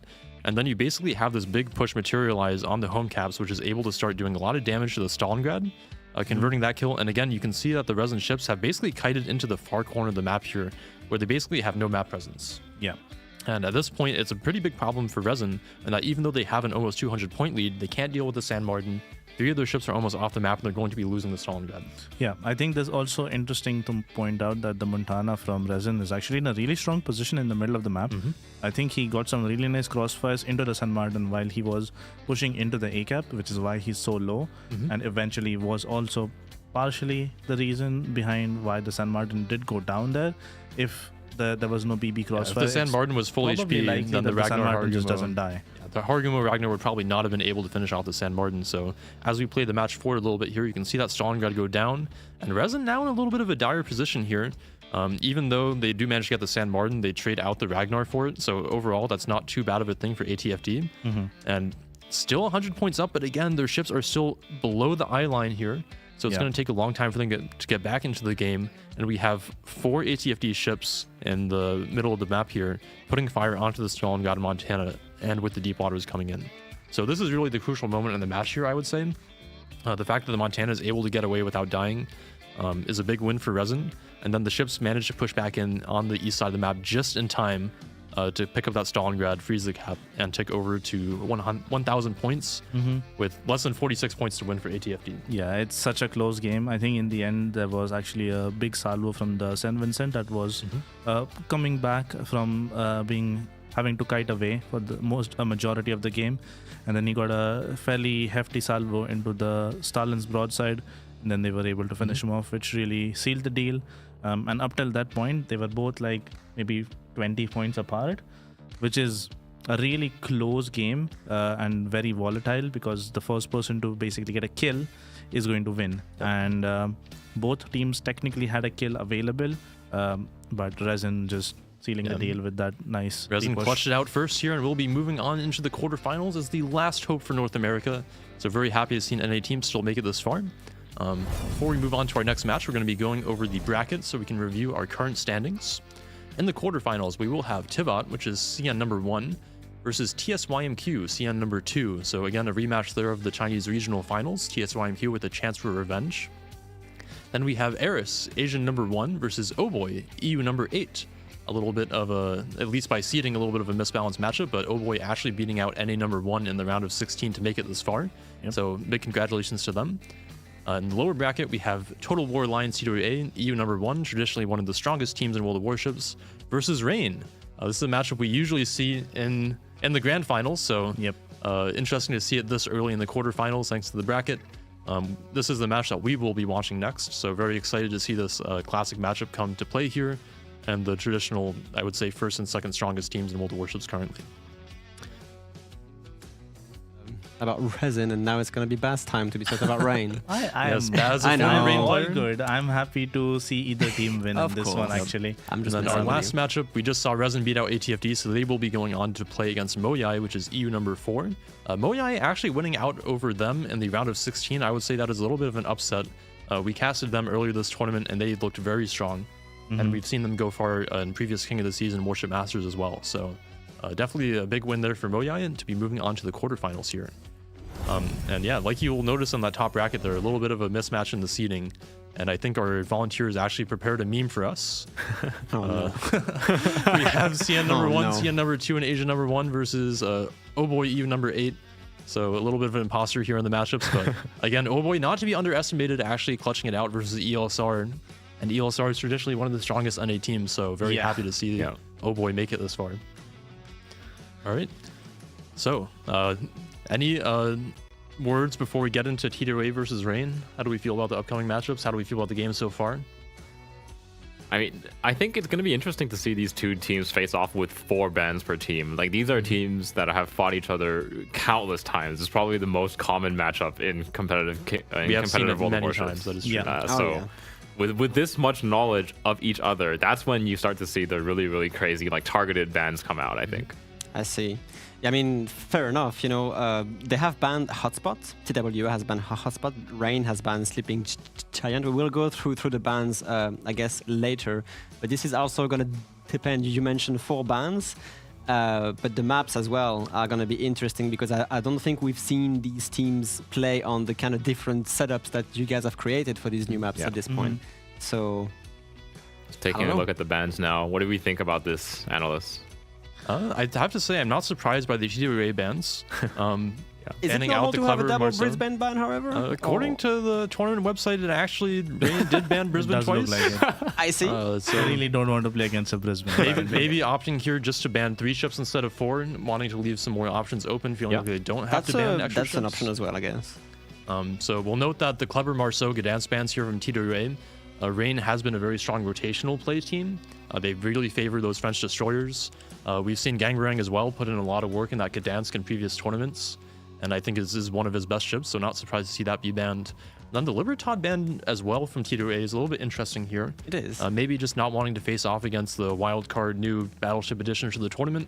And then from the Rein side, Baz, why don't you walk us through why they might have gone for these cruisers? That is a generally very easy to answer question.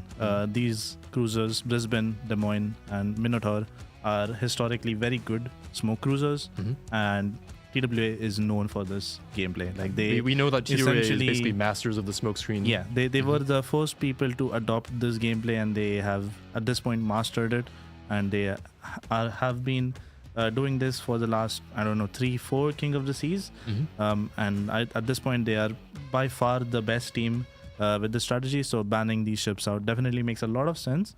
On the other hand, I think the Libertad ban from TWA is actually a targeted ban. Because Rein has been playing the ship whenever they can.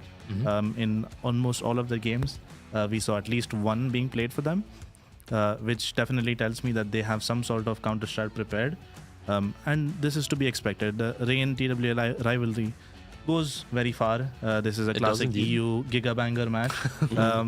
And I'm sure they have probably prepared set strats against each other already based on their preferences. So... Yep. I mean, with the Brisbane, the Des Moines, and the Minotaur being banned out, what would you see TRA bringing out in response? Do you think maybe they play the Worcester smoke screen? Do they try to put something else into it? I think a Worcester smoke screen might be the play. With that being said, I think TWA has been playing the competitive in the competitive scene for long enough that they are more than capable of playing any sort of composition. It doesn't necessarily have to be a smoke composition. I'm sure they are more than capable of playing a standard open water deployment or a push strategy or something like that. I don't really know what to predict this early on.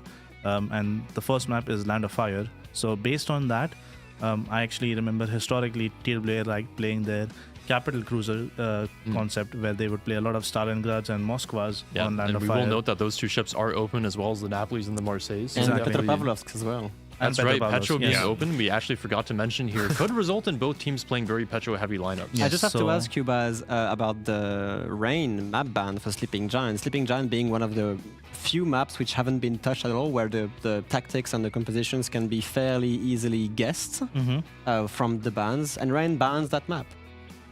Yeah, it's an interesting one. I think the map bans may just be because of the amount of strats they have and the strat depth they have on those 2 maps. I think it also might be something that they have seen each other play and they were like, oh, we just don't want to deal with this and ban it out. I think that's primarily the reason why. The usual reason behind banning maps is that or saving strats. But in this case, I really don't see a reason to save strats. This is I would even call it one of the deciding matches of the whole tournament. Just to go all out, of course. Yeah, I mean, based on who goes on here is basically who might go on to the grand finals, of course. And one of these teams, obviously both tournament favorites to win, only one can advance. Yep. So whoever wins here will make life very hard for the upper bracket as well, presumably. So far, TW hasn't lost a single map, as far as I understood. That is true. Yep. I think they went through the pseudo-Swiss stage 3-0, so they didn't drop any matches there, and they haven't dropped a game so far. Yeah, the only reason that Rein is actually playing TWA in the quarterfinals is because they lost their first series. Yep. And they went 2-1 or 3-1, sorry. All right.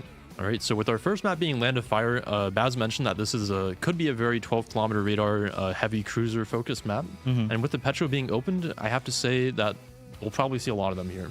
Yeah, I definitely would tend to agree with you. I think TWA will definitely try to abuse this as much as possible. They are known for their control strats, whereas Rein is known to be a bit more explosive, a bit more on the fly, going for some push plays. I expect to see some very controlled and methodical gameplay from TWA. Maybe Rein will have a good counter prepared for it already. I'm not sure. I mean, given the fact that Rein had a ban available but didn't use it on the Petro, opting to ban only 3 ships instead of 4, maybe it says that they're comfortable playing into the Petro matchup, though. Because if they weren't, they definitely could have used a ban on it instead of picking Brisbane to And I think twice. crucially here is crucial to this strategy from the strategy we expect from TWA, maybe bringing in those Petros, Stalingrads, and Moskvas. Obviously, the heavy control style, like you said, is the ban of the Libertad. That's kind of one of the battleships that is really, really good at digging out ships like the Petro and the Moskva. Having the 59mm pen on those 234mm guns. Apparently not Salem, however. Yeah, like you were mentioning, I think the Libertad secondaries being a little bit more effective than something like a Schlieffen, for example, at actually damaging the Petro. It definitely could be a factor there. Baz, do you think maybe Rein is maybe more comfortable playing the Petro mirror matchup, or do you think they have something set up to counter it? I think they are capable of definitely playing the Petro mirror matchup. I don't think they will go for it. I think a mirror matchup is very volatile. It usually ends up with you and the opposing team going up to like 900, 950 points, and then one ship randomly explodes and the game is over. Right. Yeah, and especially on Land of Fire with the new map, for example, you can't end up with that 2 caps versus 2 caps, have it be very mirrored, and then have that kind of explosive late game play. I want to note here that for Game 2, we actually have our first Warriors Path appearance. Finally, Finally, we actually haven't seen any games on Warrior Path so far ourselves. This is one of the mainstay COTS maps we've seen in a lot of previous tournaments, but we've seen teams opting to ban it or not pick it so far. It is one of the maps which haven't been touched as well from the previous COTS, so teams are really comfortable and knowledgeable playing this game, this map as well. And with the lack of Petro bans, it is going to be interesting, definitely. And then in a potential third game here, we have Trap again. We've seen some crazy games on Trap. We've seen teams still trying to figure out how to play it exactly, dealing with that massive A cap there. And with the smoke cruisers being banned, it's going to be a little bit more difficult to keep that contested, I feel. Yeah, I mean, we saw Rein earlier in the tournament play a very, very, very dominant game on Land of Fire, using the Marceaus, I believe, and the Sveas to just out-rotate the enemy team. In this match, though, unfortunately, I think that's going to be a lot weaker because of the presence of ships like the Petro, the Napoli, the Marseille. These are ships that can deal with those fast destroyers really, really, really easily. And I would say I would be actually very scared to pick the Svea into a Petro, just because of the fact that you aren't going to damage it pretty much anywhere except the superstructure, and you have to be very, very cautious of those improved penetration one salvo angles. can be enough to cripple or destroy a Svea, especially if the Petro is running, say, like the unique upgrade for it or something. Yeah, so I think we'll have to see some kind of completely new strategy coming out from Rein here on Land of Fire, which could just be Petro spam. We'll see. Yeah, I think there is a very high likelihood of us seeing Marseilles and Napolis essentially to dig out all of these Petros and Moskvas that we are predicting to see from TWA. It will be probably a very crazy matchup in terms of who gets to push where. Usually when you're trying to dig out these Petros that are very well anchored, it comes down to some miracle torps, which we have seen previously in a lot of TWA Rein matchups are the game changers. I think the last 3 COTS especially, there's been some sort of Shima, Gdansk, or like other torps, daring torps as well, daring being definitely the deciders for the game. So maybe we'll see some darings. It definitely would be interesting to see if Rein brings out the Shimakaze or the daring picks again. Unfortunately, I think Bison is not playing with them this time, the Shimakaze legend will not be present for this COTS, unfortunately. Homing torpedoes on Shimakaze. Yes, his famous homing torpedoes. But it is an interesting note. I was going to maybe say that given that the Brisbane, the Minotaur, and the Des Moines were being banned from Rein, those are all pretty maneuverable cruisers in the smokescreen. So maybe they were trying to force TWA to bring something like the Worcester that doesn't have the acceleration and maybe torp it out. But with the Petro being open, I think it's much less likely that we even see that kind of smoke play. Yeah, I think especially for Land of Fire, I think this map particularly it doesn't really favor the smoke play as much. because of the amount of islands, especially around the home caps. Don't really have that much play around there. Maybe around the A cap you will have more open room to actually set up your smoke screen and be able to farm or at least deny some map presence. But in general, I think this map definitely favors the more open water or the more tanky cruisers. Right. I think you're right. I think we'll see a lot of Napolis, we'll see a lot of Marseilles, we'll see a lot of Petros, those kind of heavy tanky cruisers. What do you think about battleship picks for this match, guys? I think given that the Petro is open, that the Libertad is banned, what battleships would you maybe favor for this? I mean, we've seen what Colombo can do. I wouldn't be surprised that Colombos could try to be favored a little bit as well, especially as we saw the Colombos also contributing to some cap plates as well, using that crazy smoke and other things like this. But I don't know. What do you think? I think Rain is a team that is not afraid to pick the weird battleships. Incomparable? Incomp and Schlieffen and these kinds of ships that maybe like one or two other teams are playing, but they make good use of their battleships in almost every game. I think they're, especially since they do usually play a kind of like a lighter rotation style game. That means that there's a lot more, let's say, onus on their battleship players to get the damage out on the board. And that's fair. And remember, Kleber, Gdansk, and Marceau are all banned as well on TWS side specifically. So perhaps the battleship that they want to bring might be more of a stationary control battleship, like the Kremlin, for example, and they are just banning the Kleber and the Marceau just to anchor them and not allow any sort of stupid rushes from Kleber, which can be very difficult to counter. So I would assume this at least coming from TWA. Let's just say that for Rain, I am highly expecting a Schlieffen to be I on was the about board to say, on I think Fire. given that Dastard is a pretty famous player on Rain for playing that Schlieffen, with the Libertad being banned and Land of Fire being pretty favorable for Schlieffen on the 9-10 line, I wouldn't be surprised to see that pick come out for him. I'm pretty confident in saying that we'll see Colombo Schlieffen from Rain on this. I would have guessed probably St. Vincent or Colombo for their second battleship, but I'm pretty confident in the Schlieffen as well. Yeah. Any prediction, gentlemen, on how this best of three could go?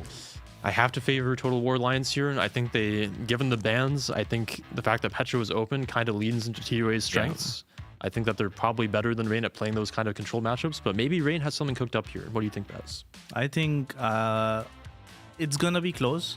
I obviously have a fairly big bias towards Rain, but given the big bans, the maps, and everything that goes with it, I am definitely leaning a bit more towards TWA. So I'm gonna say 2-1 to TWA, but I'm hoping for it to be close. All right, what do you guys think?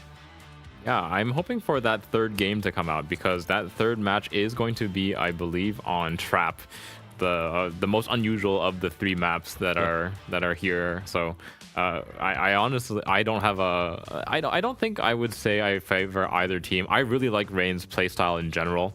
I think having the more like high mobility is really important on these maps where there's more caps.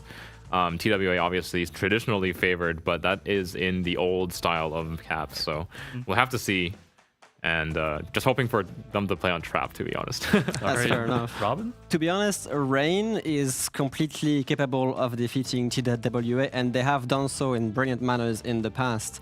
However, TWA has been known to be this like titanium grip once they get the control of a map. It is nearly impossible to get that control back without some crazy plays, which we've seen happen from Rain from time to time, but at the same time, if we look at the total win Rain versus TWA has crushed Rain's 1,000 times in a way as well. True. So I would like for Rain to at least get one win against TWA today, and as we said, at least push this fight into a best of three. All right. Well, the desk is not looking hopeful for Rain, unfortunately.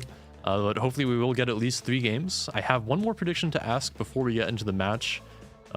Starting with Baz, given that the Gdansk is banned, the Klepper and the Marceau are banned, what ship is Gangbrang playing? That is a good question. The only ship that is open out of the pool after the bans that he usually plays is a Ragnar. So that's my guess. All right, I'm going to guess he's going to play a cruiser. I think he's going to be on a Marseille. Okay. How about a Cassar? Who knows? Ooh, that's right. We actually forgot about the Cassard. We still have a rusher. We still have a very dangerous rusher. We've seen some teams pull out the Cassard. I think we've seen Rain play it as well one time. So definitely could be possible. How about you, Zui? I'm kind of feeling the Ragnar. I think Ragnar is a ship that has a lot of power, especially on Land of Fire, where there are these like little island positions where you can just sit down, farm, and like the high accuracy and high fire output of the Ragnar is really, really potent, especially against Petros. All right, that makes a lot of sense. Maybe one more prediction. I'm going to keep going here. How many Petros do we see per side? Oh God, at least 2. At least 2? Yeah, I think so.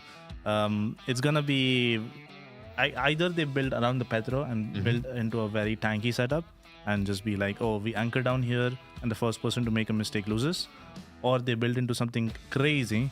I'm hoping about the crazy part, and they build around Napos and Marseilles. Sure. In which case, I'm sure that the battleship picks will change as well. All right, I think we're going to see 4 Petros per side. I think we're going to see a mirror Petro matchup. I'm not hopeful for any variety here, but who knows? How about you guys? I have no idea because, like, again, the maps are different, the layouts are different, so both teams had to come back with tactic which maybe emphasize more on mobility than anchoring.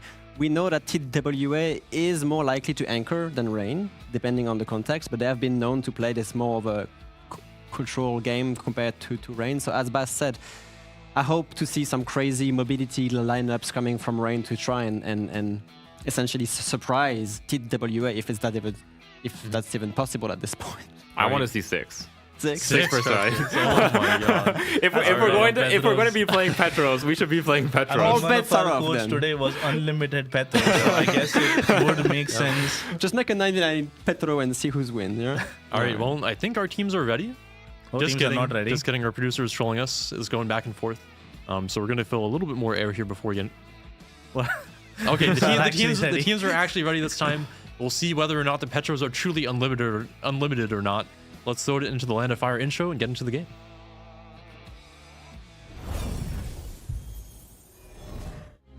At the extreme southern tip of South America lies an archipelago rich in history and diversity. Soon, these storied waters will play host to a heroic clash between opposing forces, and the region will live up to its name. This is Land of Fire. Land of Fire is a 48 by 48 kilometer domination-style map with 4 cap points running in a line from west to east. The A cap is on the left, B is in the center, and the C and D caps are on the right. To the west, the A cap has been shifted eastward, providing a significantly more open cap than before. It is common to see ships parked on the island on the west edge of the cap in order to deny the flank push, while also preventing an easy capture by enemy destroyers. Islands to the north and south also provide a safer but less rewarding place for radar cruisers to sit and defend the cap. Cap B in the center is wide open with plenty of ways in and out, and is initially the purview of competing destroyers. Teams will have to evaluate if it is worth smoking a cruiser to the island to the west of B in order to provide radar and hydro coverage. If combat shifts to an east-west axis, it's common to see some spectacular mid and late game pushes through the center of the map. On the right, Caps C and D provide a tempting and risky choice for teams. Fast destroyers will typically take the home caps early, giving the teams the option of pushing a battleship down the 9-10 line to gain complete control over the eastern portion of the map. However, teams must always be wary of the multitude of islands that provide cover and ambush opportunities for a daring team. 18 ships, 2 teams, 1 victor. It's time to play Land of Fire. Let us begin then. The well-awaited TWA versus Rain. And oh boy, are we surprised about some of these teams' lineups, to be honest. What is TWA bringing? On the TWA side, a Schlieffen, a St. Vincent, a Salem, 2 Petros, a Shimakaze, a Harugumo, a Khabarovsk, and a Ragnar.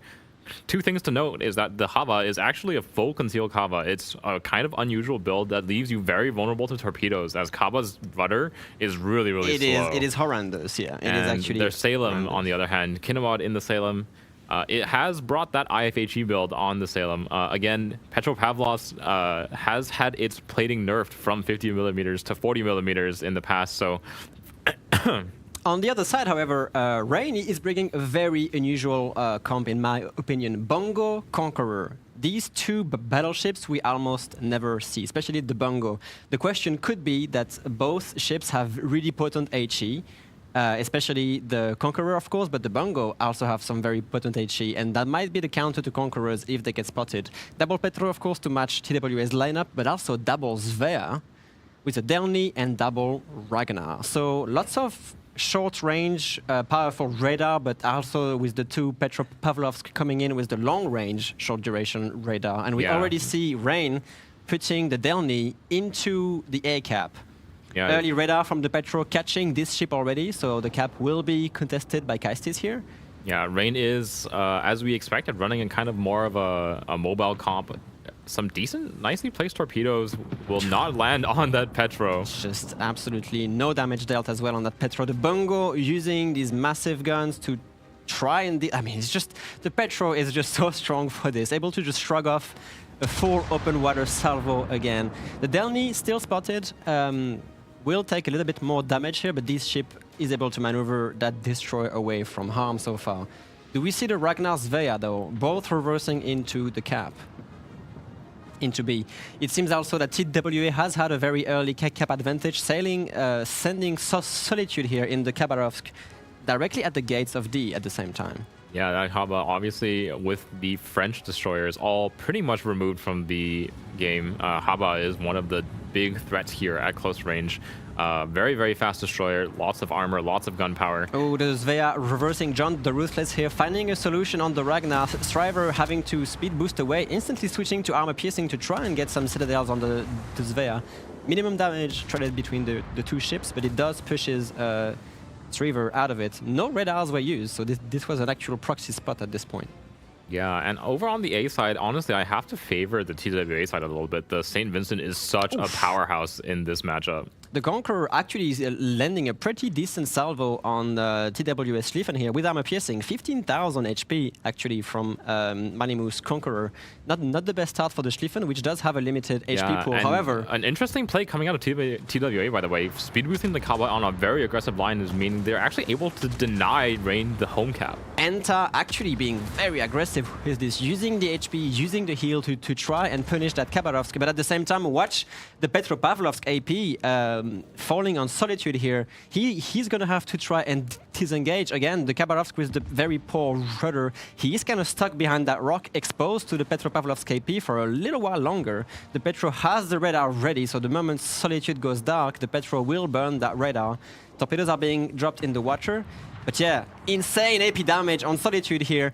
The Conqueror loading HE misses the Conqueror, the Khabarovsk as well. Here goes the Petropavlovsk radar.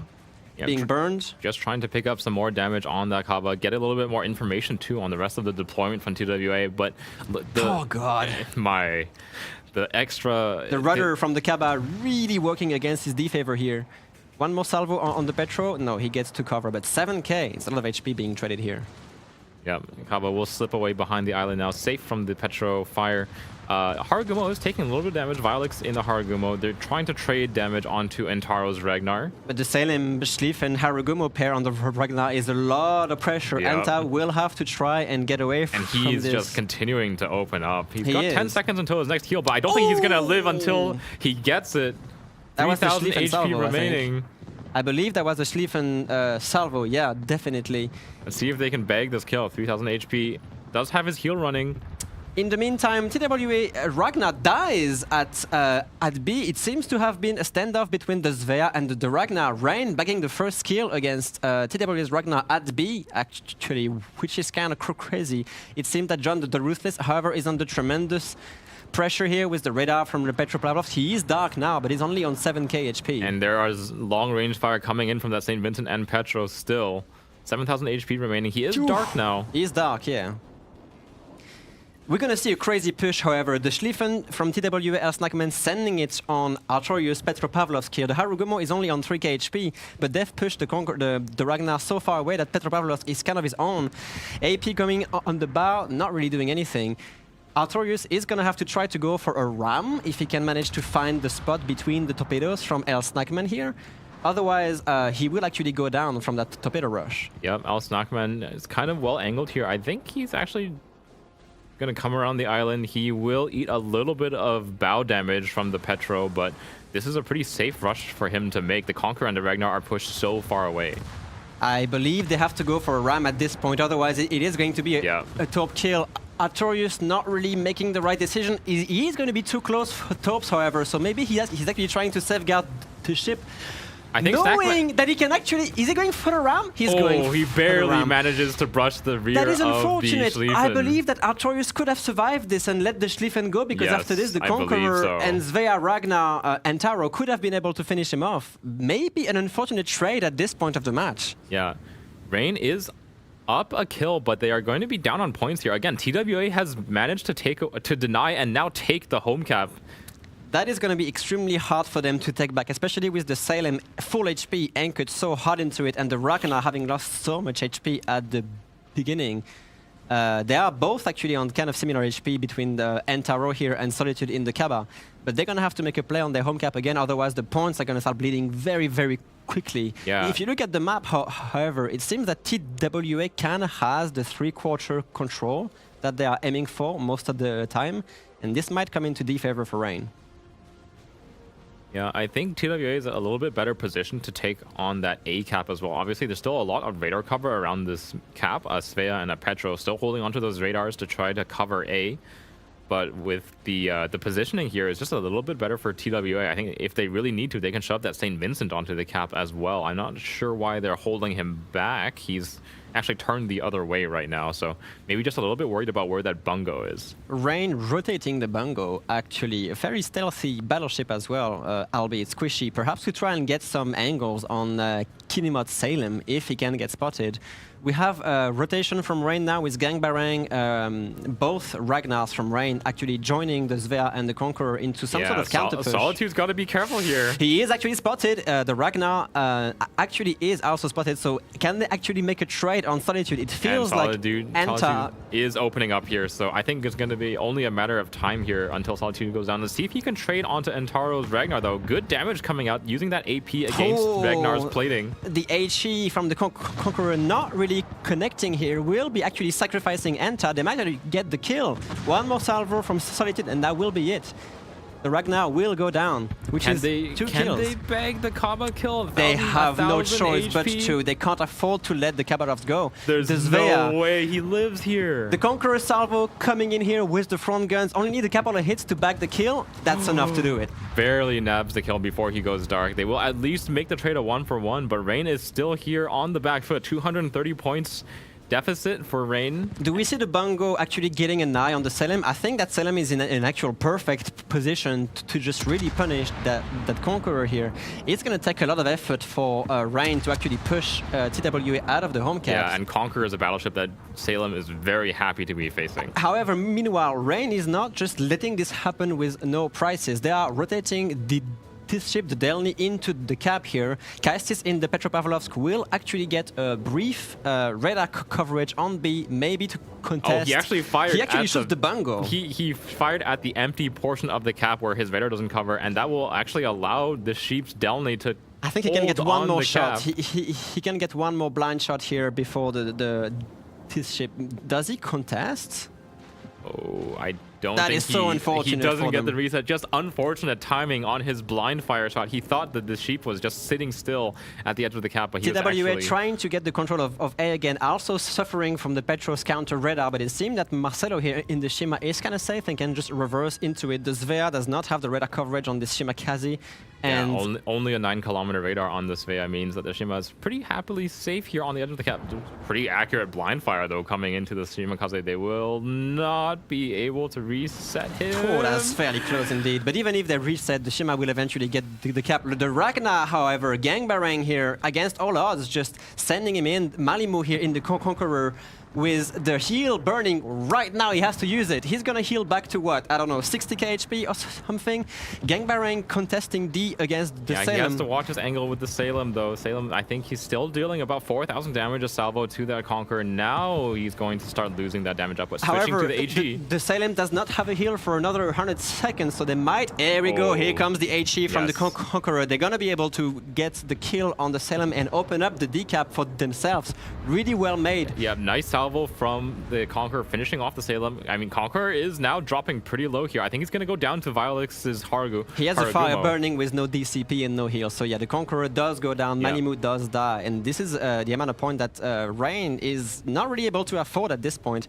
Yeah, the Sheep will take away the C cap at least, Look stall at- the yeah. point gain a little bit. But at the same time, the Shimakaze from TWA is making the rotation towards B, and there's nothing that Ren can actually send to try and contest this. That Duster here kind of stuck in the bungo with no targets to deal with. They were forced to rotate both of their destroyers away from that B cap, one going to C and one capping D now. They will slowly close the net on Violex's Harugumo. They know he's only at 3,000 HP, so as long as once Gang catches on to him, he's going to go down. Gang obviously... Wait, Gang does not have radio location, so he's just hazarding a guess that Felix is basically booking it away. I think he's going to get hard spotted, and that's going to trigger his radar. Once Vilex comes around the corner here, Gang will be spotted, and then he will trigger his radar. That should be the quick death of the Harugumo. Harugumo will, of course, open up and try to do as much possible damage on... no, yeah, he does open up eventually. AP here would be the name of the game, but just Gangbarang just... Nice and easy kill for Gangbarang, but still, again, a 200-point advantage remaining for TWA. And the Shimakaze will just counter this by just capturing B right after that. And they don't really have anything. Luca in the Svea could actually make a play for B and try to push the Shimakaze out of it. They only have the St. Vincent as the remaining battleship, and it is quite far away at A at this point. Amazing in the Petro, kind of kiting it away, getting that flank covered while the Svea rotation is happening on B. The Svea using this crazy engine boost to try and get back towards that cap here. Yeah, he has to be careful though. If he gets too deep into the Shimakaze and is not able to push him away, the Petro and the St. Vincent have so much threat against the Svea. They do, yeah. It might actually be very dangerous for him because he is closing into that range. I believe the Svea has around a 9-kilometer concealment, same as the radar actually, and Marcelo, I believe, knows this very well. The Bungo is perhaps going to put himself in the cap to prevent this here, but it is still looking for a win on TWA if no caps or kill are made at this point from Rain. Yeah, Rain does have a ship advantage and a reasonable HP lead, about 40,000 HP advantage on the side of Rain, and a kill as well. So they're actually playing 6 versus 2 kills. Sorry, 6 versus 4 here. If the Svea can actually get into B, he will be safe against Angelstone St. Vincent at this point, and the Shimakaze just giving ground, not really trying to... Oh, here comes the spot. This is going to be the deciding factor. St. Vincent shooting high explosive, however.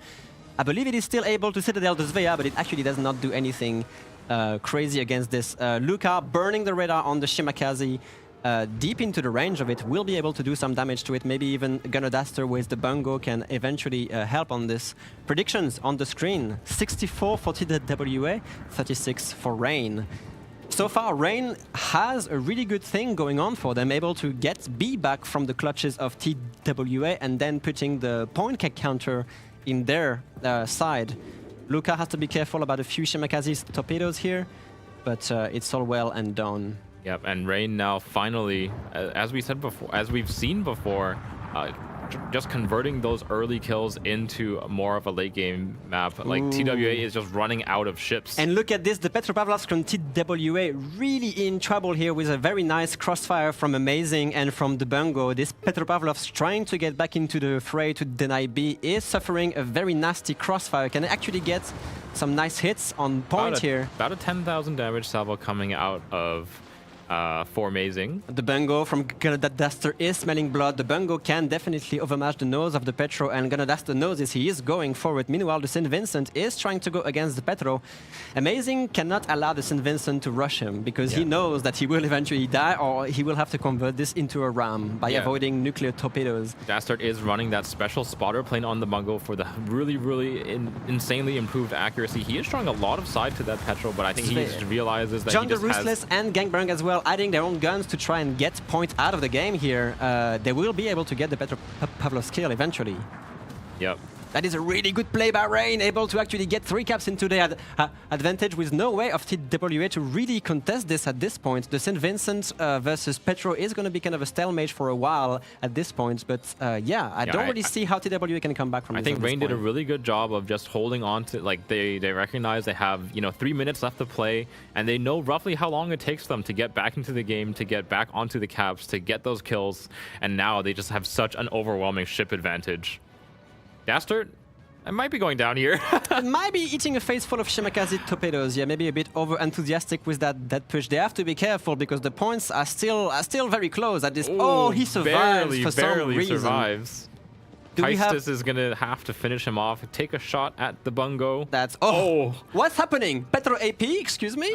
Where's the Petro AP when you need it? I guess the one more salvo will be enough, but this will not convert enough points, I'm afraid. Yeah, Dastard will go down, buying them a little bit more time here, but Heistis is on a very, very short clock. Yeah, a lot of HE shells coming in to try and secure that kill. I believe after that Petro kill, it will be basically the end.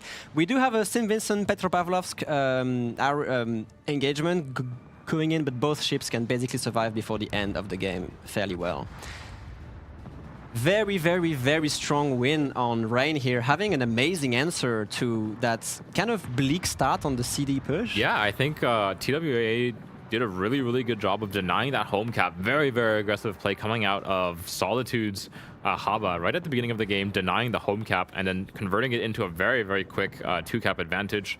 And they ticked away on those 2 caps for a really long time. We saw that TWA was at a significant point advantage for the majority of the game, but Rain was just holding on to their HP, picking up the kills, and they converted a lot of those HP advantages into kills quickly in the mid game. And now sitting on those 3 caps to 1 with a huge ship lead. So the Ragnar's being actually crucial because the rotation from Rain's Ragnar to basically chase down the Harugumo and recap both things. Props to the Delny as well from this ship because Delny actually managed to get both B and C at the same time as the rest of their team was cleaning up things around D. So really good map control decisions coming in from Rain's side, and an excellent use of their destroyers at the same time. Yeah, and honestly, it was a kind of similar style of game to the one we watched from them before when they played with those 3 Marceaus.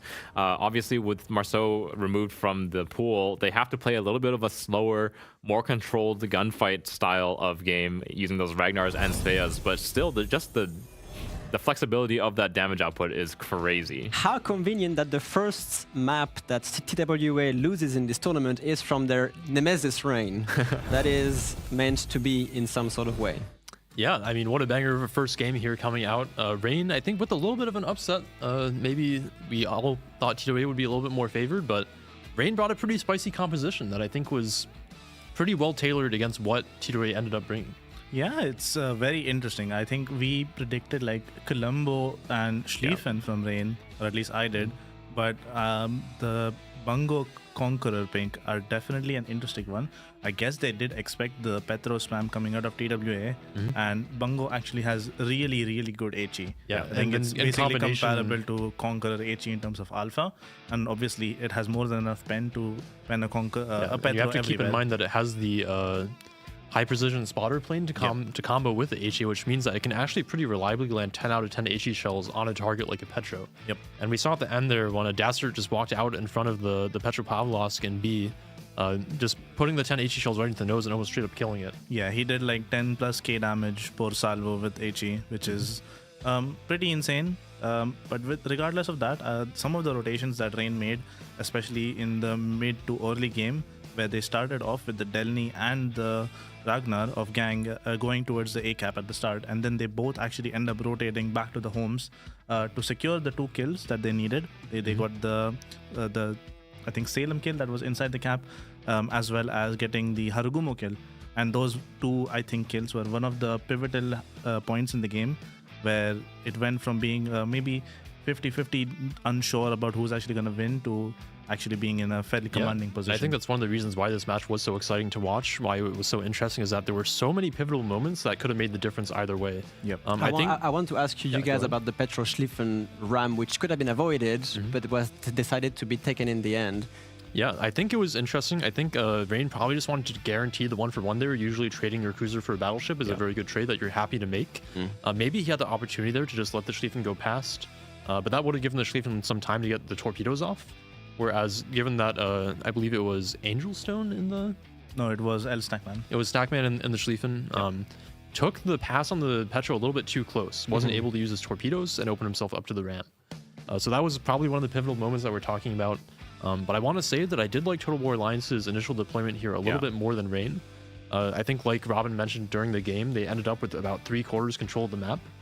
And even though they ended up going down 2 ships, they still looked like they were possibly in a very good position to still win the game, which is usually something that you don't see. I will like to add on top of what Gaishu said.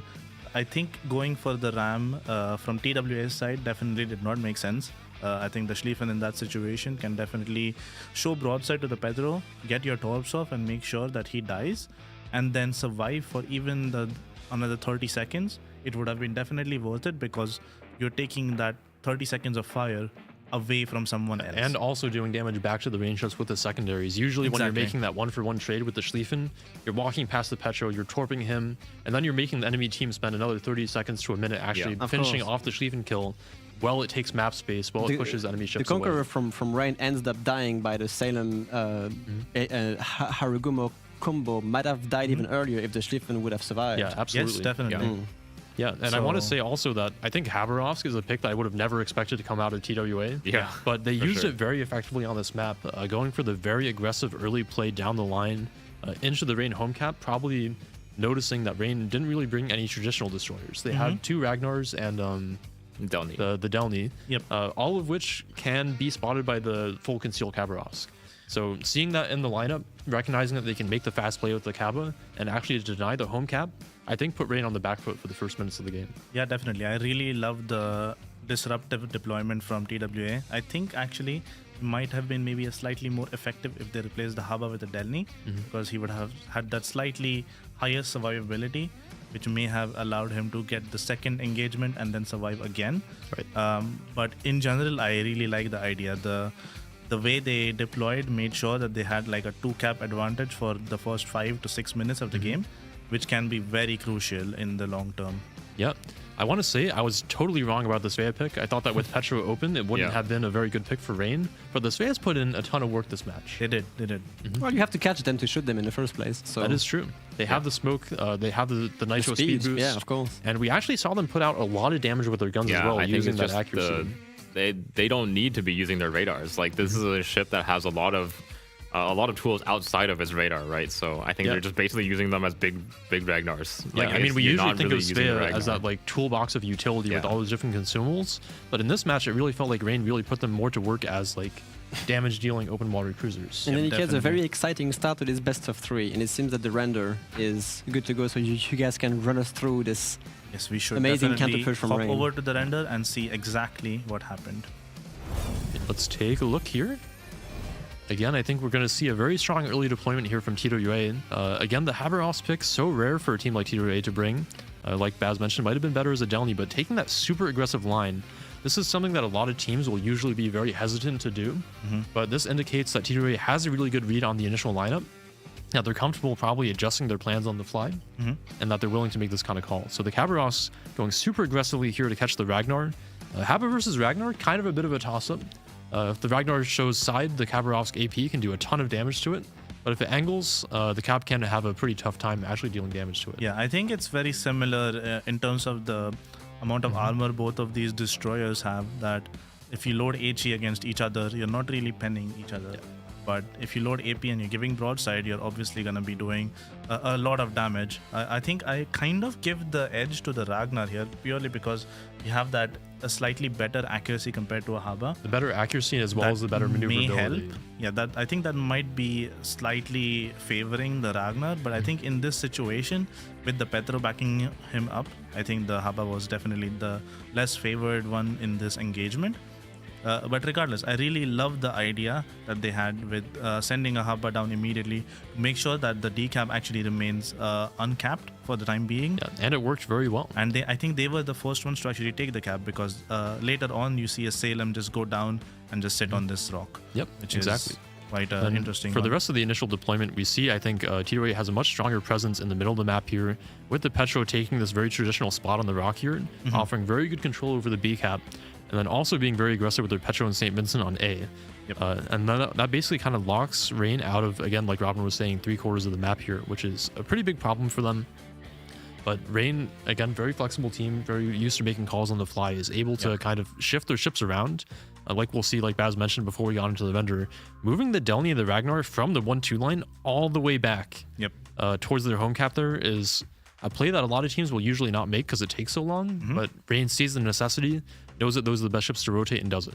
Yeah, exactly. I think there is an important thing to notice here is that the game is less than 5 minutes in. You are like 4 minutes in, you see the initial deployment from TWA. They're putting their Petros in their strong positions, like here behind the A cap, here behind the B cap.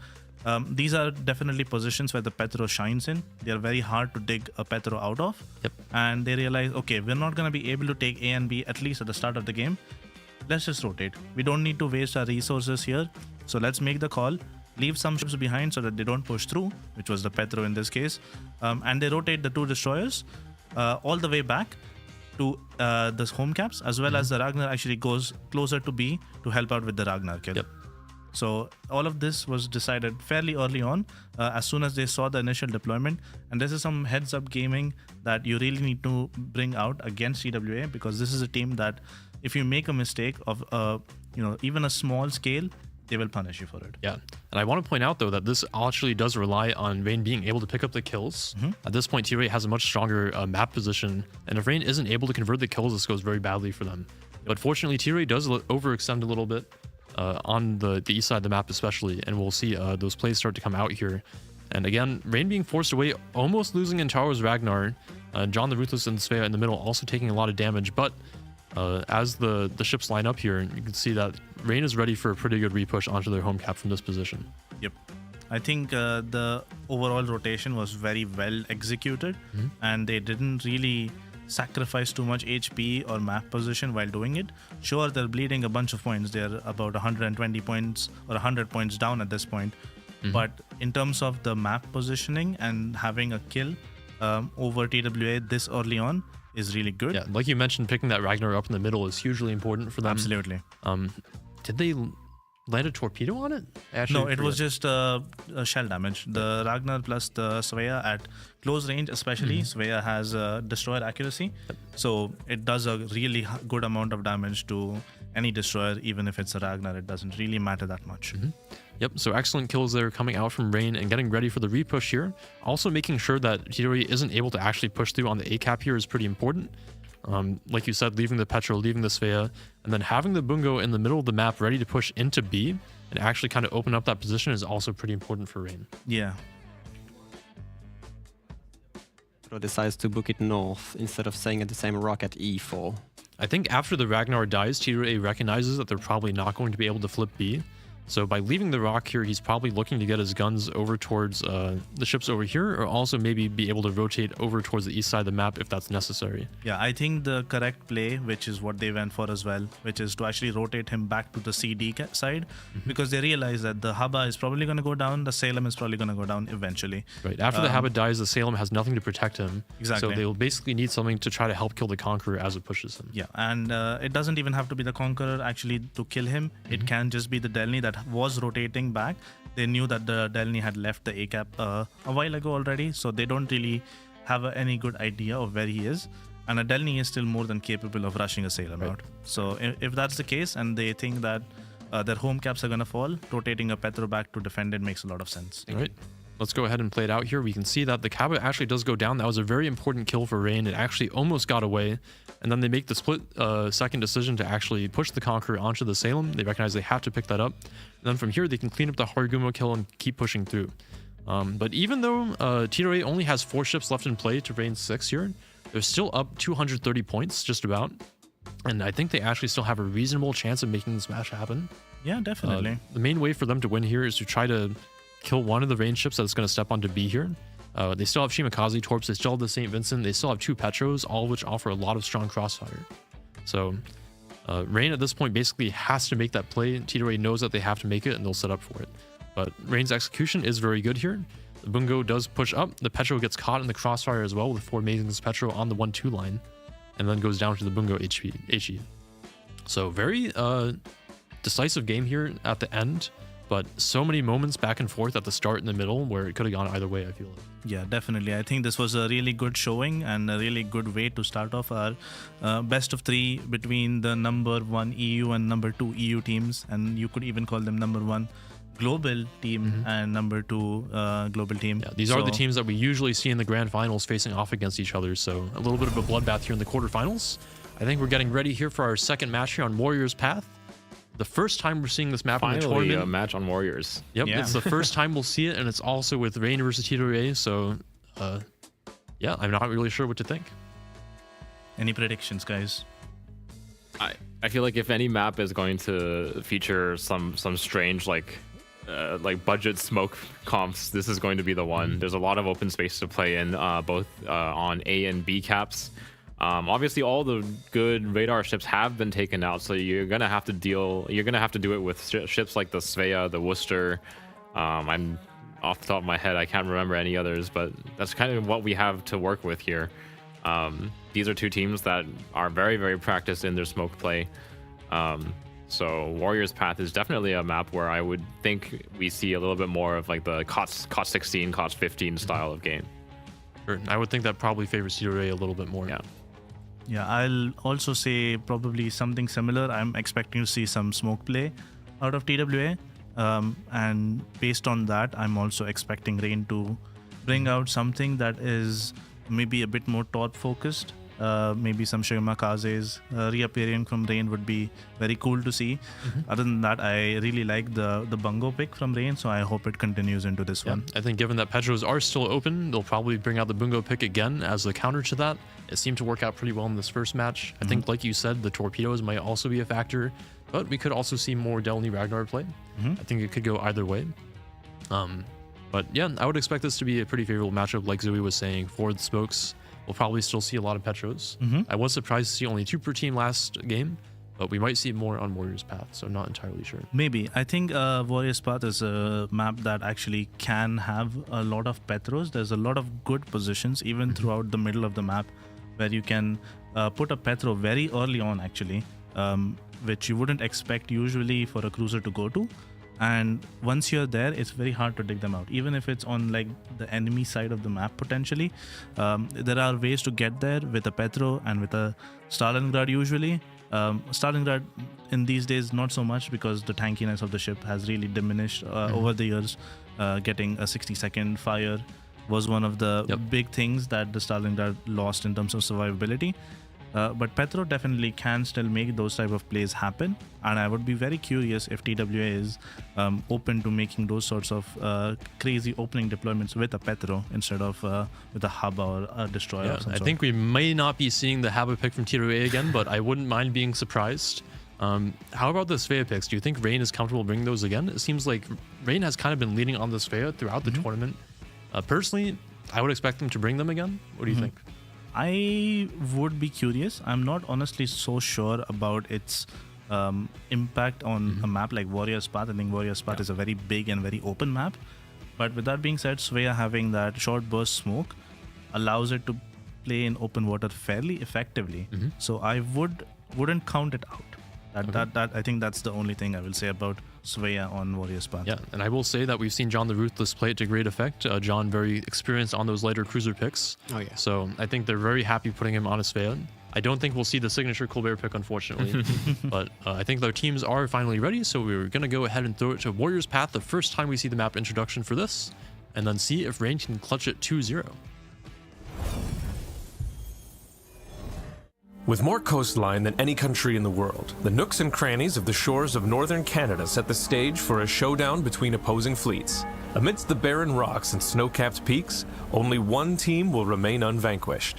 This is Warriors Path. Warriors Path is a 48 by 48 kilometer domination-style map with 3 cap points running in a line from west to east. The A cap is on the extreme left, B is in the center, and C is on the far right. Given how the caps are arranged and how risky entering the B cap is in the early game, the most action is commonly found along the 1, 2, and 9, 10 lines. To the west, Cap A now no longer can be safely controlled with radars from nearby islands. Teams will have to rely on smoke screens and additional fire support to gain the upper hand in the battle for this capture point.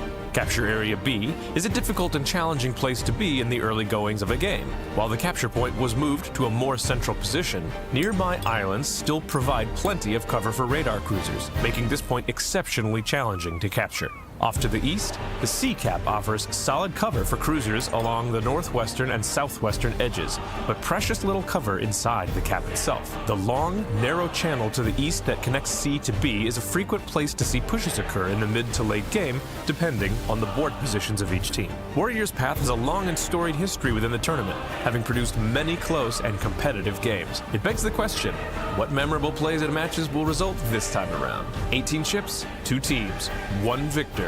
It's time to play Warrior's Path.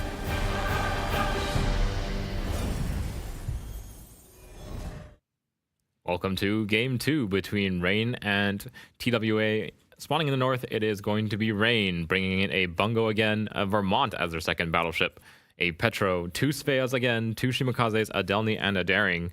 And spawning in the south is going to be fighting for their tournament lives, TWA. SAP control, Colombo, Loria. Lots of very powerful shells coming out of these 2 Italian battleships. The Loria, however, I'm going to sound really stupid, but no, does not have a smoke screen. I just have to get reminded of this. I'm wondering Interesting why they are running now. it right now, indeed. Yeah, that's maybe a misclick, and they're just going to have to, take it into account. But they're also sending a Worcester, Moskva, Svea, Gearing, Delny, and a double Ragnar.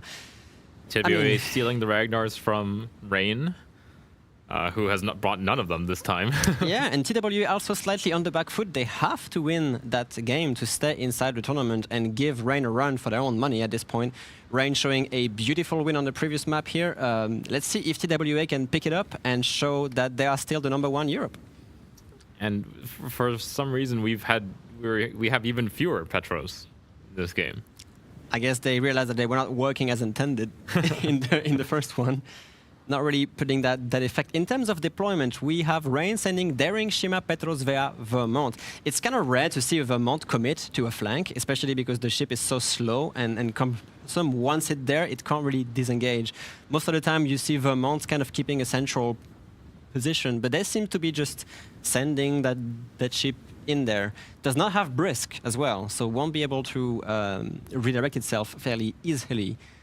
However, as a counter, we will only have a Svea Ragnar on TWA, backed up by a Moskva, which will be spending most of the game on this island here at G6. Usual spot for Moskvas, I have to say. We're obviously playing a more traditional map with the traditional cap, so we have the traditional spots, Blood Legend in the Moskva. Ooh, but the Delny here from TWS, Solitude being spotted by the Shimakaze here, the Svea smoking up, the Delny being detected. Solitude has to make a run for it, smokes up his friendly Delny as well, so he can disengage. There are torpedoes coming in as well from the Delny and the Shimakaze, but they should be completely fine. The Svea from John the Ruthless taking a very powerful hit here, I'm not exactly sure by who, but that was Eloria, of course, ASAP, salvo 11,000 damage here.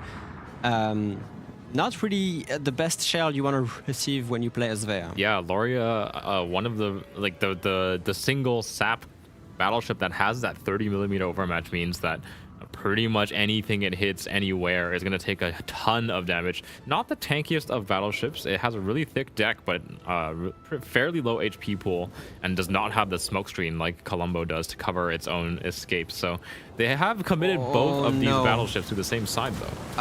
Maxello does take a torpedo here from the Svea. That's actually a really good start here. Svea Luka landing one quick European torpedo on the Ragnar, forcing Maxello and the Petropavlovsk AP just tearing through this Ragnar's HE on sea. A lot of assets from Rein being sent on that Sea Cap. Yeah, basically halving the Ragnar at the beginning of the game. Keeping him up as well. 17,000 HP remaining. He's doing a pretty decent job of avoiding at least the Petro shots. Let's see if the Svea and the Daring can land some shells on him. It looks like they've been mostly ineffective the blind so far. fire is ridiculously good at this point. A lot of HP being traded. Ragnar's Marcelo down to 8k HP, trying to maneuver for his life. Yeah, another full pen coming in from that Petro is going to drop him down to 7,800 HP. This C flank has completely collapsed for TWA. It's already weak in the first place. Weak they indeed, will yeah. start off with that B cap take, no contest here coming out from Rain, and who is very heavily committed over onto the C cap. TWA can be happy they haven't straight out lost the Ragnar here. Taking that torpedo and this focus fire could have been the demise of this ship. He still has 2 heals to go through, so he will be back to half HP eventually. Yeah, I What do you want see to on A? notice over on that A cap, I believe the Sheep Shima might have taken a torpedo. Yeah, down that's- to 4,000 HP himself. Another set of torpedoes in the that's water. incorrect, actually. The Shimakaze, this ship took focus fire from Colombo, Worcester, Loria, and Delny, so Oh, might yeah. have been a Worcester radar here. It is on cooldown, so it might have been the Worcester radar catching this ship off guard as he's dodging some torpedoes right now. Down to 4,000 HP, and Shimakaze, unlike Ragnar, does not have the ability to heal that. Thankfully for him, there's going to be difficult for TWA to actually push spotting onto him as long as he stays wary of that Worcester, but that is going to give them a lot more leverage on this cap. The Worcester can play nice and close. Shimakaze is going to have some trouble getting back into the cap here. They're probably going to want to send Gangbrang onto the cap if they ever want to take it. Yeah, so the cap control is currently under TWA's hands. They have both A and B, but at this point, as you mentioned, the C flank has kind of collapsed. They will have a kiting Svea, which could be a big problem for the real ship Shady here in the Shimakaze, if left unchecked, obviously. And this Svea might actually hamper some sort of strong push all the way back to B. Malimu in the Vermont on Rain is rotating back towards B. They are pushing the Daring in there. They are pushing the Petro through the channel as well to try and get some asset back towards Bravo as fast as possible. Yeah, this channel position is very strong. He's threatening the rear of Blood Legend. If they can get the Bungo and the gearing. Vermont. The gearing. Oh, the gearing taking a torpedo from the Delny, I believe. TWA's destroyers losing a lot of HP early on right here. Vilex taking a Delny torpedo for 9,000 HP. Not really the best start for him as well. However, is Gangbarang gonna avoid the return gearing torps? It seems that he is. I think he sees them in the water. He sees them? Yeah, he does. Yeah, he's all good. Nice little slowdown here to avoid that torpedo. I mean, these torpedoes. But the thing is, all of this movement around the destroyers have given TWA a much better hold on the cap. Look at how deep this Worcester is able to play with that radar.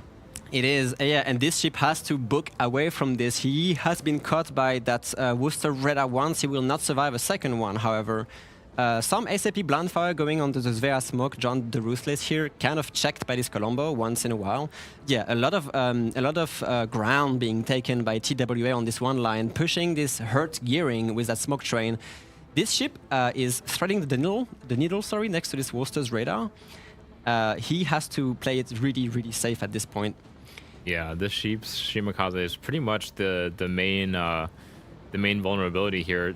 With only 4,000 HP to play with, he needs to keep his torpedoes in the game to threaten the smokescreen, to slow them down, try to keep them contained over here on that A side. But I think TWA is pretty much happy to just sit on these 2 caps. Again, this is the traditional 3-cap layout on Warrior's Path. They're totally happy to just tick away on these 2 caps. And speaking of this at B, Entaro here setting up with the Daring facing Ragnar, Moskva, Colombo. If he gets spotted here, he will have to use the crazy Daring acceleration to get away from that inevitable radar. Yeah, stepping onto the cap now. They don't quite have coverage with the Ragnar right away. He is going to reverse into range. And he's accelerating super hard, of course. He has to be careful about not eating Delny's torpedoes, however. This could be a little bit problematic, but... Totally fine. Daring does have plenty of acceleration to spare. You can see now that the prediction still a little bit in favor of TWA. I think they're in a pretty decent position here at the beginning of the game. Obviously, took a couple of unfortunate HP trades on their destroyers, but still with a pretty dominant cap control advantage. The points are definitely ticking for TWA, and Rain really is going to have a really hard time getting into B. We have an overlapping radar from Blood Legend in his Moskva here, which is going to prevent Entaro from actually reversing again into this. The Delny and Ragnar are like, okay, we're here, we just have to wait. We just have to wait for any attempt on B. So TWA really bent on defending exactly what they have and not giving any grounds to Rain at this point. It really falls upon Rain to try to find a push somewhere. I'm not sure how exactly they can make it happen. A lot of ships around B which are deeply rooted. These 2 DDs just able to book it away if they have to. The Colombo is going to engage Malimu's Vermont here. The Vermont showing kind of a juicy side for that SAP to tear through it. It's a lot of damage, but it's not crazy bad. Malimu goes back dark. But right now, yeah, I just don't exactly know what Rein can do about this B cap. Yeah, I mean, they're trying to freeze it, and Taro's daring is trying to freeze it as much as he can, but he has to be so careful. There's so much radar cover around this cap. Here goes the Moskva's radar, which will basically cycle perfectly, and Taro basically challenging this, but the Delny is right there to make it happen. Yeah, and Delny and Ragnar is a lot of damage up, but long-range shot from the Loria as well. Not quite finding the mark, only 6 barrels, obviously, so difficult for him to hit DDs, goodness, but yeah. the damage output of the Delny and the Ragnar are just way too high. The Shimakaze actually goes down to a torpedo back here. That low HP Shimakaze going down. It's going to be even more difficult for them to find a push back onto that A cap. Definitely Rein this time properly on the back foot against TWA. Cap control points taking, 2 minutes left on the timer for a TWA win, which will bring us into the best of 3. What can they do to make this happen? The Vermont is going to start pushing. The real ship Shady with the Shimakaze here will try maybe to get into B, help the daring out. But at the same time, the Ragnar's radar is back online, so B is completely covered by TWA. Yeah, I'm not sure where they can find a push here. I think it's going to have to come from the combination of the Petro and the Vermont, who are currently situated between B and C caps. Looks like Amazing's Petro is going to be the one to make the first move. He is threatening that broadside of the Colombo. Obviously, Petro AP is so dangerous at basically any range. We could actually see Amazing here trying to root out that Moskva, trying to make a play here. At this point, the Colombo has loaded armor piercing, aiming at a superstructure to try and do some damage, but the Petropavlovsk is so tanky, he will be able to push to this island at this point. Ragnar will put his guns on the Petro just to try and deal some damage to it. But some plays have to be made. Here we go. Daring going into B, putting some pressure on the Ragnar as well. The Shimakaze as well in here. But the Delny is still in play. Yeah, so once actually, Ragnar has been pushed away. So Antaro is not under his radar range. He does have a little bit of a space here to actually flip the B cap as long as he doesn't get reset. Oh, they find a nice blind fire into his smoke screen. But the Shimakaze is capturing the cap anyway. So even if they reset the daring, they cannot prevent the B cap from falling back into Rein's hands. He is going to throw down the Kunga line. With Formazing pushing up the rear of Blood Legend, he might be forced right into these daring torpedoes. This is going to be a pivotal moment here. About a minute and 30 seconds until TWA takes away to a 1-cap victory. The Moskva does have the hydroacoustic running. He sees the torpedoes now. I believe he will have enough momentum to start reversing and avoid that Congo line. But I'm not sure he can reverse into that Petro. Oh, he's fine to reverse. Oh, yeah, he's got a little bit of space to play with.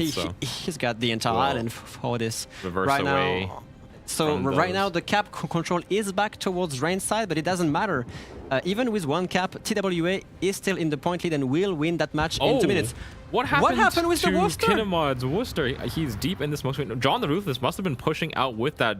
I think we're seeing a Svea torpedo hit at this point, or a Bungo death strike from Gunnar the Duster. Yeah, I think but John the Ruthless is down to 3,700 HP himself, caught bow into a Loria of all things. The video team will have a replay for us as to exactly what happened to the Worcester, but TWA losing 1 ship, which is not going to help them with the point advantage that they had. Yeah. However, John the Ruthless does go down. Will go down. Inevitable death to the Loria there. The Vermont, however, Malimu here in the Vermont, about to face check that Moskva here. The Petropavlovsk from Formazing is being fairly well as tanking the Svea, the Ragnar, and the Colombo. But eventually, this Moskva Blood Legends will go down. Malimu has been saving his HP the whole game. And once he bagged that kill on the Moskva, the Colombo will be threatened. Not enough punch, however. Nice first shot out of his front guns, and his teammates will pick up the kill. He does have his back guns available for whatever else he needs. They're just trying to extend the game here, try to get another kill or 2 to extend the game. Delny, however, the Delny gangbarang here caught in a really bad place, spotted by the gearing, checked by the Ragnar and the Delny, and even the Loria here from TWA. The Delny trying to get anything done around A is met with a fierce response. He has to try and get out with his life. Petropavlovsk from Rein does go down eventually from the focus fire of the Colombo. And then now they only have 30 seconds to try to find a kill somewhere. Can Gang survive though? Gang has to survive. They have a little bit of an opportunity here against the What happened there? The Delny! The torpedo from the Delny actually connects with Velix gearing, actually flipping the points, giving Rein even more time to make a play here. And Point Svea right here is kind of vulnerable. He's in a little bit of a pickle here. He does have to contend with the long-range fire from Malimu's Vermont. Is now dropping that smoke screen. We just saw as well a replay as to exactly what happened to the Worcester. Thank you very much for the video team to make this happen. The real Ship Shady in the Shimakaze though, making a play right here for the Loria. That's gonna be 15 torpedoes for Angelstone to dodge. Can he actually make it through? If they actually pick up the Loria kill, it's gonna take them even more time to maintain that cap lead. Yeah. Goodness me, that's gonna be a kill for Rain on that Loria. Oh. Beautiful play by the Shimakaze here, And the real Ship Shady. will go dark here after the death of the Loria. Rain is now in the lead. They're in the lead! They're only about 15 points behind. Plenty of time for those 2 caps to flip. We are seeing insane reactions from Rain here, going from something which didn't really look good to an absolute domination as which ship trades what here. The Ragnar from Thriver trying to rid out the Shimakaze, but the Shimakaze is gone and done. At this point, they don't have the cap advantage. Their Colombo is pushed all the way to the eye line with the Svea, and they don't really have any answers for this. Yeah, I think their play here has to be on Dastart's Bungo. It's going to have to come down to really, really big shots coming out of the Colombo, I believe. There's only one ship left on the map that has the damage output to deal with this Bungo. What is going on? Thriver here with the Ragnar taking massive salvos from Gunnar-Dastar's Bungo here. They have to be careful. They are trying to finish off the Bungo, but it doesn't mean that they cannot be shot at as well either. We also see, however, torpedoes coming in from the Delny. The real Ship Shady with the Shimakaze is smoking it up, but it's not enough actually. TDA picks up the kill onto the Bungo. They pick up the kill on the Bungo. Can 16 seconds. Can they finish Thriver?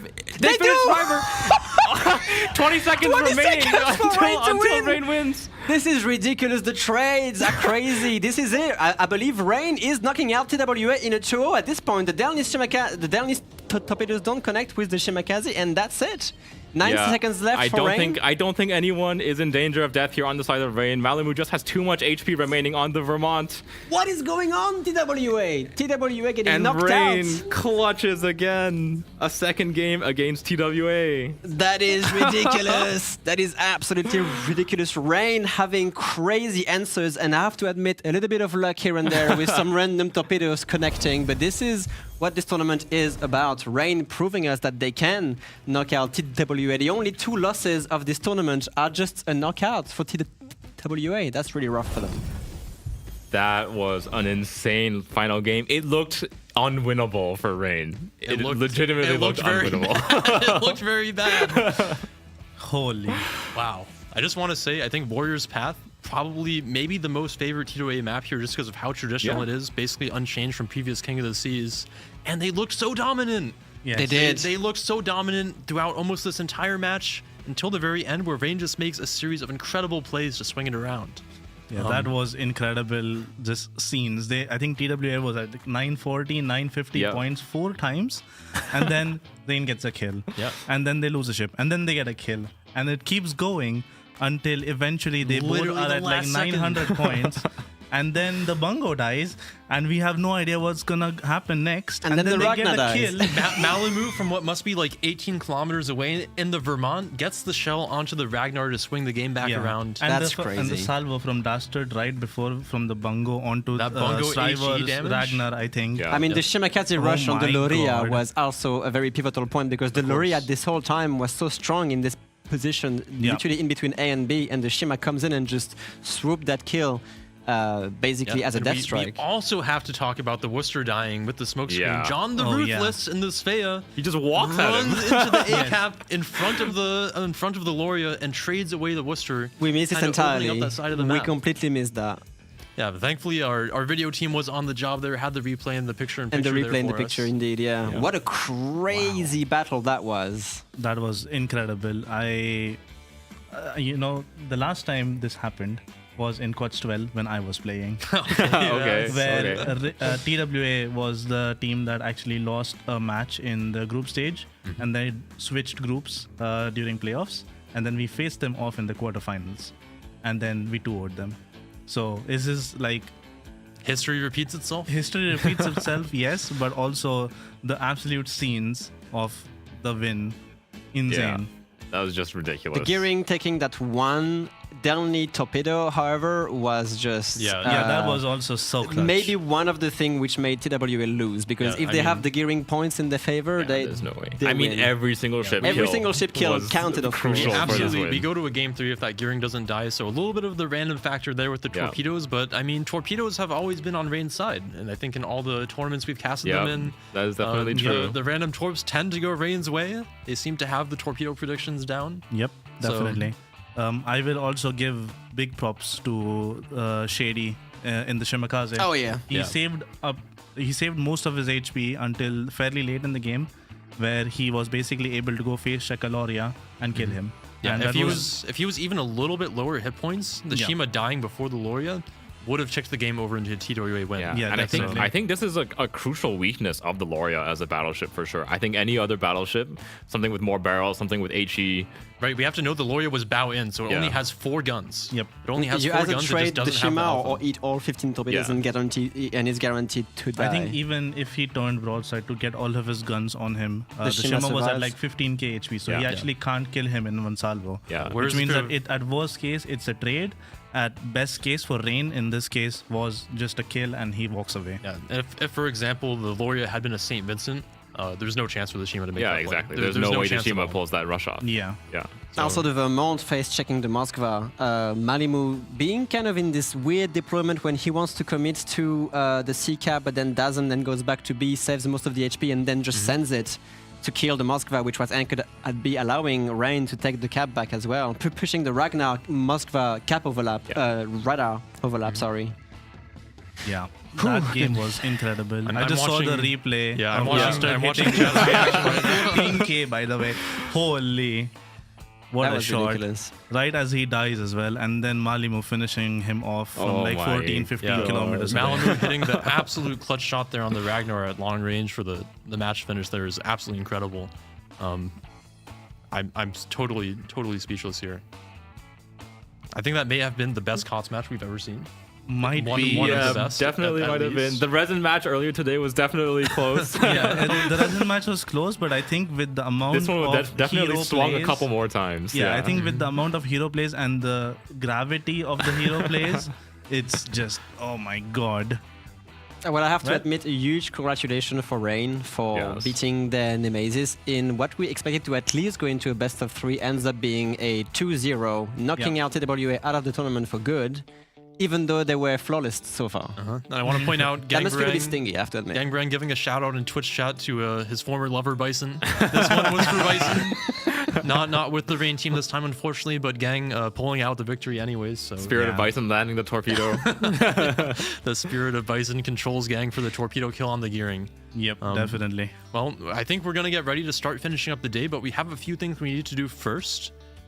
We can take a look at probably the bracket and see our final standings for the day, because this will be the conclusion of the quarterfinals here. And we actually have some very exciting results. We have Tivot, CN number 1, beating out TSYMQ. So no revenge for TSYMQ there. They will be going out in the quarterfinals, but all the teams losing in quarterfinals here will be taking home at least some part of the cash prize pool. Oh boy is collecting heads. Yes, boy, EU number 8 beating out Aris, Asia number 1. So this is actually the second number 1 team that Oh Boy has eliminated so far. First beating ELSR, the NA number 1, and then going on to eliminate the Asian number 1. So Oh Boy moving on into the semifinals. The meme continues. You know the meme where there's the Grim Reaper knocking on the doors? I think we need to make a meme with Oh Boy being the EU number 8 knocking on the doors of all the number 1 teams. They're on their way. I'm super excited to see what we might see there. We just watched TWA lose out 0-2 against Rain in some of the closest games we've seen in the tournament so far. And then the hope for North America actually 2-0. Resin 2-0 over Moyai EU number 4. So we will actually see an NA team in the semifinals here. Rain versus Resin, both number 2 of their regions. How about that? That is really, really good. The last copium for NA coming in hot. Yep, definitely. So, wow. What a tournament it has been so far. Definitely some crazy games today. That one was hard to cast. However, with the amount of information and the amount of kills going on, we wanted these kind of things, but guys, hey, tone it down a little bit, all right? Especially Rain, you guys are gonna give me a heart attack. I've seen these comebacks like too many times while casting and being on the desk. I'm just losing it over I was here. telling you were gonna be stressed, Baz. You wouldn't believe me, you know. We were so stressed on the desk here watching that last match. It was incredible. The next time we just have to have a camera also filming Seraphis here because he was pacing in front of us the whole time, moving back and forth like, what is going on? Trying to be silent as much as possible. Some really fun times in here in Belgrade today. Oh man, that makes me so excited for next weekend too. Yep. We have, I think, an incredible set of matches so far and more to go. We'll be watching the semifinals and the finals next Saturday when you can also earn the unmoored permanent camouflage for Howden Liu. Yes. So we'll be sure to see you guys next week, but we have even more to do today. Yes, we do. Shall we go over the render first or shall we go into the giveaways? I think I want to take a look at the render, but just briefly, I want to mention that, of course, today you had the drop with the chance to win the Trump. That was a direct drop, no mission required. Next weekend, we do have the mission chain that will lead you towards the unmoored permanent camouflage for Howden Liu. Along the way, you'll earn some blue boosters, so be sure to turn up for that. And then I think we can just go straight to the render here. Yeah. Because I think I definitely want to take a look at at exactly how this match played out. It definitely deserves it. Yeah. Okay, so let's go over to the render whenever production is ready. Thank you. Okay, so let's just go. And what a first match here on Warriors Path. To have not seen this map in the tournament so far. We haven't seen Warriors Path, at least not on the from the production here in Belgrade. We haven't seen a single Warriors Path be played. And then the first map we play has been the most crazy match we have watched. And I have to say, for the first 5 to 10 minutes, I was like, oh man, it's the most traditional map. T2A is just strangling Rain out of the match. So boring. And then the last set happened. Do you want to walk us through the initial deployments here, maybe? Sure. So it looks like a fairly standard deployment from both teams. Rain actually choosing to not have anything in the middle of the map. The B cap is left completely open. Yep. They have a fairly heavy deployment towards C and A. But it looks like the A cap is mostly just a kiting flank for the time being. They saw the gearing drop a smoke for the Worcester, which signals that they definitely don't want to go face check a Worcester in a smoke, because that's obviously going to be very bad for your health as a destroyer. And so they're just chilling for the time being, and they're fighting over the C cap fairly aggressively. And this is also when we saw the Ragnar from TWA actually go very low. I think he went down to like 5,000 HP. And he luckily survived, which is good, but the blind fire out of Rain, even on him, even at the start of the game, was fairly impressive. It was quite impressive. I think for a full 10 to 20 seconds after he went dark, he kept taking damage there. And you can see that coming now. He actually drops about a quarter of his HP there, well, dark. Yep. So Rain, with the very heavy split here towards C and A, does get very quick C control, but T2A responds by taking that B cap with the Ragnar, knowing that it's free. Yep. They'll just take that away. And then, of course, the open water smoke train that they are so known for. Rain doesn't really have a solid answer to it at A, despite committing 4 ships there. Yep. The Shimakaze does face check the Worcester radar, eats most of his HP there. And then at this point, Rain basically has to find a way to try to control the B cap. Yep. But with the ships on the board, it's very hard for them to actually do that. Yeah, definitely. I think the initial deployment and the cap trades as well as the ship HP trades looked pretty equal, but overall when the caps went to each team, AB going to TWA, they both of those caps looked under like full lockdown. A especially was basically impossible for Rain to ever touch until the super late just game. The fact that TWA is bringing the smoke train and then Rain is not bringing their own smoke radar combination means that they have to give up that map space. Exactly. And Sheep going down fairly low. I think he was down to 4k or 5k HP after like fairly early in the game, means that him having to play fairly passive. If he gets caught by any more radars, because there's 2 Ragnars on the field as well as a Soya. Yeah, he makes one bad check and he's going to die. Yeah, exactly. You miss positions even slightly, you get caught by a radar, you're probably going to die in a Shimakaze. So he needs to play very safe. All right, and then as the match progresses here, you can see Rain starts to set up for that B contest, brings the Daring over, backed up by the Petro and the Vermont, but TWA have a pretty good stranglehold on it. I think, like Robin said, a titanium grip on the map here, bringing a Mosfa, the Ragnar, the Colombo, the Delny, all here to support and be able to put fire onto the Daring position as he tries to reverse into the cap. So at this point, Rain really needs to make a miracle happen. Yeah, definitely. I think at this point in the game, it looks super bleak. They're down by about 200 points, which being about 10 minutes or 9 minutes into the game is fairly big You don't really want to let it slip too and much. I think at this point, that basically gives T2A about a 2.5 minute timer to win the match, which is not a lot of time to make plays happen. So we can see here as they try to contest, the Daring takes the check a couple of times, loses a lot of HP, and then I think Rain at this point realizes that they need to do something drastic because just reversing into the cap hasn't been working. So we see John the Ruthless here actually make his play on towards the A cap. Phase checks the Worcester with the radar. They do a ton of damage to it and actually manage to pick up that kill. Yeah, the combined firepower of the Delny and the Svea, I guess the Worcester just did not respect it. He gave maybe a bit too much broadside to the Delny and just tanked too much HE pressure from the Svea. And eventually he just goes down.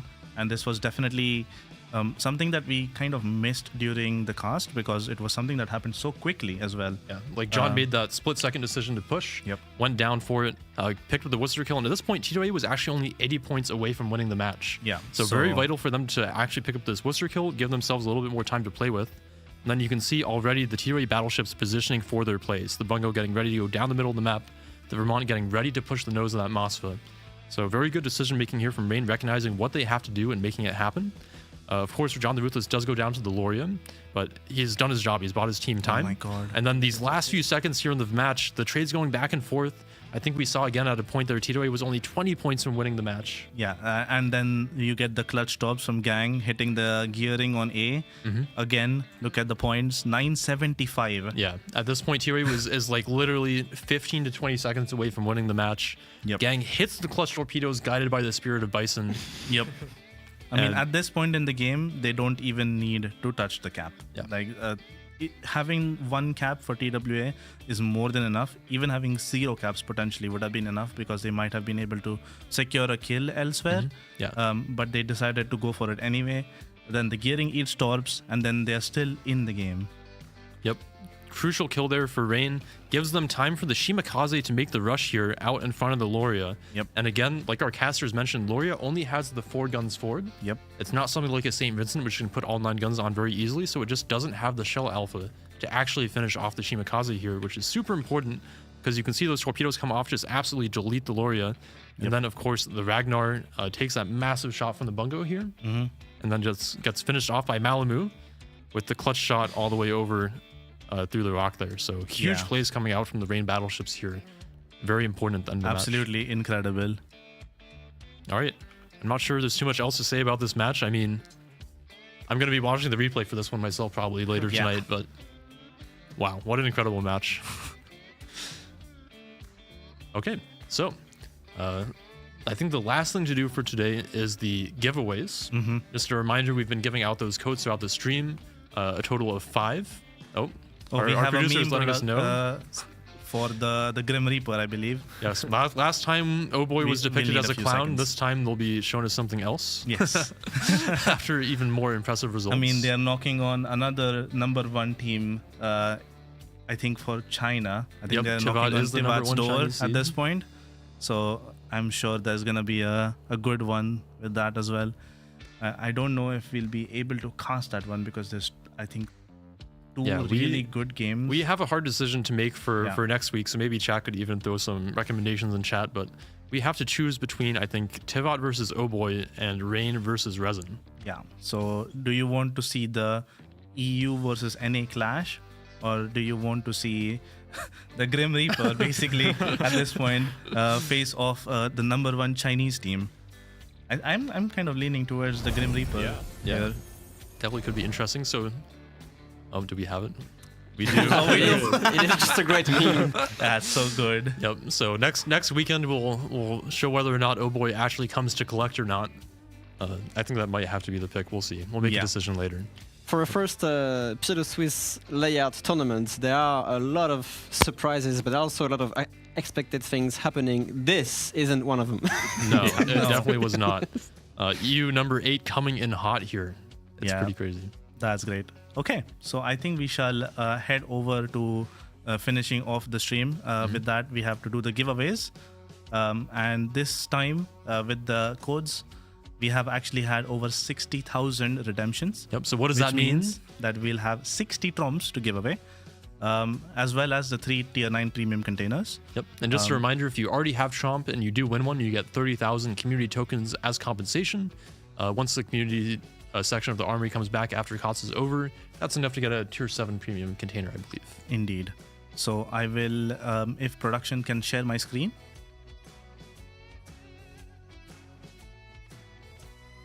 Are you actually going to show the Python script that you Why wrote? not?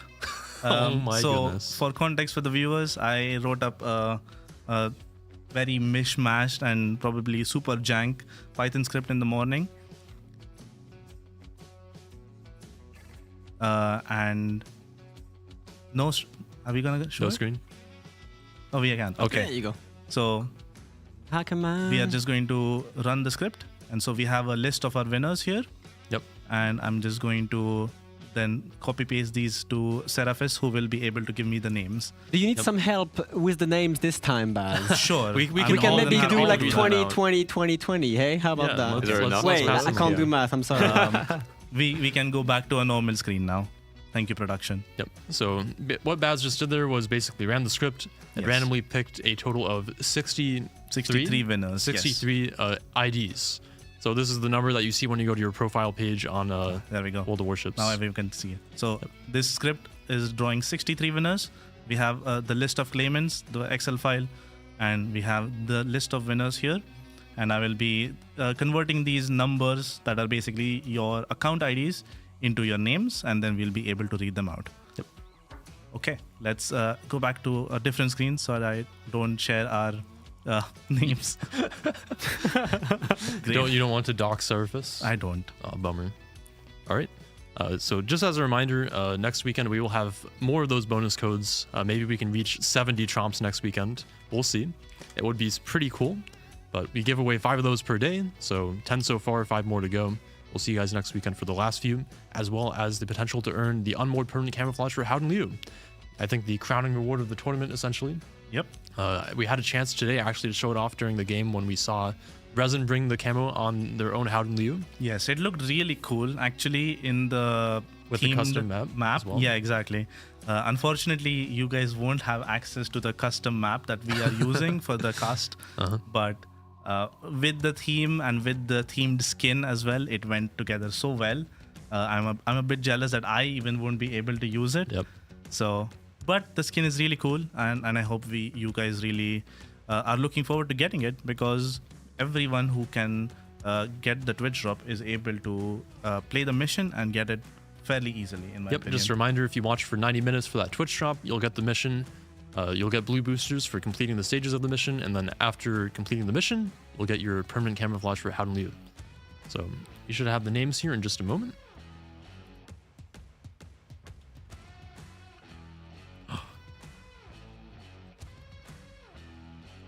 So how are we going to pull the 3 tier 9 premium container winners from this list, Baz? I have a way, don't worry. He has ways. He has ways. So we did pull all 63 winners, but we'll be picking 3 of those out in particular to win the tier 9 premium containers, and then the rest of those will be our trumps. Right. Casters, do you have anything you're looking forward to for next weekend in terms of the matchups? Ooh. Looking at the brackets, I mean, I'm excited to see what Resin can bring. Is the it has? I feel like it's been a long time since we've had an NA team in the final day. Yeah. So, with an extra week now to prepare for the next opponent, I mean, that's a lot of time to prep. Potentially some time to scrim. So, exciting to see what they'll bring, because they had a couple of clutches here against ATFD. Bring it into their next set against Moyai. Was that Moyai? No, they already won against Moyai. Yep. Robin, any predictions or thoughts for next weekend? To be honest, after what we just saw, it's I'm just wondering how Rain is feeling right now, because they kind of have the open door to take away the whole tournament for themselves Yeah, at this I mean, point. they've just defeated their strongest opponent, They their have classical defeated nemesis. maybe the strongest opponent of the tournament, and they kind of come close second at this point. And especially with Oboy defeating the number 1 of every regions at this point, they are left with opponents which they could, I don't want to say easily, But they may have felt they may comfortable against yeah, playing. exactly. Yeah. They will be feeling much more at ease to at least win against them. Yeah. So I'm thinking about this more than anything else, to be honest. I think the wild card we might face here is Tivot, Sion number 1 here. Maybe a team that I think we actually haven't seen before in internationals, unless I'm misremembering. But we might see something like a Tivot versus Rain Grand Final, which I think would be really, really cool. Especially since we haven't seen Tivot play against Rain before. Okay. All right. Are we ready to draw our Tier 9 premium container winners? Yes, we are. Okay. I mean, I can share my screen again if that's possible. Now I see it behind us. Okay, so I have now gotten all the list of participants as names, and we will run the script. And here we have all the names. So our 3 Tier 9 premium container winners are Boring Man 482, Zapta 1475, and Dodge Hemi _1. And the Trump winners, I will start off. Won't. Are you going to go through all 60? No. I mean, okay. If it is, just give us the list and we'll be happy. We can help as well. Don't worry. Okay, sure. Then in that case, I will share it. We probably should go off the screen again. In that case. Yeah, we'll just read them out loud from now. All right. I think we can take 15 each. Should split it very evenly. I will put it in the Discord. Okay. All right. So be ready to find out if you won a Trump or not. Yes. So the first winner is Carl Hess TM, Niark, Mr. Manco, Mr. G, Zarnolds, Da Smith, Mana _Tuturu, I think. Erica 47 _RIP, Captain Cook 05, Press G Lopez, PTU 6666, RAPX 22, Lenu CX, Inspector Nasen Farhad, Goer 12, Finn Nikki 6969, nice.